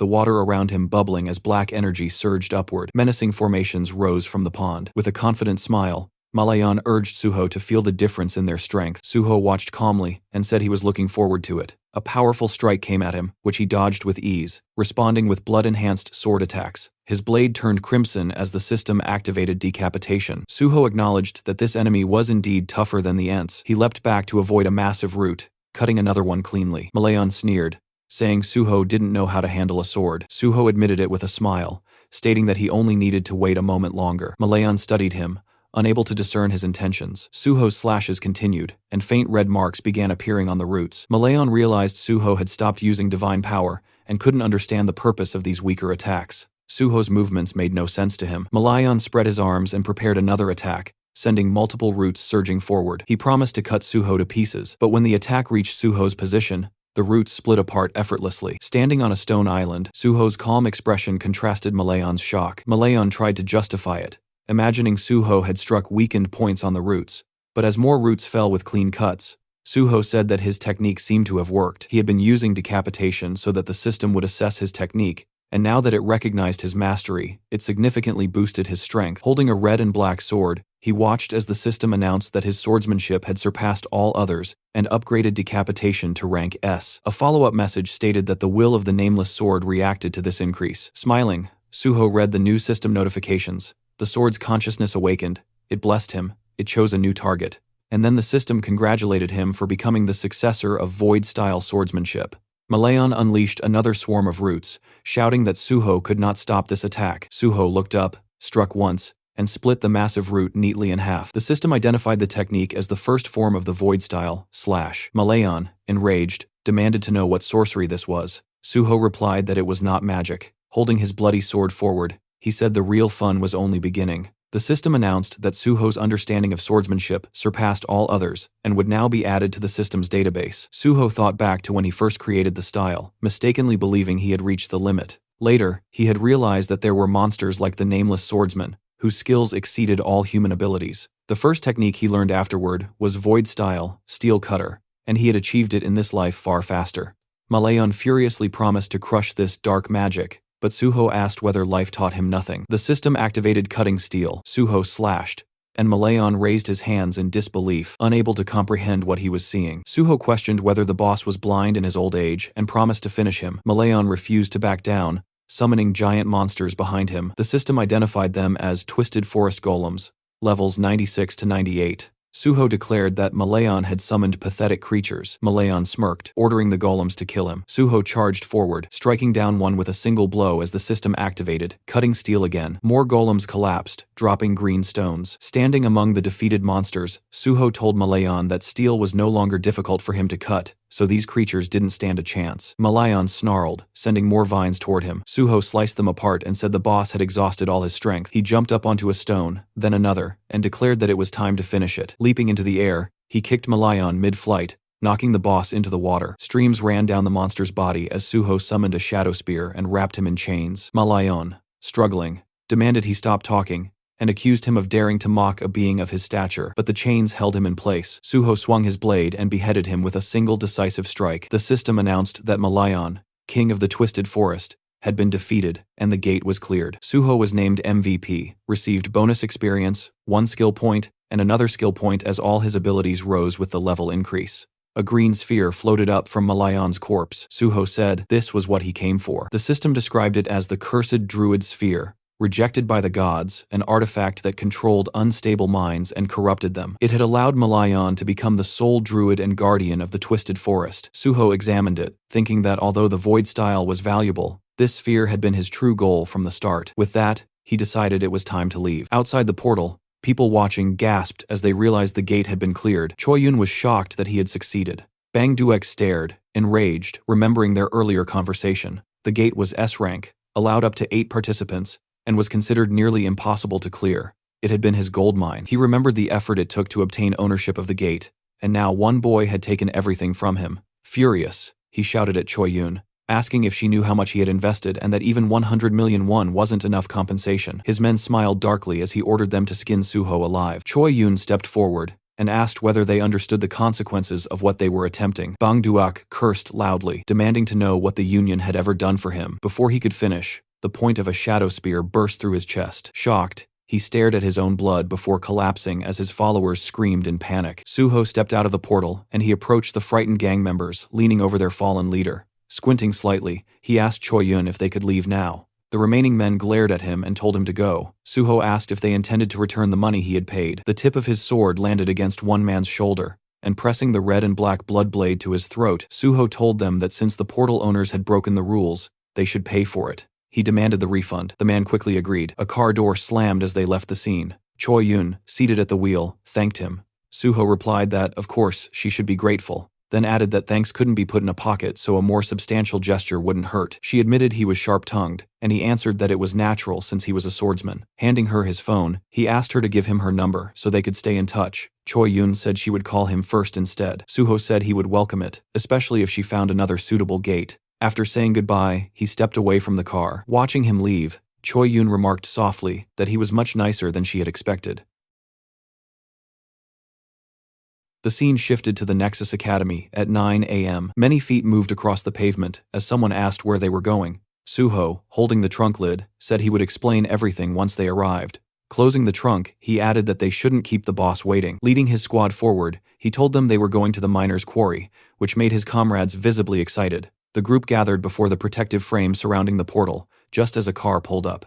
Bae Dongyuk approached and thanked Suho for coming, and Suho replied that he was fortunate to arrive without any trouble. Before them stood the walls of an iron barrier, and Suho asked if the landkeeper's mine was inside. Dongyuk explained that a safety zone had been built to contain the gate's energy, and behind him stood a team of workers wearing yellow helmets. He confirmed that he arranged the mining team exactly as Suho had requested. Suho thanked him, then suggested they begin the briefing. Dongyuk agreed that it was time. Inside the meeting room, Suho held a tablet. He explained that inside the mine lived creatures known as landkeeper kobolds. If they managed to eliminate them, they would be able to gather a large number of monastones. Their strategy, he said, was straightforward. Destroy every monster, collect as many monastones as possible, defeat the boss, and clear the landkeeper's gate. A guild secretary asked in surprise if it was really that simple. The group looked thoughtful, and someone wondered why no information about the portal boss had been shared during the briefing. Suho replied that he would fight the boss alone, so he felt it didn't require further attention. Raising his index finger, he reminded everyone that, as previously promised, All profits earned from clearing the gate would belong to the Nexus Guild. He shook hands with Dongyuk, who said he was counting on him. Suho thanked him for the trust and said he would not disappoint. Then, smiling, he told the nearby miner that his squad should wait behind and only begin mining when they received the signal. The miner nodded that he understood. Turning back to his squad, Suho asked if they were prepared. Since this was their first time entering a portal, he asked if they were nervous. The illusion of a monstrous version of Suho hovered above them in their memories. With tears at the corners of her eyes, Yeonhwa admitted they were all remembering how he tormented them during training. Suho asked her not to exaggerate. Standing before his squad, he told them the mission would be long, so they needed to conserve their stamina. He assigned Daehan to cover Jiwon and instructed the others to maintain their positions. Their priority, he said, was the safety of the miners. Unlike the Kunlun Mountains, the dead here would not resurrect. They had to be extremely cautious. A red portal pulsed before them. Suho called for everyone to follow him, and the squad responded eagerly. The system announced their entry. Inside, they walked through a dark passage. The system displayed data for the Landkeeper's mine. Maximum level 88 allowed, maximum capacity 56. Soon we see a spear impaled on a kobold's head. Suho then rushed at another kobold,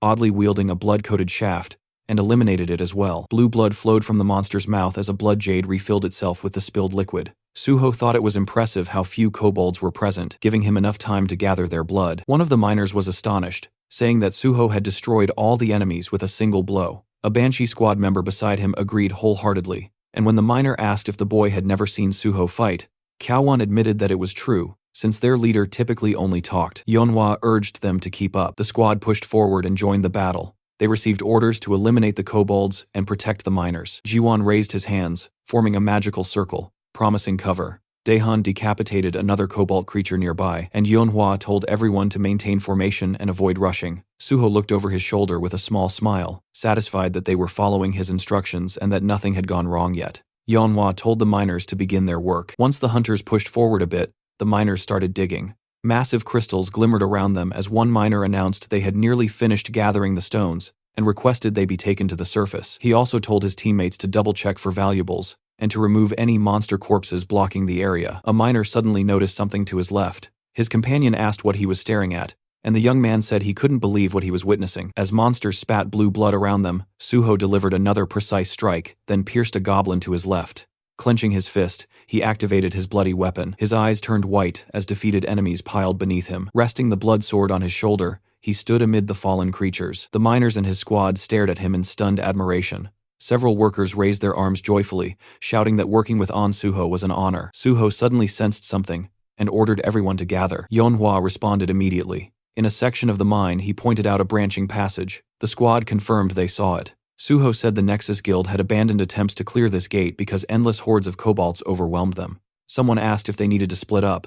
Summoning his bloody sword, Suho said he would go alone. They asked again in shock, but he raised his weapon and declared that there was a boss inside. With one strike, stones exploded outward as cutting steel skill activated. Daehan was amazed that Suho can cut through solid rock with a single blow, and Yeonhwa wondered aloud how such strength was even possible. Standing before the narrow passage he created, Suho explained that he purposely made it tight so that monsters couldn't swarm out all at once. He ordered them to remain here and guard the right side while he went left. When someone asked if they should simply kill any goblins emerging from the cut passageway, Suho confirmed they should, adding that originally he intended to block the entire entrance, but then realized they wouldn't gain experience that way. Turning away from his squad, he told them not to look for him under any circumstances. If he didn't return within 12 hours, they were to leave the mine entirely. Yeonhwa agreed. Suho thought to himself that he would need all 12 hours to finish what he planned. Turning his head once more, he told them they would meet again soon. Duho muttered that Suho had blocked the entrance and questioned whether the man was sane. Hyunmin said that even though Suho was their leader, going alone would be extremely difficult, and he feared Suho might not manage. Jiwon countered that Suho would be fine, reminding them all that their leader had cleared 2 sealed gates and multiple dangerous portals single-handedly. Yeonhwa smiled, saying they all remembered that, so they simply needed to believe in him and do their part. One of the fighters agreed and said they needed to make sure Suho would be shocked at how much they had improved by the time he returned. The group clenched their fists with determination, ready to demonstrate everything they had learned in training. Large stones lay scattered before him, and Suho said that now nothing was holding him back. Ahead stretched a countless army of kobolds, and he declared that it was finally time to begin. Smiling slightly, he noted that there were indeed an overwhelming number of monsters waiting for him, yet he also remarked that their numbers meant nothing to him. The Landkeeper kobolds snarled as the system identified them as level 72 to 74,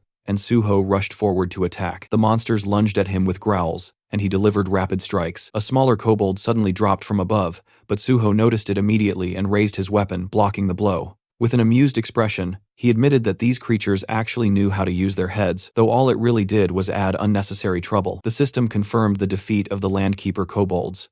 Outside, Daehan delivered a finishing strike to an enemy and, smiling, turned to one of his comrades to announce that they had dealt with all the monsters. A Banshee squad member agreed, saying that as long as they remained alert, everything would be fine. A miner suggested they take a break and cook something to eat. The miners sat down tiredly beside the crystals, relieved that it was finally time for lunch. One of them was surprised that half the workday had already passed. A miner approached the squad, asking if the young hunters were tired, and praising them for doing an excellent job. Jiwon admitted that there had been difficult moments, but now everything was calm.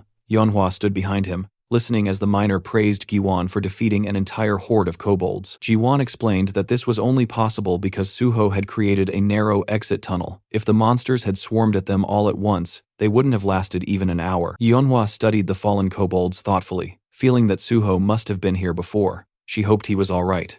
Remembering her first encounter with him, she thought about how badly that meeting had gone, and how she had assumed he was simply insane. But with time, she realized she had begun to worry about him. Smiling faintly, she accepted that she could not help him right now, and admitted to herself that it was unclear who should be worrying about whom.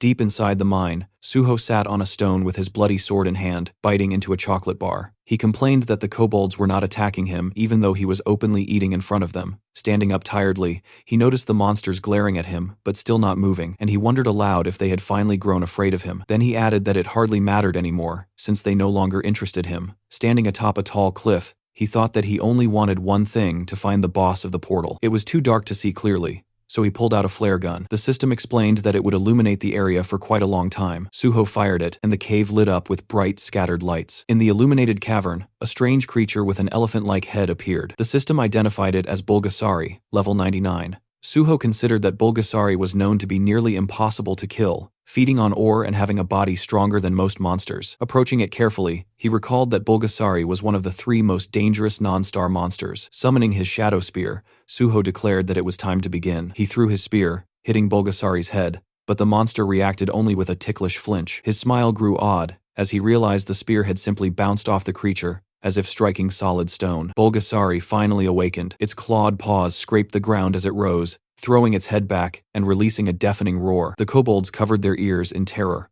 Far away, the miners looked up in panic. One said it felt like an earthquake, and another lamented that he never imagined dying like this. Yeonhwa saw stones tumbling from the cavern ceiling and realized the source of the tremor was the direction Suho had gone. Sweat ran down her face as she tried to understand what was happening. Meanwhile, Suho looked up at Bulgasari, smiling as he noted the creature did not appreciate being awakened. The system warned that Bulgasari was using the boss monster level fear skill. The enormous jaws roared again, but Suho stood firm as the system reported that the dragon's blood within him had activated, granting him resistance to the fear effect. Bulgasari's eyes glowed with menace as Suho summoned his bloody sword and invited the beast to attack him. Bulgasari then fired a steel projectile from its trunk, aiming directly at Suho. He remembered that Bulgasari converted ore stored inside its body into ammunition and spat it with incredible force. Although the technique was primitive, its destructive power was terrifying. He gripped his sword with both hands, thinking that steel was one of the strongest materials, and few things could match it. With a clean slice, he cut the projectile. Steel Slash had activated. Smiling, Suho announced that it was time to tame the monster. He felt relieved that he had collected so much blood earlier. Bulgasari roared furiously and charged. White energy burst from its body, and its massive paws thundered across the ground. The creature opened its mouth wide, moving shockingly fast. Suho admitted that such speed seemed almost unfair. The monster smashed into the cavern wall with full force as Suho leapt aside just in time. Though shaken, he knew he could not waste a single moment. The cave could collapse at any time. Jumping from a rock, he summoned his bloody sword. Holding it firmly, he focused on using every drop of blood he had gathered for the strongest attack he could muster. With a decisive strike, he sliced off one of Bulgasari's trunks, using the skill, Steel Slash. The monster roared in agony as the severed trunk fell to the ground. Landing on one knee, Suho studied the creature closely, thinking that the Steel Slash attack's effectiveness did not depend on depth of the cut. No matter how thick the armor was, the sword would still deliver maximum damage. Seeing the fallen trunk, he felt a surge of confidence, convinced now that he could conquer this monster. Suho thought about the well-known strategy against Bulgasari using fire.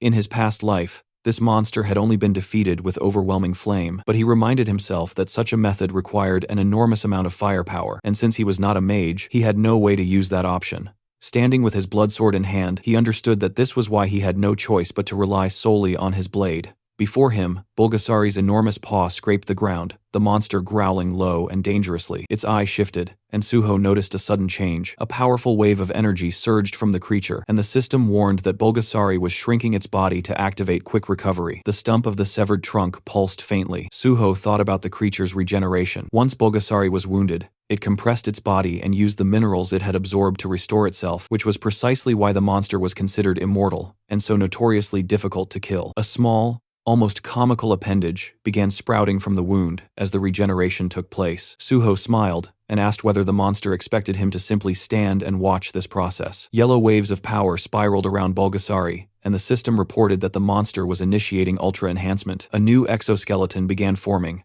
as the absorbed minerals hardened along its body, giving the beast an even more threatening form. The two opponents faced each other. Suho realized Bulgasari was using every skill it had, unleashing its full strength in an attempt to defeat him. Clearly, the monster believed it needed all its power for this single confrontation. Suho, still smiling, accepted the challenge. The monster launched itself forward, the system stating that it was using the skill, Ultra Rotation. Holding his bloody sword, Suho braced himself. He had always wondered what Bulgasari, known as one of the strongest monsters, was truly capable of, and he was equally curious to see whether his blade would be able to break through such formidable power. The two clashed. His sword met the monster's rotating body with a violent impact. Bulgasari's eyes gleamed, yet Suho remained calm as he slashed at its form. The creature's limbs suddenly sprawled outward in a helpless motion. Bulgasari growled weakly, looking upward as if trying to understand what had happened. Suho tried to make sense of whether he had already defeated the beast. Raising his sword high, the system announced the activation of Steel Slash. Suho struck with full force, slicing the monster cleanly in half with a single decisive blow. A deafening roar echoed, the monster's remaining eye glowing as Suho pointed a green sphere toward it, declaring that Bulgasari now belonged to him.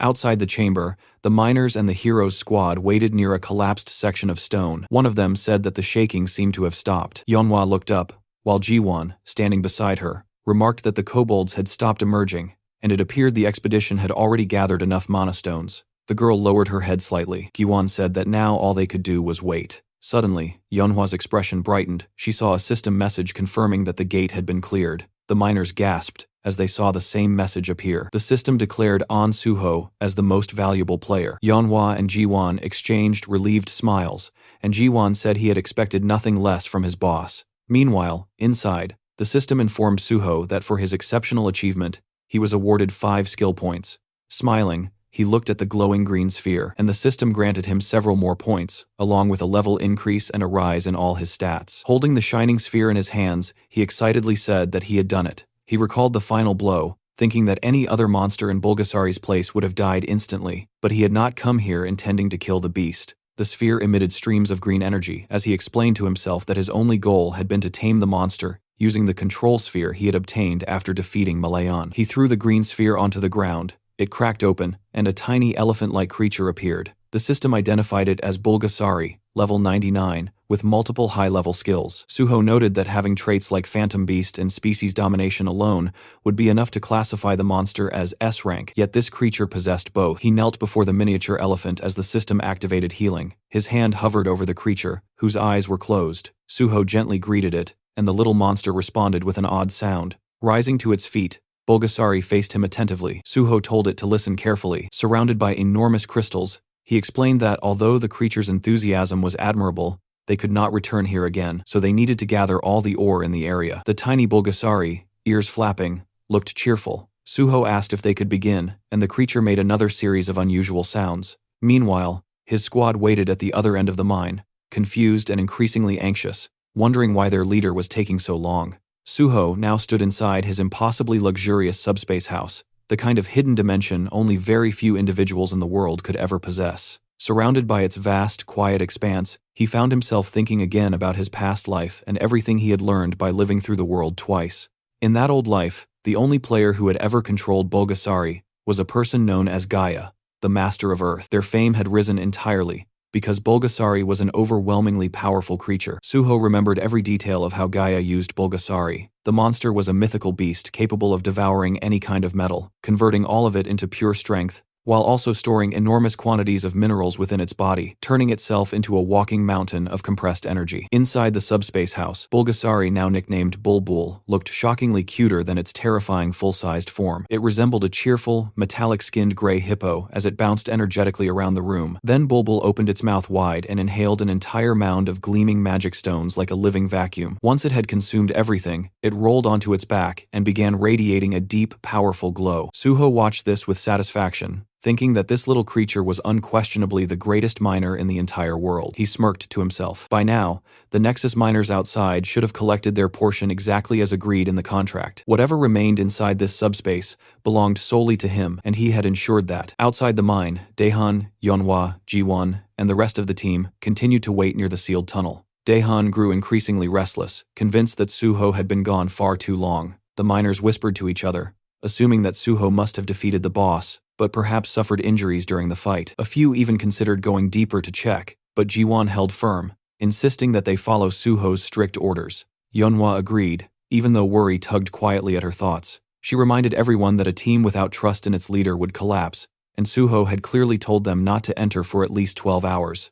None of them wanted to break that trust. Suddenly, the stone wall exploded outward in a burst of purple energy. Suho walked out through the smoke, appearing completely calm, as if he had finished a short training session, rather than a life-threatening battle. His squad rushed toward him immediately, demanding to know why he had taken so long. Giwon, especially dramatic, practically jumped in front of him. Suho teased that if they were that worried, they should have come looking for him. The group quickly reminded him that he was the one who forbade them from doing so. Suho's teasing expression softened when he placed a hand on Jiwon's shoulder, acknowledging that the boy had followed his orders loyally. Yeonhwa admitted she was relieved that their trust had not been misplaced, though she still disliked being treated like a child. Suho simply said that they had lived entirely different lives, and that was the undeniable truth. Their darker pasts had shifted completely, and he felt a quiet pride at having changed their future paths. Afterward, Suho thanked the miners and said that it was finally time to leave the cave for good. The group cheered enthusiastically, more than ready to return to the surface. Meanwhile, in his office, guild leader Bae Dongyuk waited anxiously. The longer the silence stretched, the more tightly he clenched his hands.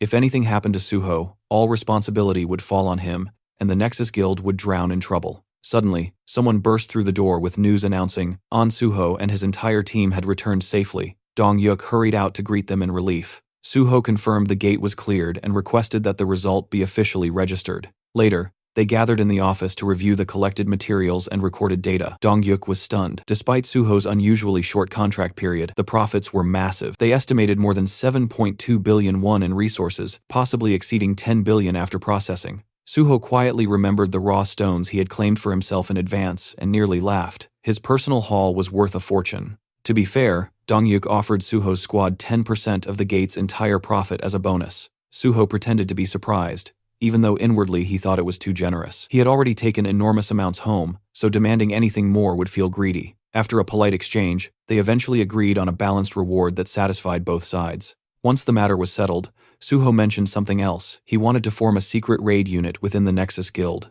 Since he would soon join the Hunter Association as a government hunter, he would be unable to lead his team officially. He asked Dongyuk to support them quietly and register them within the guild, so they could continue serving as a hidden force behind the scenes. Dongyuk loved the idea and agreed immediately. Suho reflected that only because he had regressed could he build a foundation this solid, avoid the betrayals of his past life, and test each person until they proved to be trustworthy allies. This time, he wanted real companions walking beside him, not opportunists. Later, Suho entered the locker room where his squad was gathered, still buzzing with excitement about the previous mission. Jiwon immediately leaped toward him with his usual overly enthusiastic greeting. Suho gathered them around and shared the news starting today. They were all officially members of Nexus. The team was stunned. Several Banshee members had given up their previous jobs just to follow him, and now they would receive proper pay, clear advancement paths, and official B-rank status with potential for A-rank promotions. Daehan and the others were ecstatic, celebrating like they had just won a grand prize. Right then, Suho's phone rang. It was Chief Pai, calling with even more good news. Suho's special recruitment for the Hunter Association had been approved.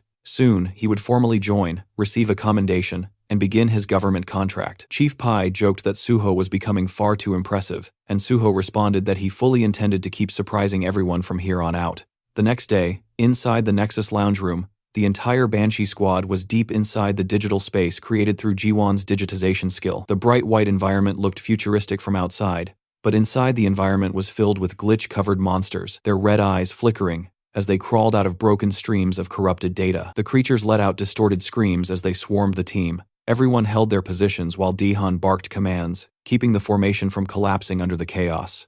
Yeonhwa glanced toward Jiwon, who was catching his breath while leaning heavily on his staff. She asked if he was all right. Giwon insisted he was fine, though he was clearly pushing himself too hard, determined not to look weak and wanting to prove he truly belonged in the Banshee squad. One of the older members gave Jiwon a playful smack on the back, nearly knocking him off balance, teasing that their youngest member was really fired up today. Another stepped in to steady him, placing a hand on his shoulder and telling everyone to quiet down. Yeonhwa reached out to help Jiwon stand straight and warned him not to let any weakness show. If they wanted to reach level 100, if they wanted to keep up with their leader's reputation, they still had a long road ahead of them. The others agreed. If Jiwon wanted proper recognition, he had to keep fighting. Their determination collectively surged. The entire team shouted together that, no matter how hard the climb became, they would give everything they had. A short distance away, Suho watched them while surrounded by the digital remains of corrupted monsters he had already taken down. Their enthusiasm amused him. He thought the team had grown almost too energetic. He had told Jiwon to set the program to hard mode, but even he hadn't expected things to escalate this intensely. He even joked internally that if a virus like this ever spread online,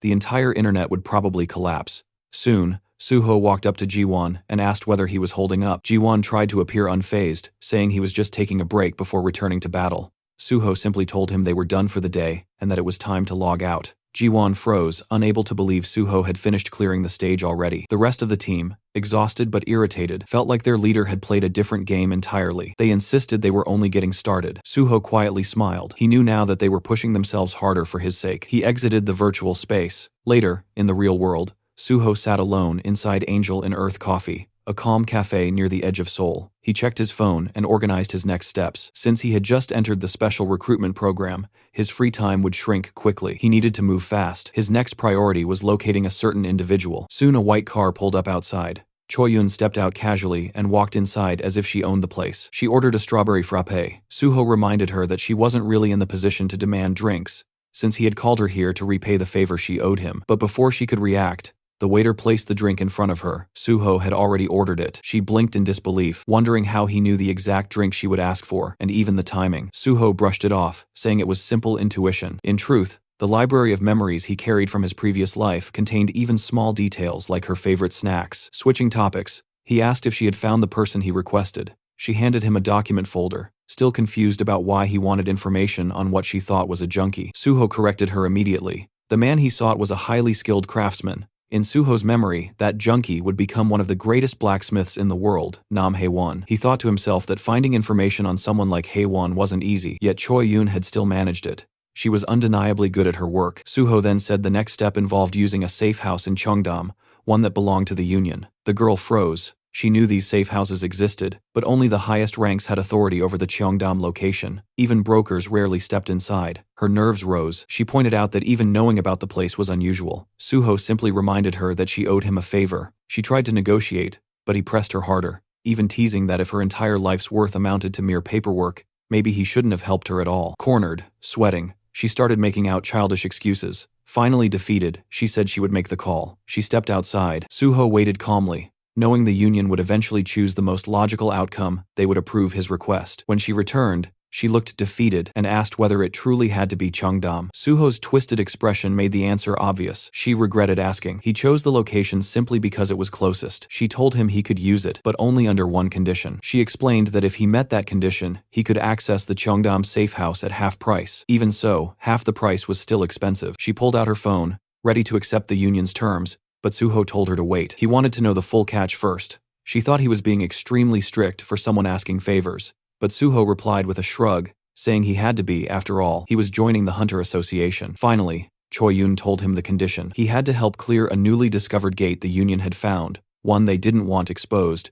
because it appeared in an extremely public area, Namhansan. Suho asked about the monsters inside. She explained the gate was known as Sky Mountain and filled with wyverns, massive, fast, sky-blue dragons that were difficult even for trained hunters. Only those under level 110 could enter. She added that it wasn't supposed to be a solo operation. Suho only needed to join the raid team and assist. But Suho already knew everything about Sky Mountain. He asked whether the wyverns were sky blue. She confirmed it and asked how he knew. Suho stood up, asking her for the raid time. She said he could go immediately if he wanted. With a calm, confident smile, Suho told her to change the condition because he would be clearing the gate alone. A couple of days later, the sun was shining over a quiet forest clearing, where a blue swirling portal stood like a breathing doorway. Boxes of supplies were stacked nearby, prepared for the raid, but Suho walked right past them without slowing down. He headed straight for the gate. Not far behind him, Choi Yoon stood beside Kim Suwon, a hunter from the Union. Kim Suwon commented that it was surprising Suho had declined all supplies and insisted on entering alone. Choi Yoon only shrugged. She believed he had his own plans, and their boss had said that regardless of success or failure, watching Suho would be interesting. She still felt confident he would win. Suho always exceeded expectations in the end. Kim Suwon, meanwhile, remained curious. If An Suho succeeded in soloing this gate, he would become even more of a legend. If he failed, the fall would be dramatic. Either way, he found the situation extremely fascinating. Inside the gate, the system loaded a new environment, Celestial Mountain. The surroundings were rocky, bright, and high above the clouds, with strong winds swirling through the mountain peaks. The system stated that only hunters under level 110 could enter, and the maximum party limit was 31. Yet Suho stood there alone, planning to clear everything by himself. He remembered reading association reports about this place. Officially, it was not classified as extremely dangerous, but the reality was different. Many hunters had failed here, and several had died. With wyverns dominating the sky, the association usually sent mages and archers. Warriors were advised to stay away, since aerial combat was too difficult for them. But Suho felt that these rules did not apply to him. He gathered blood in his hand and activated his blood weapon skill. A bloody sword formed in his grip. Looking up the winding mountain path, he decided to skip it entirely. Using leap, he soared upward through the sharp winds, as if they were nothing more than a gentle breeze. He ignored the twisting trails, and ran straight up the mountain. Soon, he reached a plateau where sky wyverns had gathered. All of them were over level 100. The leader, a sky wyvern at level 109, stood among them. As Suho approached, the wyverns reacted with irritation and surprise, clearly confused that a lone human had rushed them so confidently. One wyvern launched a swift attack, but Suho struck faster, slicing the creature cleanly with quick draw. The others recoiled in fear, realizing immediately that this human was unlike any they had faced before. Still, they refused a fair fight. When it became clear none of them could take him one-on-one, the wyverns attempted to overwhelm him from every direction. Suho quickly realized this was a coordinated strategy. The first attackers served only as a distraction. The true threat was the leader approaching from behind. As the leader lunged for a surprise attack, Suho dodged and slashed upward, landing a precise hit. Enraged, the sky wyvern used its fear skill. A wave of blue pressure rolled across the mountain, but Suho's dragon blood rendered him immune. To him, the wyvern's intimidation felt almost amusing. Only real dragons could frighten him. These wyverns were merely imitations. Frustrated, the leader fired its breath attack. Meanwhile, the lesser wyverns tore large boulders from the mountainside and hurled them at Suho, blocking his movement, while the leader prepared another strike. It was a surprisingly well-coordinated tactic. As the rocks crashed down, the leader charged in for the kill. Suho activated Leap again, soaring above the crowded attack. From the air, he used Airstyle's first form Sever and prepared Cutting Steel. He descended like a blade from the sky and cut the leader from head to tail with one clean strike. With the leader defeated, Suho observed its remains and felt that he was finally starting to adapt to his newer techniques. Still, he sensed room for improvement. He continued climbing higher, heading toward the true boss of this gate. But suddenly, the air darkened. A massive monster stepped into view larger than the others, with dark blue scales and a crown of jagged horns. When it roared, the entire mountain trembled. Far above, the Sky Wyvern King announced its presence. Suho assumed the king must have sensed the death of its minions. Now, he stood in the king's domain. Everything before this had merely been a warm-up. As Suho reached the mountain's summit, the sky dimmed as if reacting to the king itself. The giant wyvern landed, blocking the sun. The system reported its level 113. It released a massive roar, accompanied by a wave of dark energy. Once again, Suho resisted effortlessly, thanks to his dragon blood. Although the Wyvern King was intimidating, resembling a true dragon, Suho reassured himself that real dragons were far more terrifying. The Wyvern King circled above, waiting for Suho's move. Suho disliked wasting time, but he felt that mastering his techniques during this battle would be beneficial. Then, something caught his eye, a nest filled with glowing wyvern eggs. He suspected that approaching the eggs might provoke the king. He stepped closer, and his guess proved correct. The Wyvern King dived at him, blasting wind so powerful that the ground cracked. Suho felt the pressure but stayed calm. The Wyvern King repeated its fear skill, but it had no effect. Suho attacked with Cutting Steel, but the boss's thick scales reduced the damage. A level gap of over 40 levels made a noticeable difference. Instead of feeling discouraged, Suho welcomed the challenge. This was an opportunity to sharpen his abilities even faster.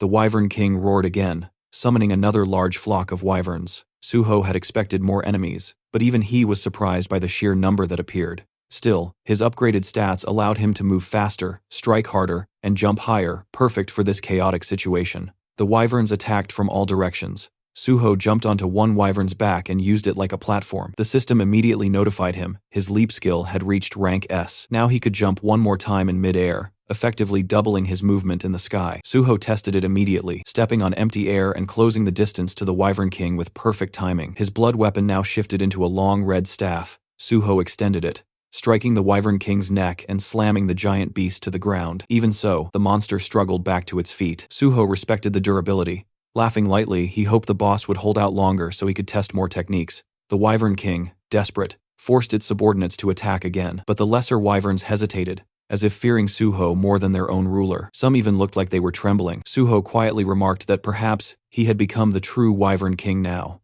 The real king shrieked in outrage, and the minions finally resumed their attack. Suho moved through the air, bouncing from wyvern to wyvern.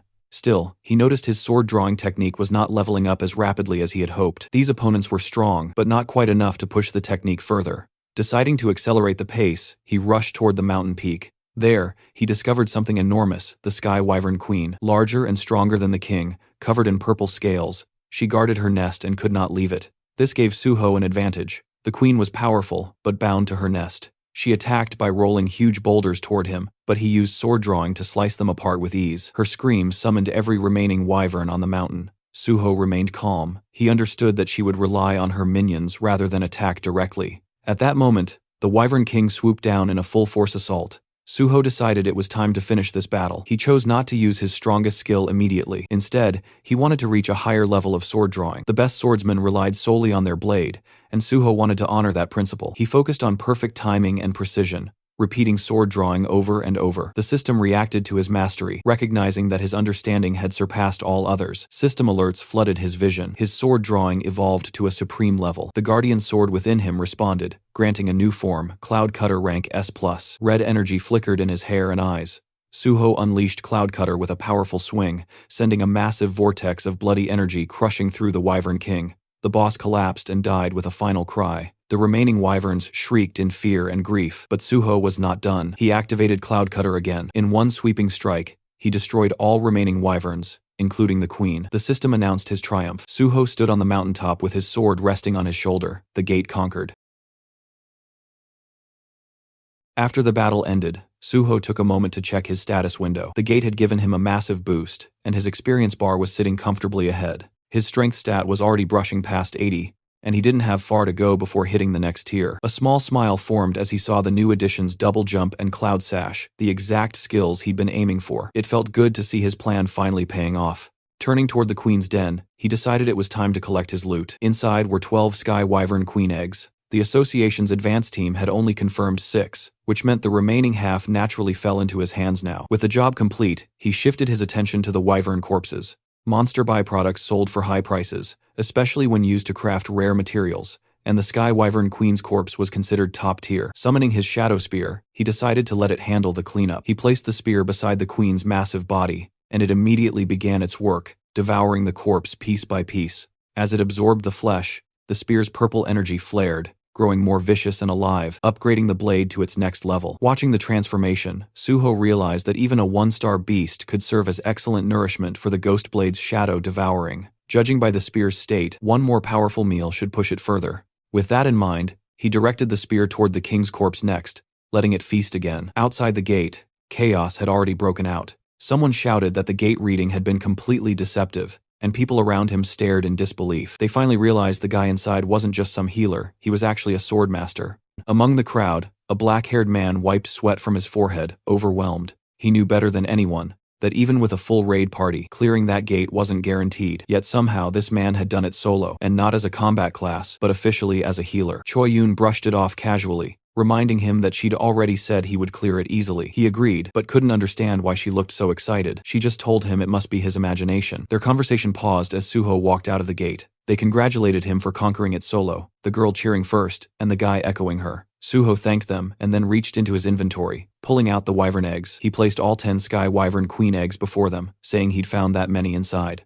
Kim Soo-won stared, stunned by the sheer quantity. Suho calmly insisted he had retrieved every single egg, while keeping quiet about the extra ones he kept for himself. As for the Sky Wyvern King and Queen corpses, he explained that both bodies had fallen to the base of Sky Mountain during the fight, making it impossible to recover them. Of course, hiding the fact that Ghostblade had already devoured them cleanly, leaving no trace. Lowering his voice, Suwon asked if he could pose a question. Suho told him to go ahead. Suwon hesitated, then asked how someone officially registered as a healer was able to wield a sword like that. Did he really fight those wyvern using nothing but swordsmanship and healing abilities? Even with good sword skills, taking down flying monsters with only a blade shouldn't be that simple. Suwon thought Suho, being both swordsman and healer, would have brought arrows, throwing spears, or at least long-range spell scrolls. As a fellow hunter, he was dying to know how the hell Suho managed it. Suho simply smiled, and told him one sword was enough. Suwon stared at him like an amazed fanboy, asking if he really meant he took down all those flying wyverns, including the king and queen, with only that one sword. Suho confirmed it. Suwon practically lit up, thrilled and glowing with admiration, while Choi Yun nudged him, asking if this wasn't the same guy who had been whining earlier. Changing the topic, Suho asked Choi Yun if he had fulfilled all the conditions. Choi Yun happily said he had more than fulfilled them. He'd solo cleared the gate and recovered all 10 eggs. As promised, she guaranteed him free use of the largest unit in the Cheongdam residence, adding that her boss never went back on their word. She then asked when he wanted to start using it. Suho told her he wanted to start today, and also requested access to future reports on items and magic stones. He asked if that was possible. Smiling, she said it absolutely was. He could contact her for anything, from item disposal to money laundering, and she'd provide top-tier service. Suho suddenly pushed a small diary toward her, saying he had one more favor. She told him to go ahead. Inside was a photo of a green-haired man. Suho asked about a patient named Nam Hae-won at the Yeongdong Post Dan Yak Center and said he needed information on him. Flipping through the diary, Choi Yun realized it was the exact file she had retrieved earlier. Confused, she asked what this Hae-won person actually did. Didn't Suho mention he was some kind of technician? Suho opened his car door and asked if he really needed to explain the whole backstory every time he requested a favor. She quickly apologized, saying she slipped again. As he settled into the driver's seat, she complained from outside the car that she felt hurt after everything they did together. Shouldn't they be able to talk more freely by now? Suho calmly replied that she could ask how he was doing, but nothing beyond that. Clasping her hands dramatically, she muttered that he was cold. Then she informed him the Cheongdam residence would be ready in 2 hours, and she'd send the address once everything was set. He told her to also send him Hae-won's information. Checking her phone, she said he was indeed a patient at the Dan Yak Center, and that digging into Junkie's records would take only a few dozen minutes. She scrolled through her contacts and told him she'd get back to him shortly. After some time while driving, Suho received a call from Choi Yun. She told him the Cheongdam residence was ready for immediate use, and she had already gathered all the information on Nam Hae-won and sent it directly to his phone. Suho thanked her for the work, but Choyo still pushed, asking why he was digging into a person who is a drug addict. Suho simply ended the call, refusing to entertain the question any further. He opened the map location she sent. Looking at the screen, he muttered the name Yang Dong-po, realizing this was where the man and deciding he would go recruit him now. Soon after, he arrived in front of a cluster of old, worn-down buildings that looked more like a slum than anything else. Standing before one of the structures, he noted that this must be the house where Nam Hae-won stayed, another semi-basement. He glanced through one of the small windows and noticed the curtains pulled shut from the inside. He pressed the doorbell, only to realize it was broken, so he began pounding on the door, calling out for Nam Hae-won.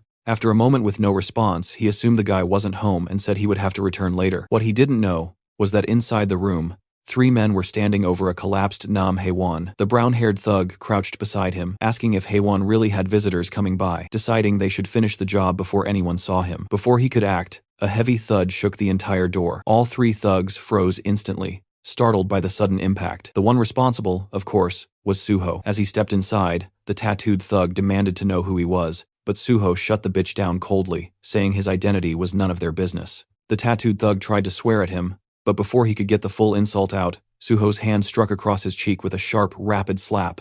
It was so fast that the other 2 didn't even register what happened until the man staggered back. Suho glared at the remaining thugs, his voice heavy as he ordered them to come here, every single one of them. Outside the room, Suho had already confirmed 4 presences inside using his magic detection. Now 2 of them were shouting in front of him, demanding his identity and yelling who the hell he was. The second thug, standing beside the first, kept staring at Suho as if he recognized him from somewhere. The third thug was still lying unconscious from Suho's earlier slap, and the fourth was none other than Nam Hae-won himself. One of the 2 remaining thugs stepped closer, accusing Suho of ignoring him. He didn't get another word out before Suho casually swung a powerful slap across his face.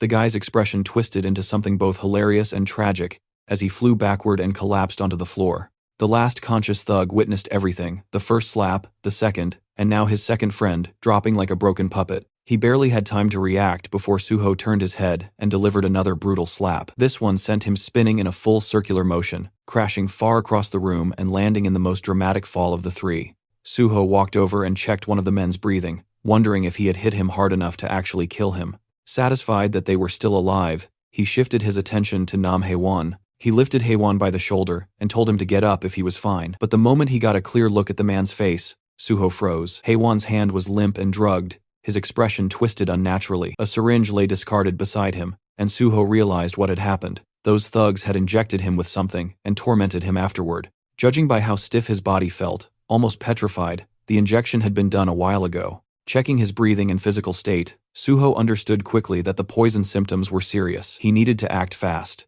He activated his recovery skill, the evolved form of cure. He had upgraded cure into recovery, specifically for scenarios like this: real illnesses, real poisonings, real damage unrelated to the system. Originally, the skill only affected the area his hands touched, but Isabella had once told him that pouring magic into it allowed him to forcibly expand the range. A slow grin spread across his face as he channeled magic into his hands. He thought about how he was now using information gained from someone who once tried to kill him to save someone else. The world truly worked in wild ways. After some time under Suho's treatment, Haewon slowly opened his eyes. His vision was still blurry, and the first thing he saw was a blurry figure asking if he was awake. He stood up fast. Suho calmly told him that this was his home. When Haewon finally focused, he noticed the beaten thugs sprawled across the room and looked terrified, asking why they were in that state, and who the guy even was. Suho replied that they refused to listen, so he restrained them. But the more important issue was the drug in Haewon's system. Shaking violently, Haewon insisted he never took anything on his own. He said they forced it, they injected him, and he begged Suho to believe him. Trembling, he repeated that it was the truth. Suho watched him and realized the guy was too agitated to talk properly like this.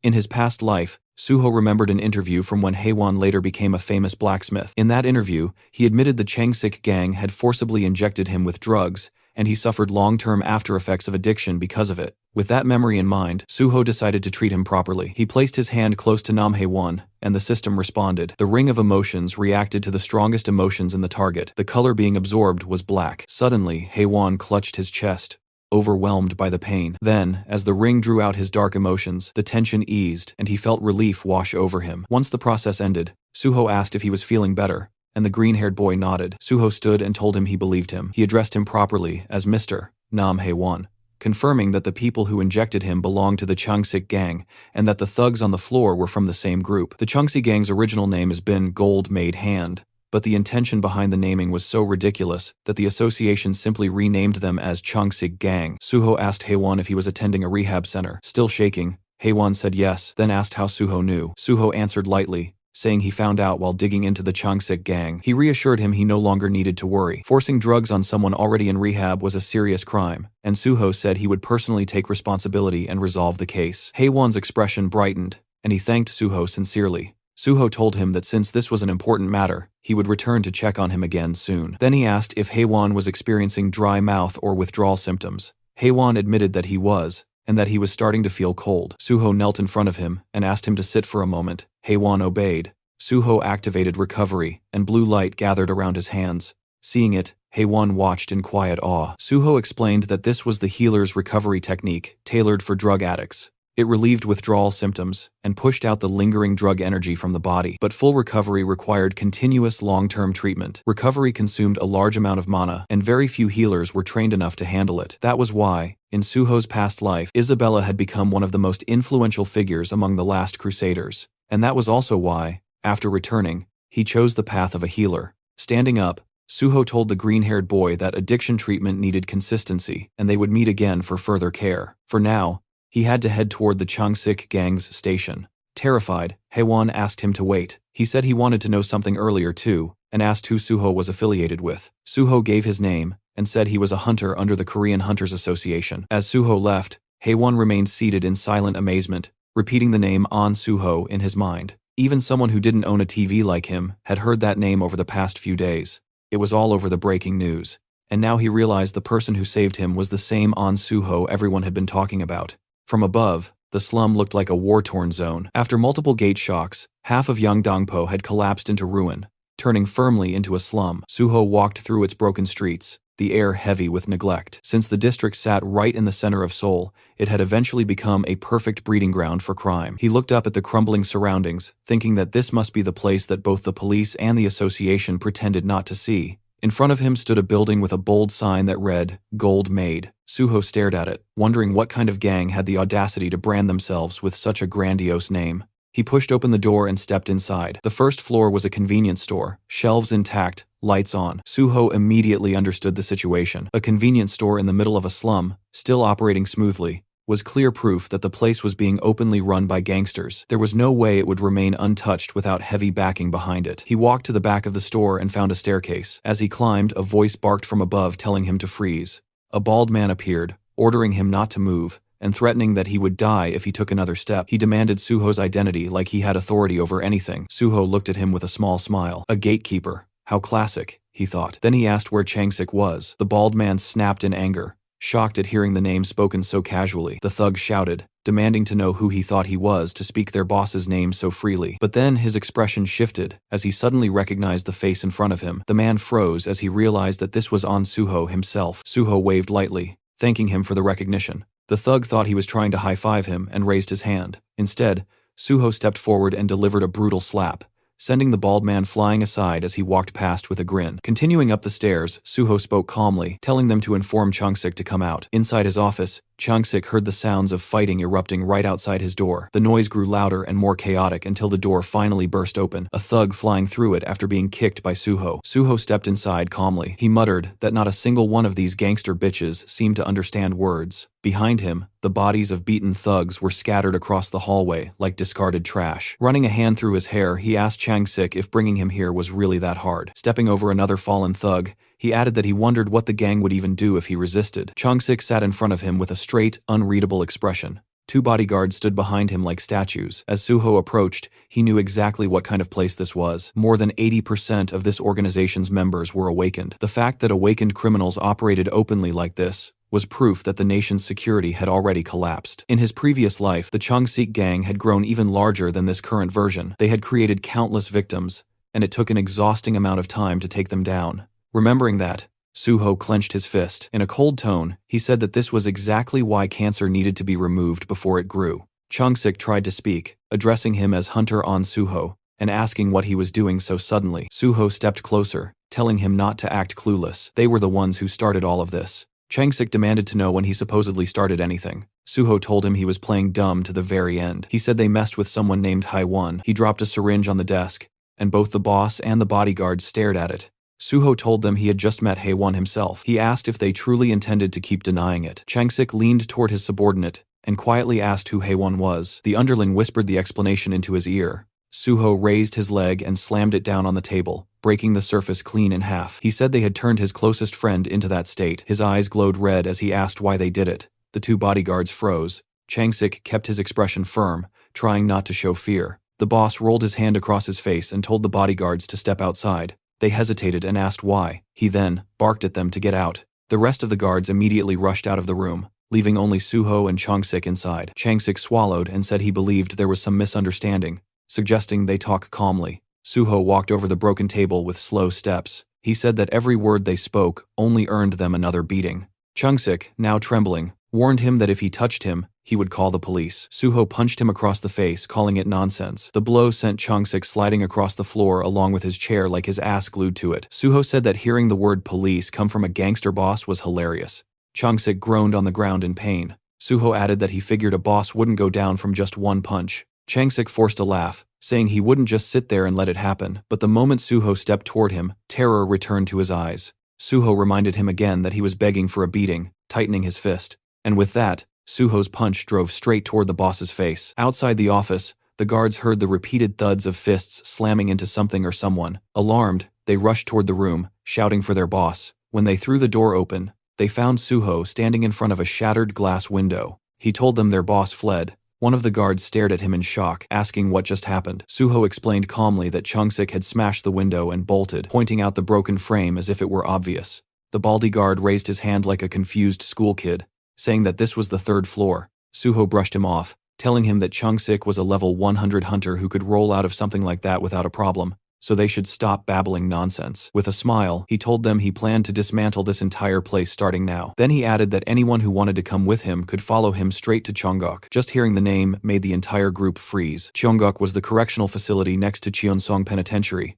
While Cheonsong held regular criminals, Cheongok held awakened offenders. Since the whole place was filled with violent awakened criminals, it was practically a hell within hell. A pro version of hell. Only the strong survived there. Its reputation alone was enough to make half-baked punks bitches tremble, exactly like the situation unfolding now. Sweat poured down their faces. Suho reminded them that he had connections to the Great Hunter Association. He told them to run before he tossed them all inside. Otherwise, he would drag them along with Changsik straight to Cheongok. The thugs gritted their teeth in terror, then the next second they bolted at full speed, shouting that they don't know any boss. Watching them scatter, Suho said he expected about that much loyalty from gangsters, calling them vermin, cockroach bastards. He warned them that if even one document disappeared, he would carve them up slowly. He ordered them to leave empty-handed. Once the building was clear, Suho activated his magic detection. A blue magic circle formed beneath his feet. After a moment, it detected something special radiating mana on the 3rd floor, in the corner of the room. Suho approached the spot and uncovered a hidden safe. He called it obvious, saying the bastard must have thought hiding it here would keep it protected. It was a top-tier safe from a famous brand, the kind that only unlocked with the registrant's mana signature. He placed his hand on the reinforced steel. Blue light pulsed across it. With toughness like this, cutting the steel would destroy the contents, so he needed to slice the door off cleanly. Suho summoned Bulgasari. The tiny elephant monster popped out from subspace, standing at attention like a soldier. Suho told him he only wanted the door removed. Bulgasari obeyed instantly, gripping the door with its tiny trunk and ripping it free. As the creature started the safe, Suho praised it, telling it to eat well. Inside the safe, he found cash and gold bars, but none of that mattered to him. What he actually came for was the dark ledger filled with the names of countless victims. The Changsik gang had begun with loan sharking, preying on ordinary people to build power. Later, they recruited hunters and deliberately addicted them to Avasaner 1 drugs to control and extort them. This addiction operation was the backbone of their entire influence. The drug was far more potent than ordinary narcotics, and in the end, no one could resist it. Holding the documents, Suho thought of Nam Haewon. He realized Haewon was one of the rare cases who managed to escape. Without his personal strength, even he would have fallen completely. Suho thought they deserved the Cheongok prison for crimes like this. He promised himself he would make every last one of them feel exactly what their victims felt down to the bone. After the wild fight, Suho brought Nam Haewon back to his small apartment and finished healing him. Haewon kept thanking him over and over, finally able to breathe normally again. Suho told him he would still need time before a full recovery, but at least for now, he was out of danger. Then Suho handed him a folder. Haewon asked what it was, and Suho explained that these were bond documents from the Changsik gang, proof that he had taken down the entire criminal group. Haewon could barely believe what he was hearing. The gold-made hand gang, with all their terrifying influence, was really gone. Suho went on to explain the gang's real method. They kept people trapped in debt with outrageous interest rates, turning their victims into insects caught inside an anthill. Even though Haewon had done everything right and never missed a payment, they forced drugs onto him to ensure he could never escape. Still trembling, Haewon said he had survived only because of his special ability. He explained how he tried to fight addiction, made his own antidotes, and begged for help, but no one, not the police, not the association, cared about what happened to people in these slums. He said everyone on the outside felt like another version of the enemy. Suho understood him. He told Haewon that the reason he joined the Great Hunter Association was not for prestige, but to fix the broken system for people like him. Suho placed a reassuring hand on his shoulder and praised his courage. Overwhelmed, Haewon broke down and thanked him again and again. Then Suho shifted the conversation to something important. It was time for a new proposal and potentially a new ally. He asked if Haewon was ready, and Haewon said he was. Suho explained that he had learned about Haewon's special power, synthesis. With synthesis, Haewon could combine any materials and create a brand new result. The outcome always matched what he intended. That was the core of his extremely overpowered ability. Suho said that while reading the gang's files, he discovered how huge the number of drug victims really was. There were far too many for him to treat alone. But Haewon had already made secret antidotes before, so Suho offered him a real job to create a proper neutralizer to help even more people. He promised top pay, a luxury safe house, and full medical support for Haewon's own addiction recovery. Haewon looked stunned. He thought being healed was already far more than he ever deserved. Now he was being given a chance to help others, live safely, and get paid for it. To him, this felt like something a hero would do. He thought that if a godlike hero existed, Suho must be that person. Haewon said he would do it. He said he needed no extra payment, and he would work as hard as he could out of gratitude alone. But Suho, firm as always, said he would pay him properly, so everything stayed official and fair. After that, they went to Suho's new base, the building he was granted earlier. It was a 3-story place in Cheongdam, with friendly staff, a full lab on the top floor, and everything Haewon would need. Even the Banshee team showed up, curious to see the fancy place, but they left immediately after their workaholic boss dumped another assignment on them. Meanwhile, Haewon was in awe. Suho told him to pick a room, get settled, and start working on antidotes as soon as he was ready. Suho said he had to leave for Nexus HQ, but Haewon could contact him anytime. Later, Suho got on a call with reporter Jinwi. He gave him the full scoop on the hidden crimes in the slums. Jinwi, being the genius reporter he was, said he could expand the story tenfold. He would frame Suho as the hunter who stormed into a dangerous slum, crushed a criminal organization, saved the victims, and sparked a new era of hope for the people living there. He said he wanted to create a major feature article with all the details so the world could not ignore it. Suho believed him completely. Public influence was exactly that reporter's specialty. Afterward, Suho met with guild leader Bai Dong-yuk at Nexus Guild and laid out the plan. Nexus would buy every neutralizer Haewon produced, helping victims all across Korea. The uplifting story would shift Nexus's reputation, turning them into a guild with a genuine hero presence, the kind the world would finally take seriously. Dong-yuk was thrilled. He shook Suho's hand and promised to look after Haewon from now on. With everything lining up, Suho felt good. The win-win plan was in motion: heal the people, spread the truth, make the criminals pay, and show the world that real change was finally possible. The scene cuts to Chung-sik, the once feared boss who made slums, Neil now reduced to a shaking wreck inside a trashed luxury room. He was on his knees, trembling. Suho's name kept echoing inside his mind like a curse he could not escape. No one had to spell out what happened. The syringe and the half-empty bottle beside him made everything clear. He had taken some kind of drug, the kind that burned strength into the body while tearing holes through the mind. Those substances twisted people from the inside, and his scattered expression showed exactly that. He muttered Suho's name, obsessively, like it was the only thought left in his fractured skull. The moment Suho stepped through the glowing blue portal, he entered his secret subspace that had once been a fancy private domain of polished marble and luxurious furniture. Now, the place looked like a disaster zone, as if a tornado had torn straight through it. He scanned the area, noting the cracked marble floor and the expensive furniture knocked over and scattered across the ground. To him, it was clear that someone had completely wrecked the place. On the floor, Chung-sik lay twitching, his skin pale and his body reacting in strange spasms. Suho observed him and figured that the drug must have done something unbelievably intense to the guy. It became obvious that this gangster had not run away, but had been dragged into Suho's subspace instead, effectively kidnapped by the chaos of the situation. Suho walked over, knelt beside him, and placed a hand on his body. His blue healing energy flowed instantly, and the system announced that recovery had begun. Chung-sik, still dazed, looked like someone who had just escaped a bizarre nightmare. Suho demanded that he pull himself together, offering no calm or gentleness in his tone. Suddenly, Chung-sik snapped into anger and panic. He grew wild, yelling incoherently as he lunged forward to attack Suho. Suho barely reacted, simply kicking him in the chest and sending him flying backward like it was effortless. Chung-sik continued screaming, desperate to be let out, spiraling into fear as though he believed he was trapped with a monster. Suho smirked and rolled his eyes, noting to himself that Chung-sik still had a lot of energy. He assumed the drug was overstimulating him, but mentioned to himself that he had brought extra, so the man did not need to worry. Sensing danger again, Chung-sik crumbled into full desperation. He dropped to the floor, crawling and begging Suho to release him, insisting he would do anything to avoid experiencing the drug again. Suho had no sympathy. He stepped onto Chung-sik's chest with force, pressing him down firmly. Chung-sik screamed for help, insisting that he had been kidnapped, but Suho reminded himself that no one could enter this place, and that the fools from Chung-sik's gang had already run away. He promised internally that he would hunt them down and make them pay as well. For now, he instructed the criminal to sit still, reflect on his choices, and drown in regret, since that was the only useful thing available to him at the moment. Later in the afternoon, Suho returned to his new house.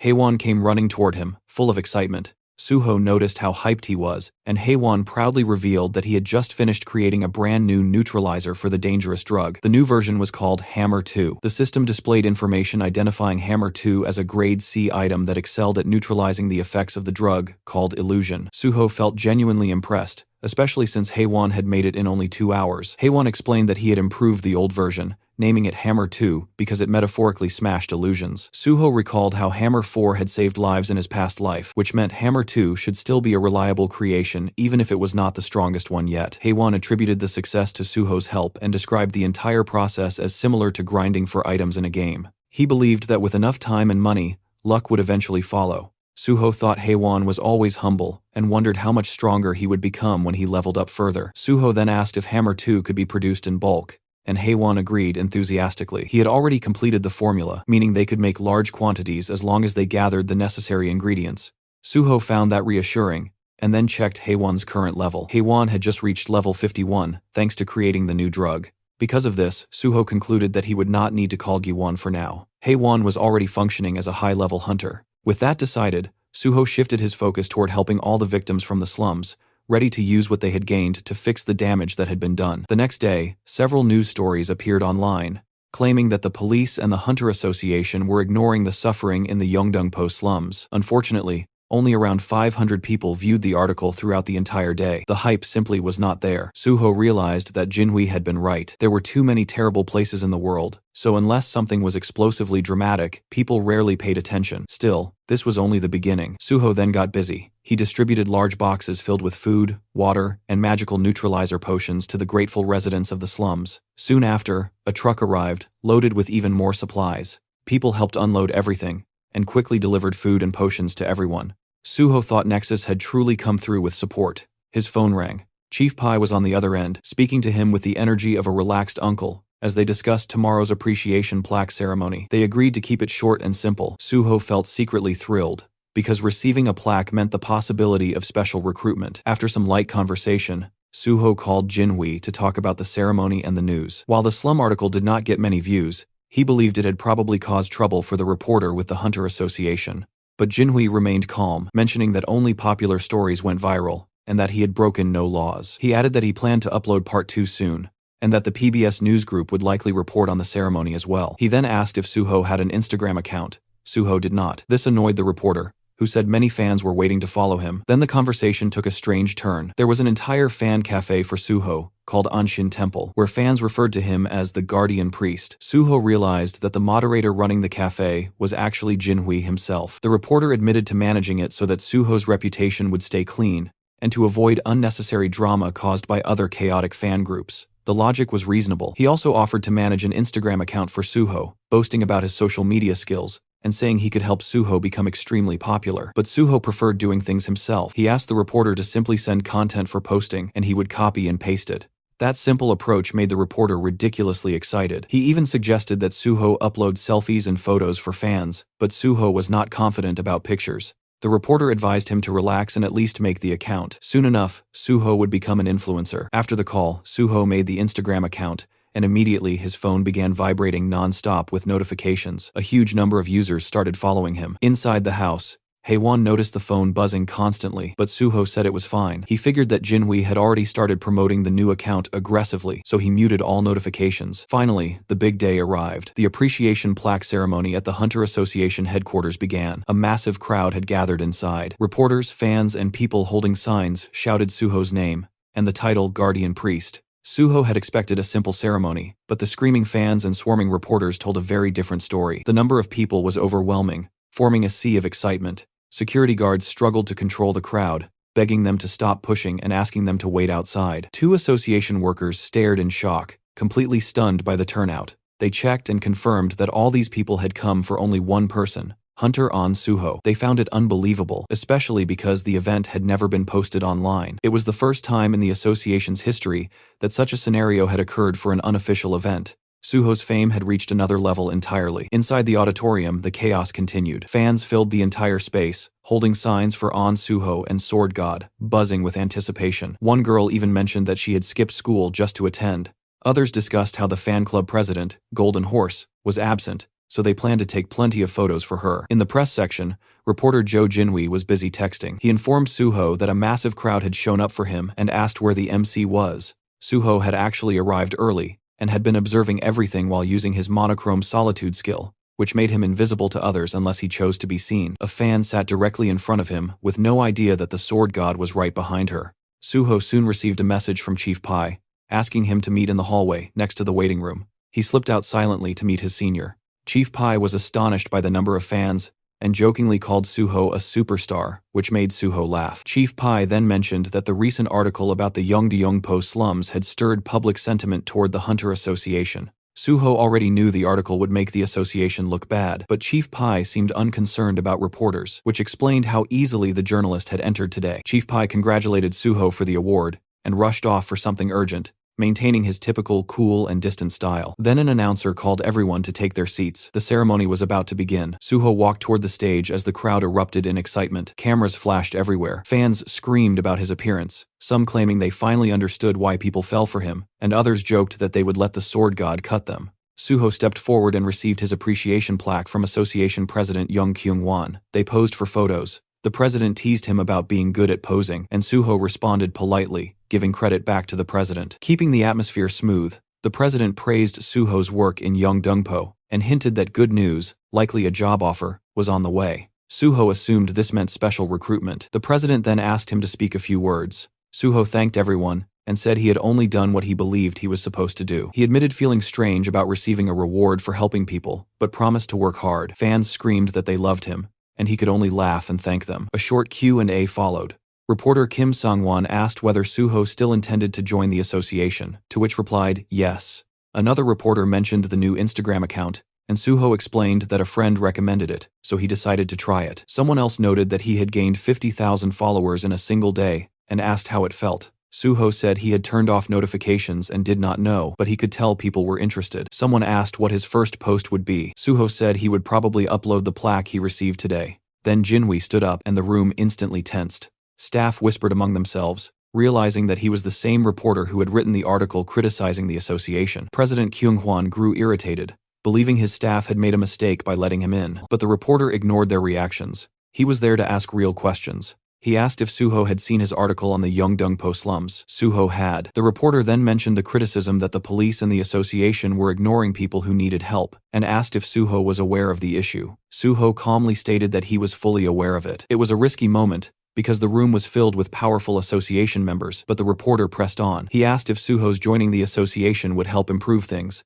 The president nearly jumped out of his seat, barely held back by his aides. Suho, with a slight smirk, stated that if he joined, he would do everything in his power to eliminate corruption so that no one would ever have a reason to doubt the association again. The reporter thanked him, and the public portion of the ceremony ended. Later, Suho and Jinhui left together in a car. Suho praised him for his work. The reporter joked that the angry stares from the staff had made him extremely nervous, but Suho noted that he had acted brave the entire time. The reporter then apologized if his questioning was too harsh, explaining that his job required him to act while public attention was still focused. He wanted to maintain the momentum, and that was why he planned to release another article soon. Suho appreciated it because he finally got to express what he truly wanted to say about improving the association. The reporter was almost in disbelief that Suho meant every word, but Suho clarified that he would not lie while receiving an award. He genuinely intended to make changes.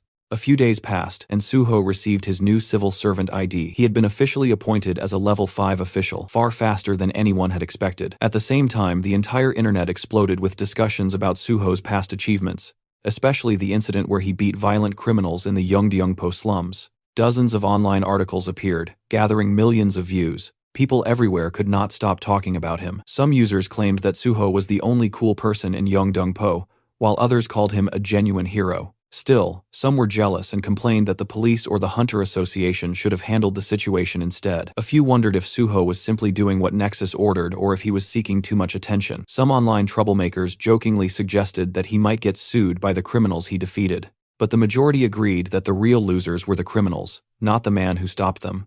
People argued a lot, but everyone agreed that something massive was happening. Then major headlines appeared everywhere. The news declared that An Suho was joining the Great Hunter Association. Broadcasts repeated it constantly, referring to him as the hero of Yeongdeungpo, and announcing that Swordmaster An Suho had earned a special Grade 5 position. Crowds of fans and reporters waited at the entrance of the association building, screaming his name like he was a celebrity attending a concert rather than a civil servant arriving for work. The shouting did not stop. People wondered what would happen to Nexus now that Suho had moved to the association. Questions came up online about whether he still had a contract with them and whether Nexus would be upset. Inside the Nexus office, the boss, Bae Dong-yuk, remained calm. He mentioned that everyone was talking about them now and that it was time to release an official statement. Nexus sent out multiple news articles wishing An Suho good luck, clarifying that there was no contract issue and explaining that they had never paid Suho any signing bonus. The message was clear. Nexus wanted everyone to know they supported Suho's decision. Elsewhere, two men watched the news and read newspapers,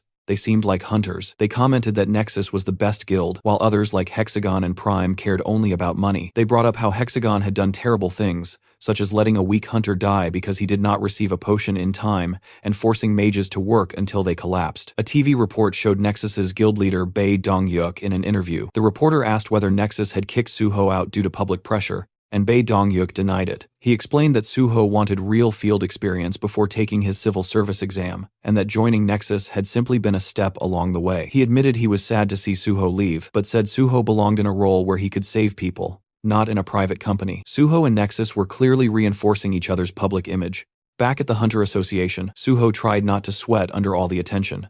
The crowd continued screaming while cameras flashed non-stop. He thought about the weight of being watched by so many people. He remembered the advice from Jinhui, who told him to show his face to the fans because they would be disappointed otherwise. Suho admitted to himself that the advice made sense, even though he wanted to maintain a cool, mysterious vibe. This time he wanted control of his own story, instead of letting others direct it. Suho walked into the Hunter Association lobby. Inside, President Kyung-won and Vice President Kyumon were waiting for him. Cameras flashed everywhere, as the president welcomed him with extreme friendliness, calling the day historic, and congratulating him before inviting him inside. They entered the elevator. As soon as the doors closed, the president dropped the formal tone and became more casual. He asked if Suho was doing well and if he knew his schedule. Suho said he was fine but had not been informed of the details yet. The president said that the vice president would explain everything. When the elevator reached the correct floor, the president left, and Suho remained with Vice President Kyumon. Suho found it slightly unusual that the vice president himself would be giving the briefing, but Kyumon simply led him through the hallway to an office where Chief Pai waited alongside Chulman.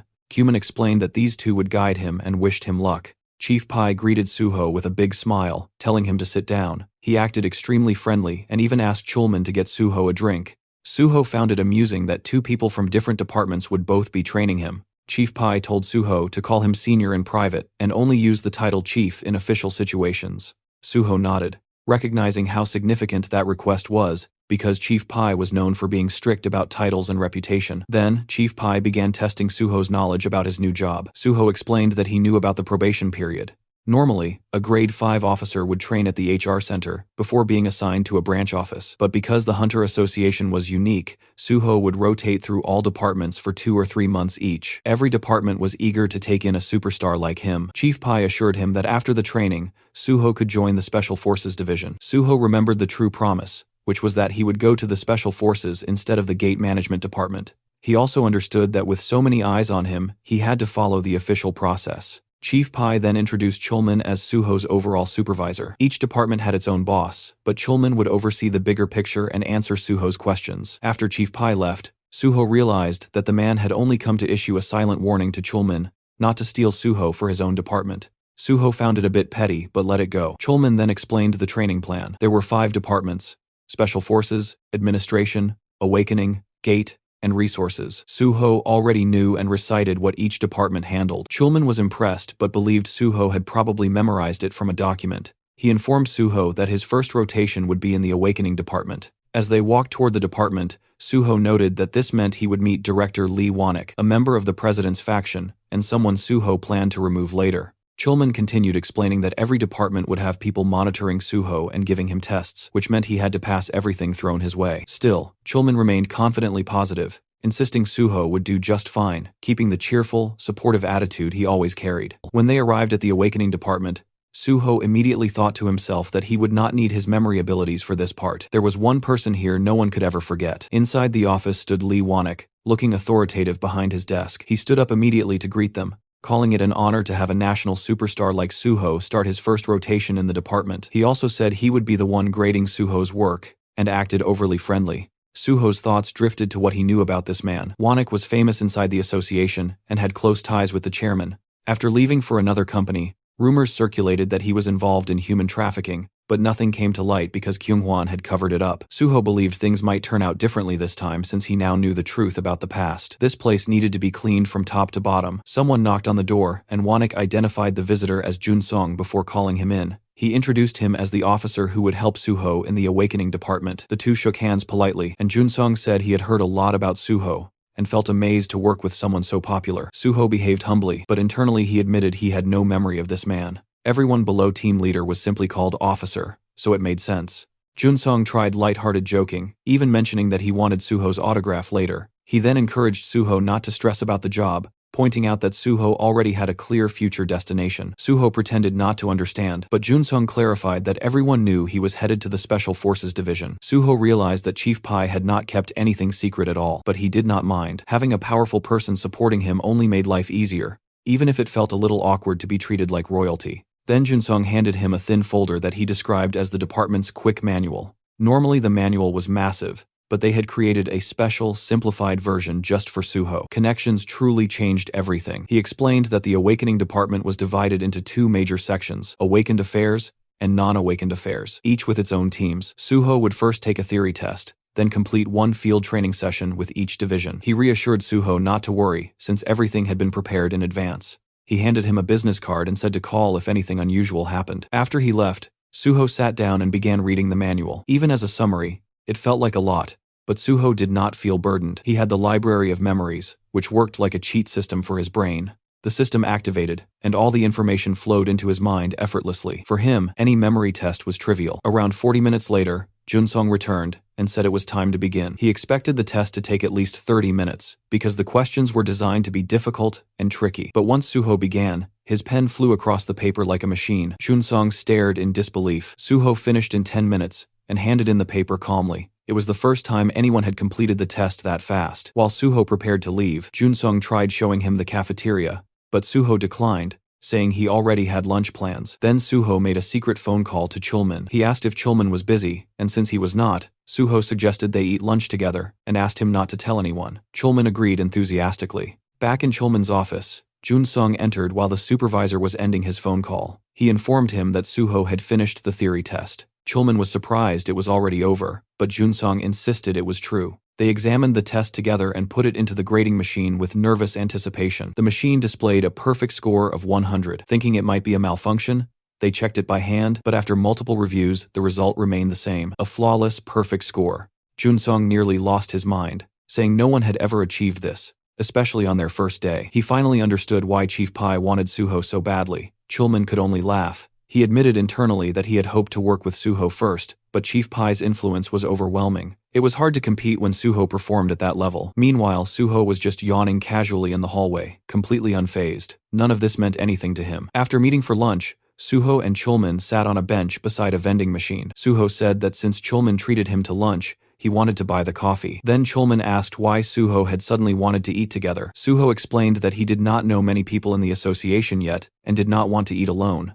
Chulman was the only person he knew well. Chulman joked that if Chief Pai heard that, he would feel a bit hurt, but Suho said he simply wanted a comfortable place to eat, so it could not be helped. After a quiet, comfortable pause, Chulman congratulated him on his perfect score from the morning. He explained that he had graded it immediately, because Junsong kept pestering him. He joked that Suho was insane. He could fight. He entered the association as a special grade 5, and now he turned out to be extremely smart as well. To him, Suho felt like the main character of a story. Suho said it was thanks to the people around him and that he had seen similar tests before. Chulman teased him that too much modesty annoyed others, so Suho laughed and admitted openly that he was amazing. For the first time in a long while, he smiled sincerely. It felt refreshing. Since restarting his life, it felt like he was constantly doing homework, but sitting here drinking coffee with someone he used to be close to brought back memories of simpler days. He remembered when he had almost died from poisoning and thought it was over, but now he promised himself never to fall like that again. He intended to overcome every disaster and reclaim a peaceful life. Suho then asked if Chulman had any tips about working in both the Awakening and Non-Awakening divisions. Chulman began explaining. He asked if Suho knew what the Awakening division did. Suho said, yes, they manage both awakened and non-awakened individuals.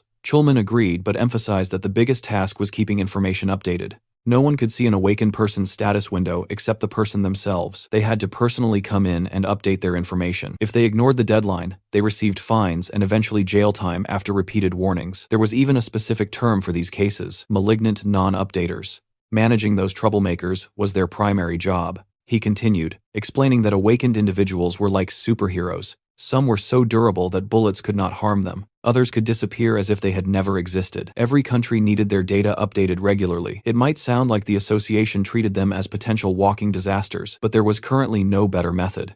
Suho then asked about the non-awakening side. Chulman said it worked similarly. Sometimes people awakened as players and hid it instead of registering, The department had to track down and arrest those unregistered players. Suho already knew all of this, but pretended to be new. After the break, Suho returned to the building, walking beside Jun-sung. The officer asked if Suho enjoyed his meal, and said they would begin work in the awakening department. He congratulated him again for his perfect score, noting that even the director would be pleased. They arrived at an office where a man was waiting. This was Lee Moonho, chief of the awakening section. He greeted them warmly and said he had already heard about Suho's perfect score. He handed him a folder and said he could begin his field training immediately. He wished him luck, and Suho acknowledged it. Walking down the hallway, Shun-sung explained that Suho's first mission involved malignant non-updaters. His task would be to find those troublesome individuals and force them to update their information. He handed Suho a folder labeled Non-Updater List. Suho asked if this was truly the list of people he had to handle, and Jun-sung confirmed it, stating that the list was not very long, so the work should be manageable. But when Suho looked at the list, his expression hardened. He thought the entire thing was ridiculous. Every name belonged to someone notoriously dangerous, individuals known for giving even the awakening section a difficult time. He wondered if this was another hidden test from Chief Pai, who loved testing his subordinates endlessly. Still, Suho decided he was ready for whatever came next. He would take down every person on the list either way. Since Jun-sung worked at a desk and not in the field, he introduced Suho to a new mentor, Han Ho-sung, a grade 7 field officer, who Jun-sung introduced as a veteran at catching non-updaters. Then Jun-sung slipped out of the room, leaving the two alone. Suho introduced himself while Ho-sung leaned back casually against a desk, looking relaxed. He suggested that they check the list first. When he saw the names, he let out a deep sigh. The association had told him to treat Suho like a VIP, yet they handed him this insane list. It was filled with legendary troublemakers who had vanished or were considered impossible to catch. Ho-sung guessed that the association wanted Suho to look like a hero because everyone was watching. He asked if Suho already knew how to use the stat scanner and the necessary tools. Suho did, so Ho-sung said no extra training was needed.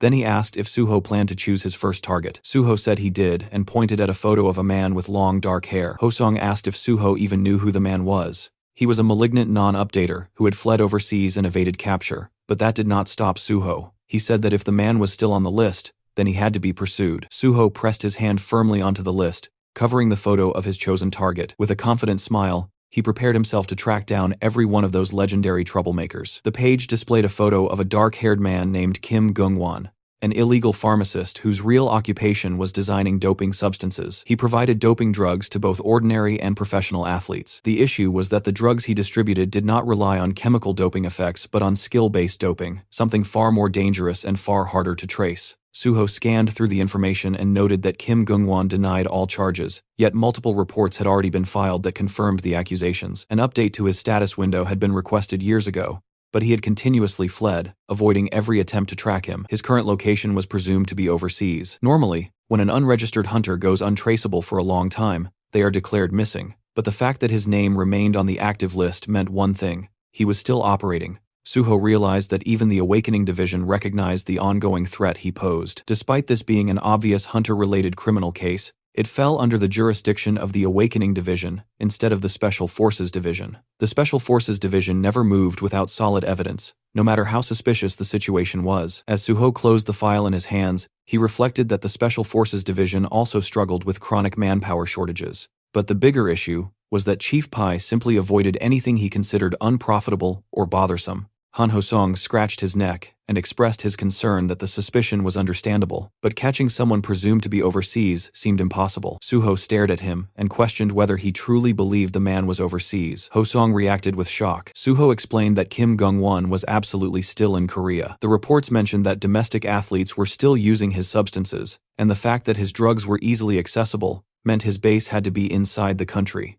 Suho pointed out that drug smuggling procedures were extremely strict, making it nearly impossible to maintain such a smooth supply line from abroad. Ho-sung, taking a seat, admitted that the reasoning was convincing, but a report remained only a report. They still did not know for sure if those individuals were actually using doping drugs. Suho looked him in the eye and decided they would verify it themselves. Ho-sung responded that skill-based doping left no physical traces in the body, unlike chemical doping, which created a major challenge. Suho declared that he would handle the verification personally, which only confused Ho-sung further. The officer pointed out that this wasn't even an official request for acquisition, but only an anonymous tip, meaning Suho would not receive a warrant. He wondered how Suho intended to manage anything without one. Suho remained firm. He stated that he had a separate plan and wanted to handle this case alone. It was technically a field evaluation, so he wanted the chance to attempt his own method first. If it failed, They could revert to Ho-seong's approach afterward. Ho-seong, still confused but not wanting to press the issue, brushed it aside and told him to proceed however he wished.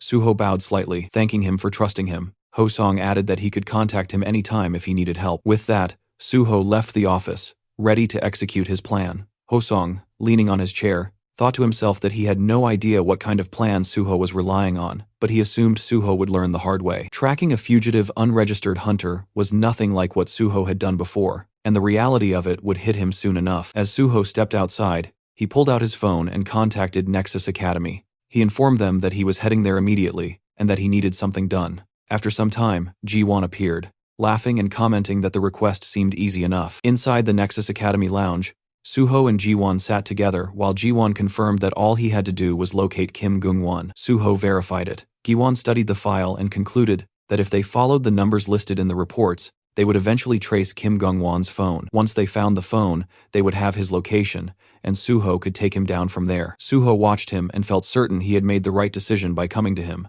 Ji-won, shyly brushing it off, said it was a simple task and asked if they should begin right away. He mentioned that one more person would join them, and that person was Hyungmin from the Banshee team. Ji-won wondered why Hyungmin was involved, but Suho explained that Hyungmin's ability was essential. They would infiltrate a heavily secured phone and extract data from inside it. Now Ji-won understood the purpose. With the plan settled, Suho signaled the start. Sometime later, Ji-won made a phone call pretending to be someone named Kwon Song-min from a telecom base station, asking if the phone belonged to Mr. Hamdeo and advertising a new internet plan. The person on the other end only responded with disinterest and cut the call. Suho observed him and noted how good he was at acting. Ji-won brushed it off and said that since they confirmed the informant's number was legitimate, it was time to move forward. Ji-won activated his digitization skill, and immediately the three of them shrank and entered the smartphone. They landed on the digital screen inside the device, confirming they were in the correct place. Ji-won explained that all they needed to do was find traces of contact or trade records with a drug dealer, and searching text messages or messenger apps would make it quick. They spotted a Telegram icon, recalling that Telegram was commonly used for such illegal trades, so they started there. When Ji-won approached the icon and tried to access it, he realized it was locked, which made him tense. Suho looked at Hyungmin and indicated that he would handle it. Ji-won grew confused and warned that firewalls like this were not easy to break. Suho explained that Ji-won did not know Hyungmin's personal skill. Hyungmin had the ability to create a special doorway capable of bypassing any barrier. His skill was called portal creation. Hyungmin raised his hands as a blue orb formed, and suddenly a door appeared in front of him. Suho understood in that moment that apps like Telegram would normally alert users of hacking attempts, but Hyungmin's ability did not attack the firewall. It created an entrance through it, leaving no trace. It reminded Suho how the Banshee team had carried out terror strikes with precision thanks to Hyungmin. Meanwhile, Ji-won thought about his past struggles, remembering the time he dealt with firewalls through manual labor and sheer effort. Suho, noticing his gloomy expression, reminded him that he was the only one capable of allowing them entry in the first place. Still carrying the emotional Ji-won, Suho led the group through the newly opened portal. Inside the messages, they found some information. The three stopped at one detail, realizing they had located the right place. In front of them appeared a room labeled drugs. Inside that room sat two avatars facing each other. Ji-won identified them as Ham Dae-ho and the drug dealer. Fortunately, they had not left the chat room yet. The avatars represented chat logs. Suho placed a hand on a box on the table and determined from the contents that the avatar in front of them was definitely the dealer. They now needed to follow the information upward. Ji-won confirmed that the door behind the dealer's avatar led into the dealer's own Telegram account. Once they went through it, they found multiple doors, each representing different transactions the dealer had completed. Ji-won was amazed that the chat rooms visualized as an entire building showed how many people had communicated with the dealer. Suho studied it and said it was time to send every one of them back to prison. They then began tracking the top of the chain. Suho instructed them to search every chat and collect phone numbers and call records. Eventually, Suho and Ji-won found a particular number. Ji-won identified it as the supplier. If they followed it, they would reach the source. The trio repeated the same process for a while, searching for more intels. After hours of searching, they walked out of another digital doorway, feeling exhausted. Suho wondered aloud how many layers of subcontracting existed. Hyungmin, drained, guessed they were being extra cautious given the nature of their business. Suho believed that after tracing so many layers, it was time they finally found something concrete. At that moment, Hyungmin opened another door and discovered Kim Gung-won's phone. Inside the digital room, photographs of the man were plastered on every wall, ceiling, and corner. Top, bottom, everywhere. Hyungmin was shocked at the overwhelming number of images. Ji-won stared at the photos in confusion, wondering why the man's ego had inflated so dramatically and why he had so many selfies. Suho explained that these were likely arbitrary self-photographs used for verification or identity tracking. He then said that since the GPS remained active, they could retrieve the location and head back. Soon enough, Jiwon compared the data and pinpointed Kim Gungwon's home. Suho asked where it was, and Jiwon explained that the location was in Gangnam, Seoul, at Acro Tower. Inside one of the tower rooms, a bulky man with a nasty scar across his face lounged back with the kind of smugness only dirty money could buy, bragging that profits were soaring thanks to their dear Mr. Gung. This was Baek Jeom, the boss of the Platinum Gang, and across from him sat Kim Gungwon, pretending to stay humble while soaking in the praise.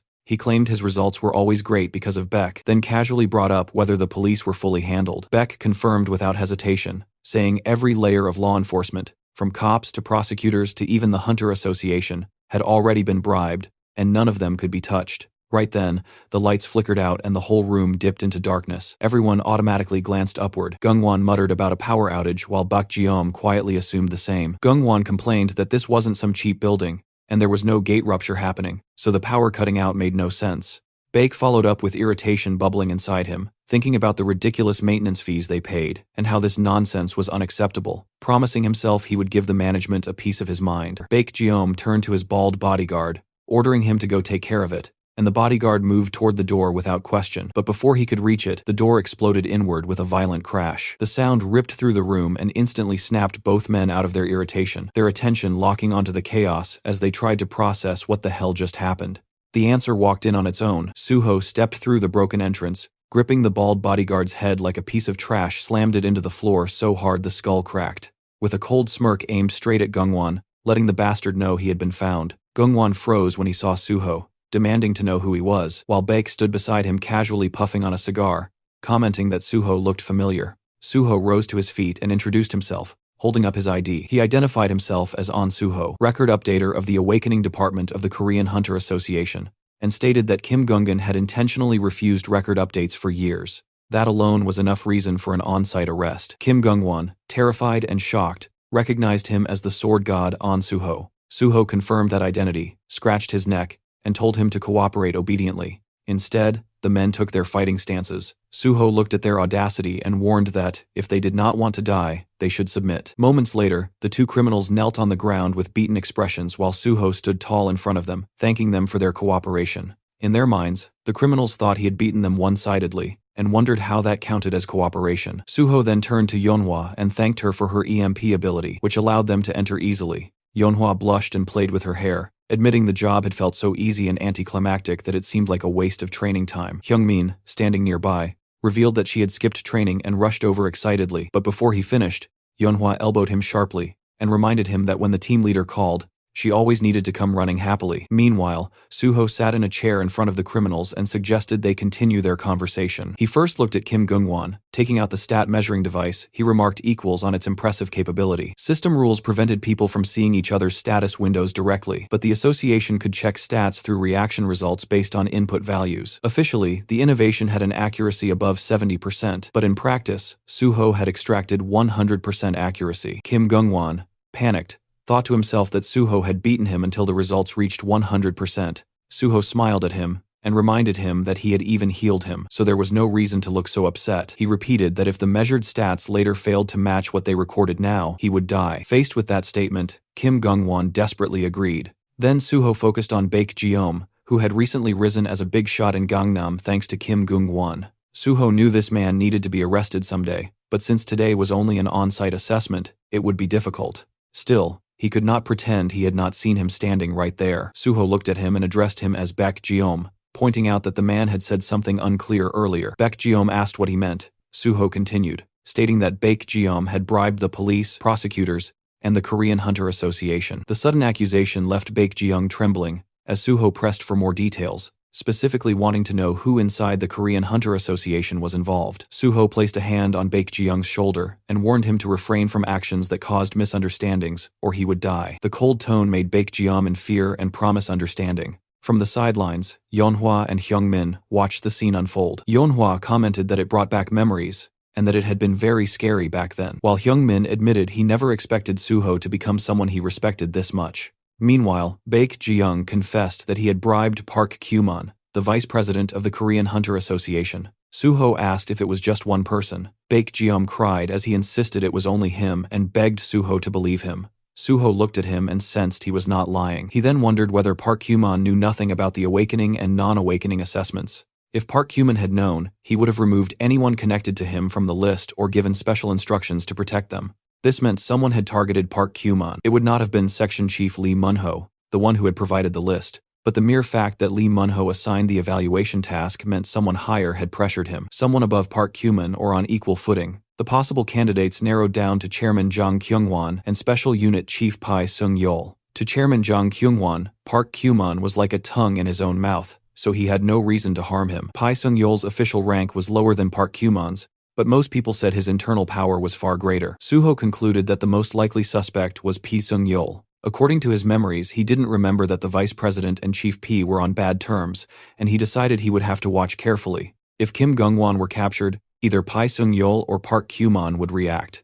Suho grabbed Kim Gungwon by the collar and told him he would come with him, while telling Baek Jeom that he would be seeing him again and intentionally refraining from arresting him at that moment. That statement confused Baek Jeom. Suho warned him to take care because he would return. With that, Suho and the Banshee team left the luxurious room, leaving the busted-up Baek Jeom in complete confusion. After some time, when Suho returned to the association, he found Senior Ho-song dozing on a sofa. As soon as he noticed Suho, he yawned and asked if Suho had found Kim Gungwon, clearly assuming Suho had failed. But when Suho confirmed that he had found him, Ho-song became confused. He struggled to believe it, so Suho repeated the update, saying he had located Kim Gungwon, updated his status window information, and placed him in the interrogation room. Ho-song was still rattled, as Suho told him to follow so they could check on him. Later, Ho-song and Suho stood behind a window, watching Kim Gungwon sit inside the interrogation room while someone questioned him. Ho-song thought about how this vicious S-class problem case had evaded capture for years, yet Suho had caught him in one day, or rather in just a few hours. The criminal was even cooperating peacefully. Ho-song's gaze shifted to the stat measuring device,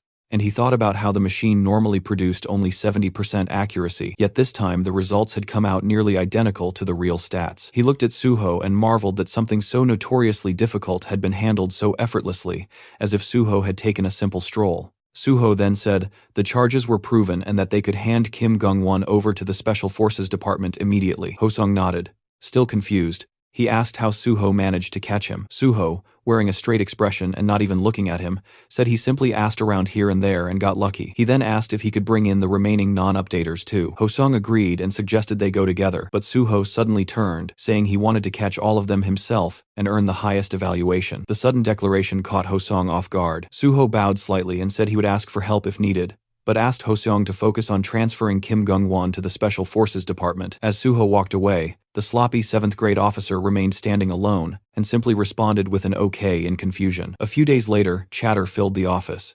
Someone mentioned intern An Suho and said stories about him catching all the vicious non-updaters were spreading everywhere. People wondered how he managed to complete in 2 days what even pro-awakeners could not. They said the real sword god was also the real squad god, and the work class difference was overwhelming. But they also wondered if the awakening department would now receive all the blame. Someone said the department might start hating intern An Suho for this. Inside the awakening department, everyone cheered Suho's name loudly, calling him sword god over and over. These workers had been scolded endlessly because of those S-class problem cases, but hearing praise even once felt 1,000 times better than constant criticism. They shouted their love for Suho. A woman in the office asked him not to leave and begged him to work there forever. She admitted she never said things like this, but had never seen talent like his. A senior employee with shining eyes declared he had even joined Suho's fan club and told others to call him Suho Priest, all while holding a poster with Suho's face on it. As Suho is leaving with documents in his hands, his colleagues cried out for him not to go. Suho thanked them, but reminded them he needed to finish his work with the awakening department first.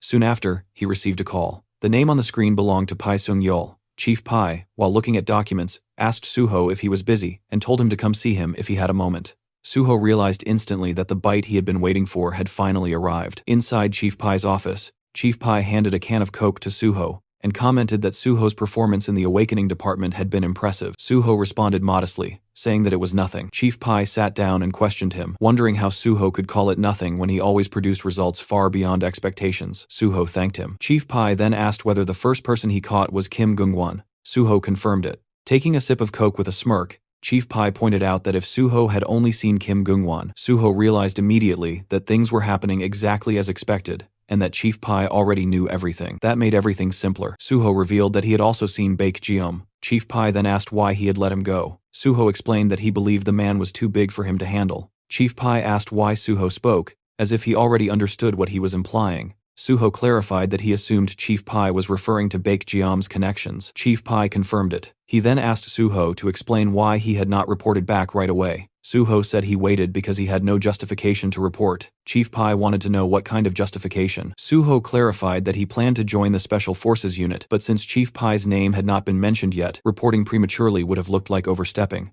Suho assumed that if he waited, either Chief Pai or the vice president of the association would call for him.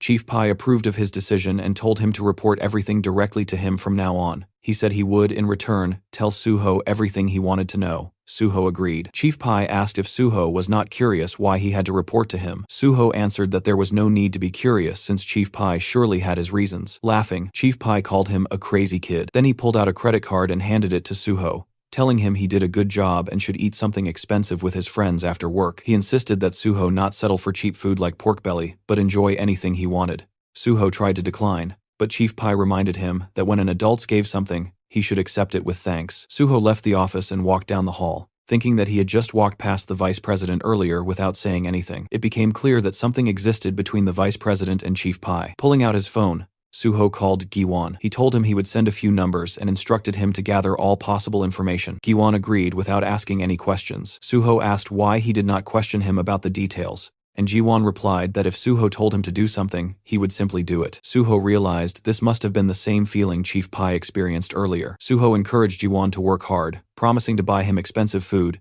and telling him to decide what he wanted to eat. Jiwon celebrated on the other end of the call. After ending the call, Suho thought of reporter Jo Jinhui. He called him and checked if he was free in the evening. Later that evening, Suho and Jinhui clanked their beer glasses together. Jinhui congratulated him on officially starting his work as a hunter. Suho thanked him and asked if he had been busy with articles. Jinhui said it had not been difficult since all he had to do was add flavor to the solid foundation Suho provided. He asked about the Banshee team and others, and Suho explained that he set aside a separate table so they could bond better with Haewon and the others. Suho then tells Jinhui that Haewon would want to greet him too, so they would invite him properly next time. He said he prepared this small repayment for last time. Jinhui said he should be the one repaying Suho. He explained that Hammer 2 helped save victims, and that the Nexus had risen into a nationally favored guild, which caused his related feature articles to perform extremely well. Raising his glass, he said he looked forward to working together. Suho raised his glass as well and agreed that they should continue working together. The next day at the association, the manager of the non-awakening division,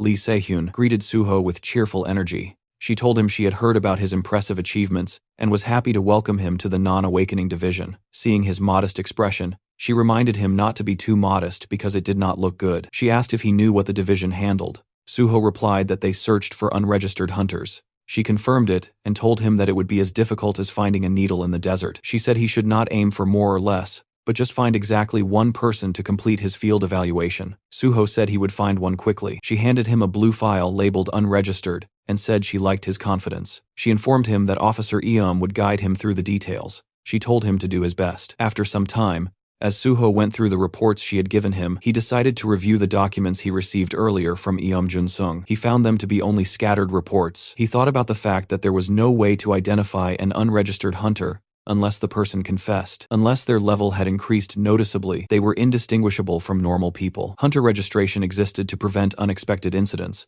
but some people avoided it because they disliked having awakened, especially when certain jobs could only be taken by non-awakened individuals. Athletes were a prime example. Then someone called out to Suho. It was Jo Song-gil, an investigator for unregistered hunters. He said he heard about Suho's record-breaking achievements in the Awakening Division. He mentioned that his colleague Han Ho-song had praised Suho endlessly, so he was looking forward to meeting him. Suho responded politely. The officer asked whether Suho intended to handle this assignment alone. Suho said he would try alone first. Turning away, the officer told him to contact him if he got stuck, and Suho realized the man had simply come to dump all the work on him. Suho decided to meet the first person he had marked for evaluation. Somewhere else, a dartboard was filled with perfectly centered arrows. A blonde boy named Park Gung had shot all of them. People behind him praised his skill, saying that his abilities never disappointed. Another person commented that he would likely win the upcoming tournament again. Someone else noted that the first place prize money would be large, and they felt jealous. Two other students approached Park Gung. A girl invited him to go to karaoke with them after a long time, but Park Gung said he needed to help his mother at the shop, telling them to go without him.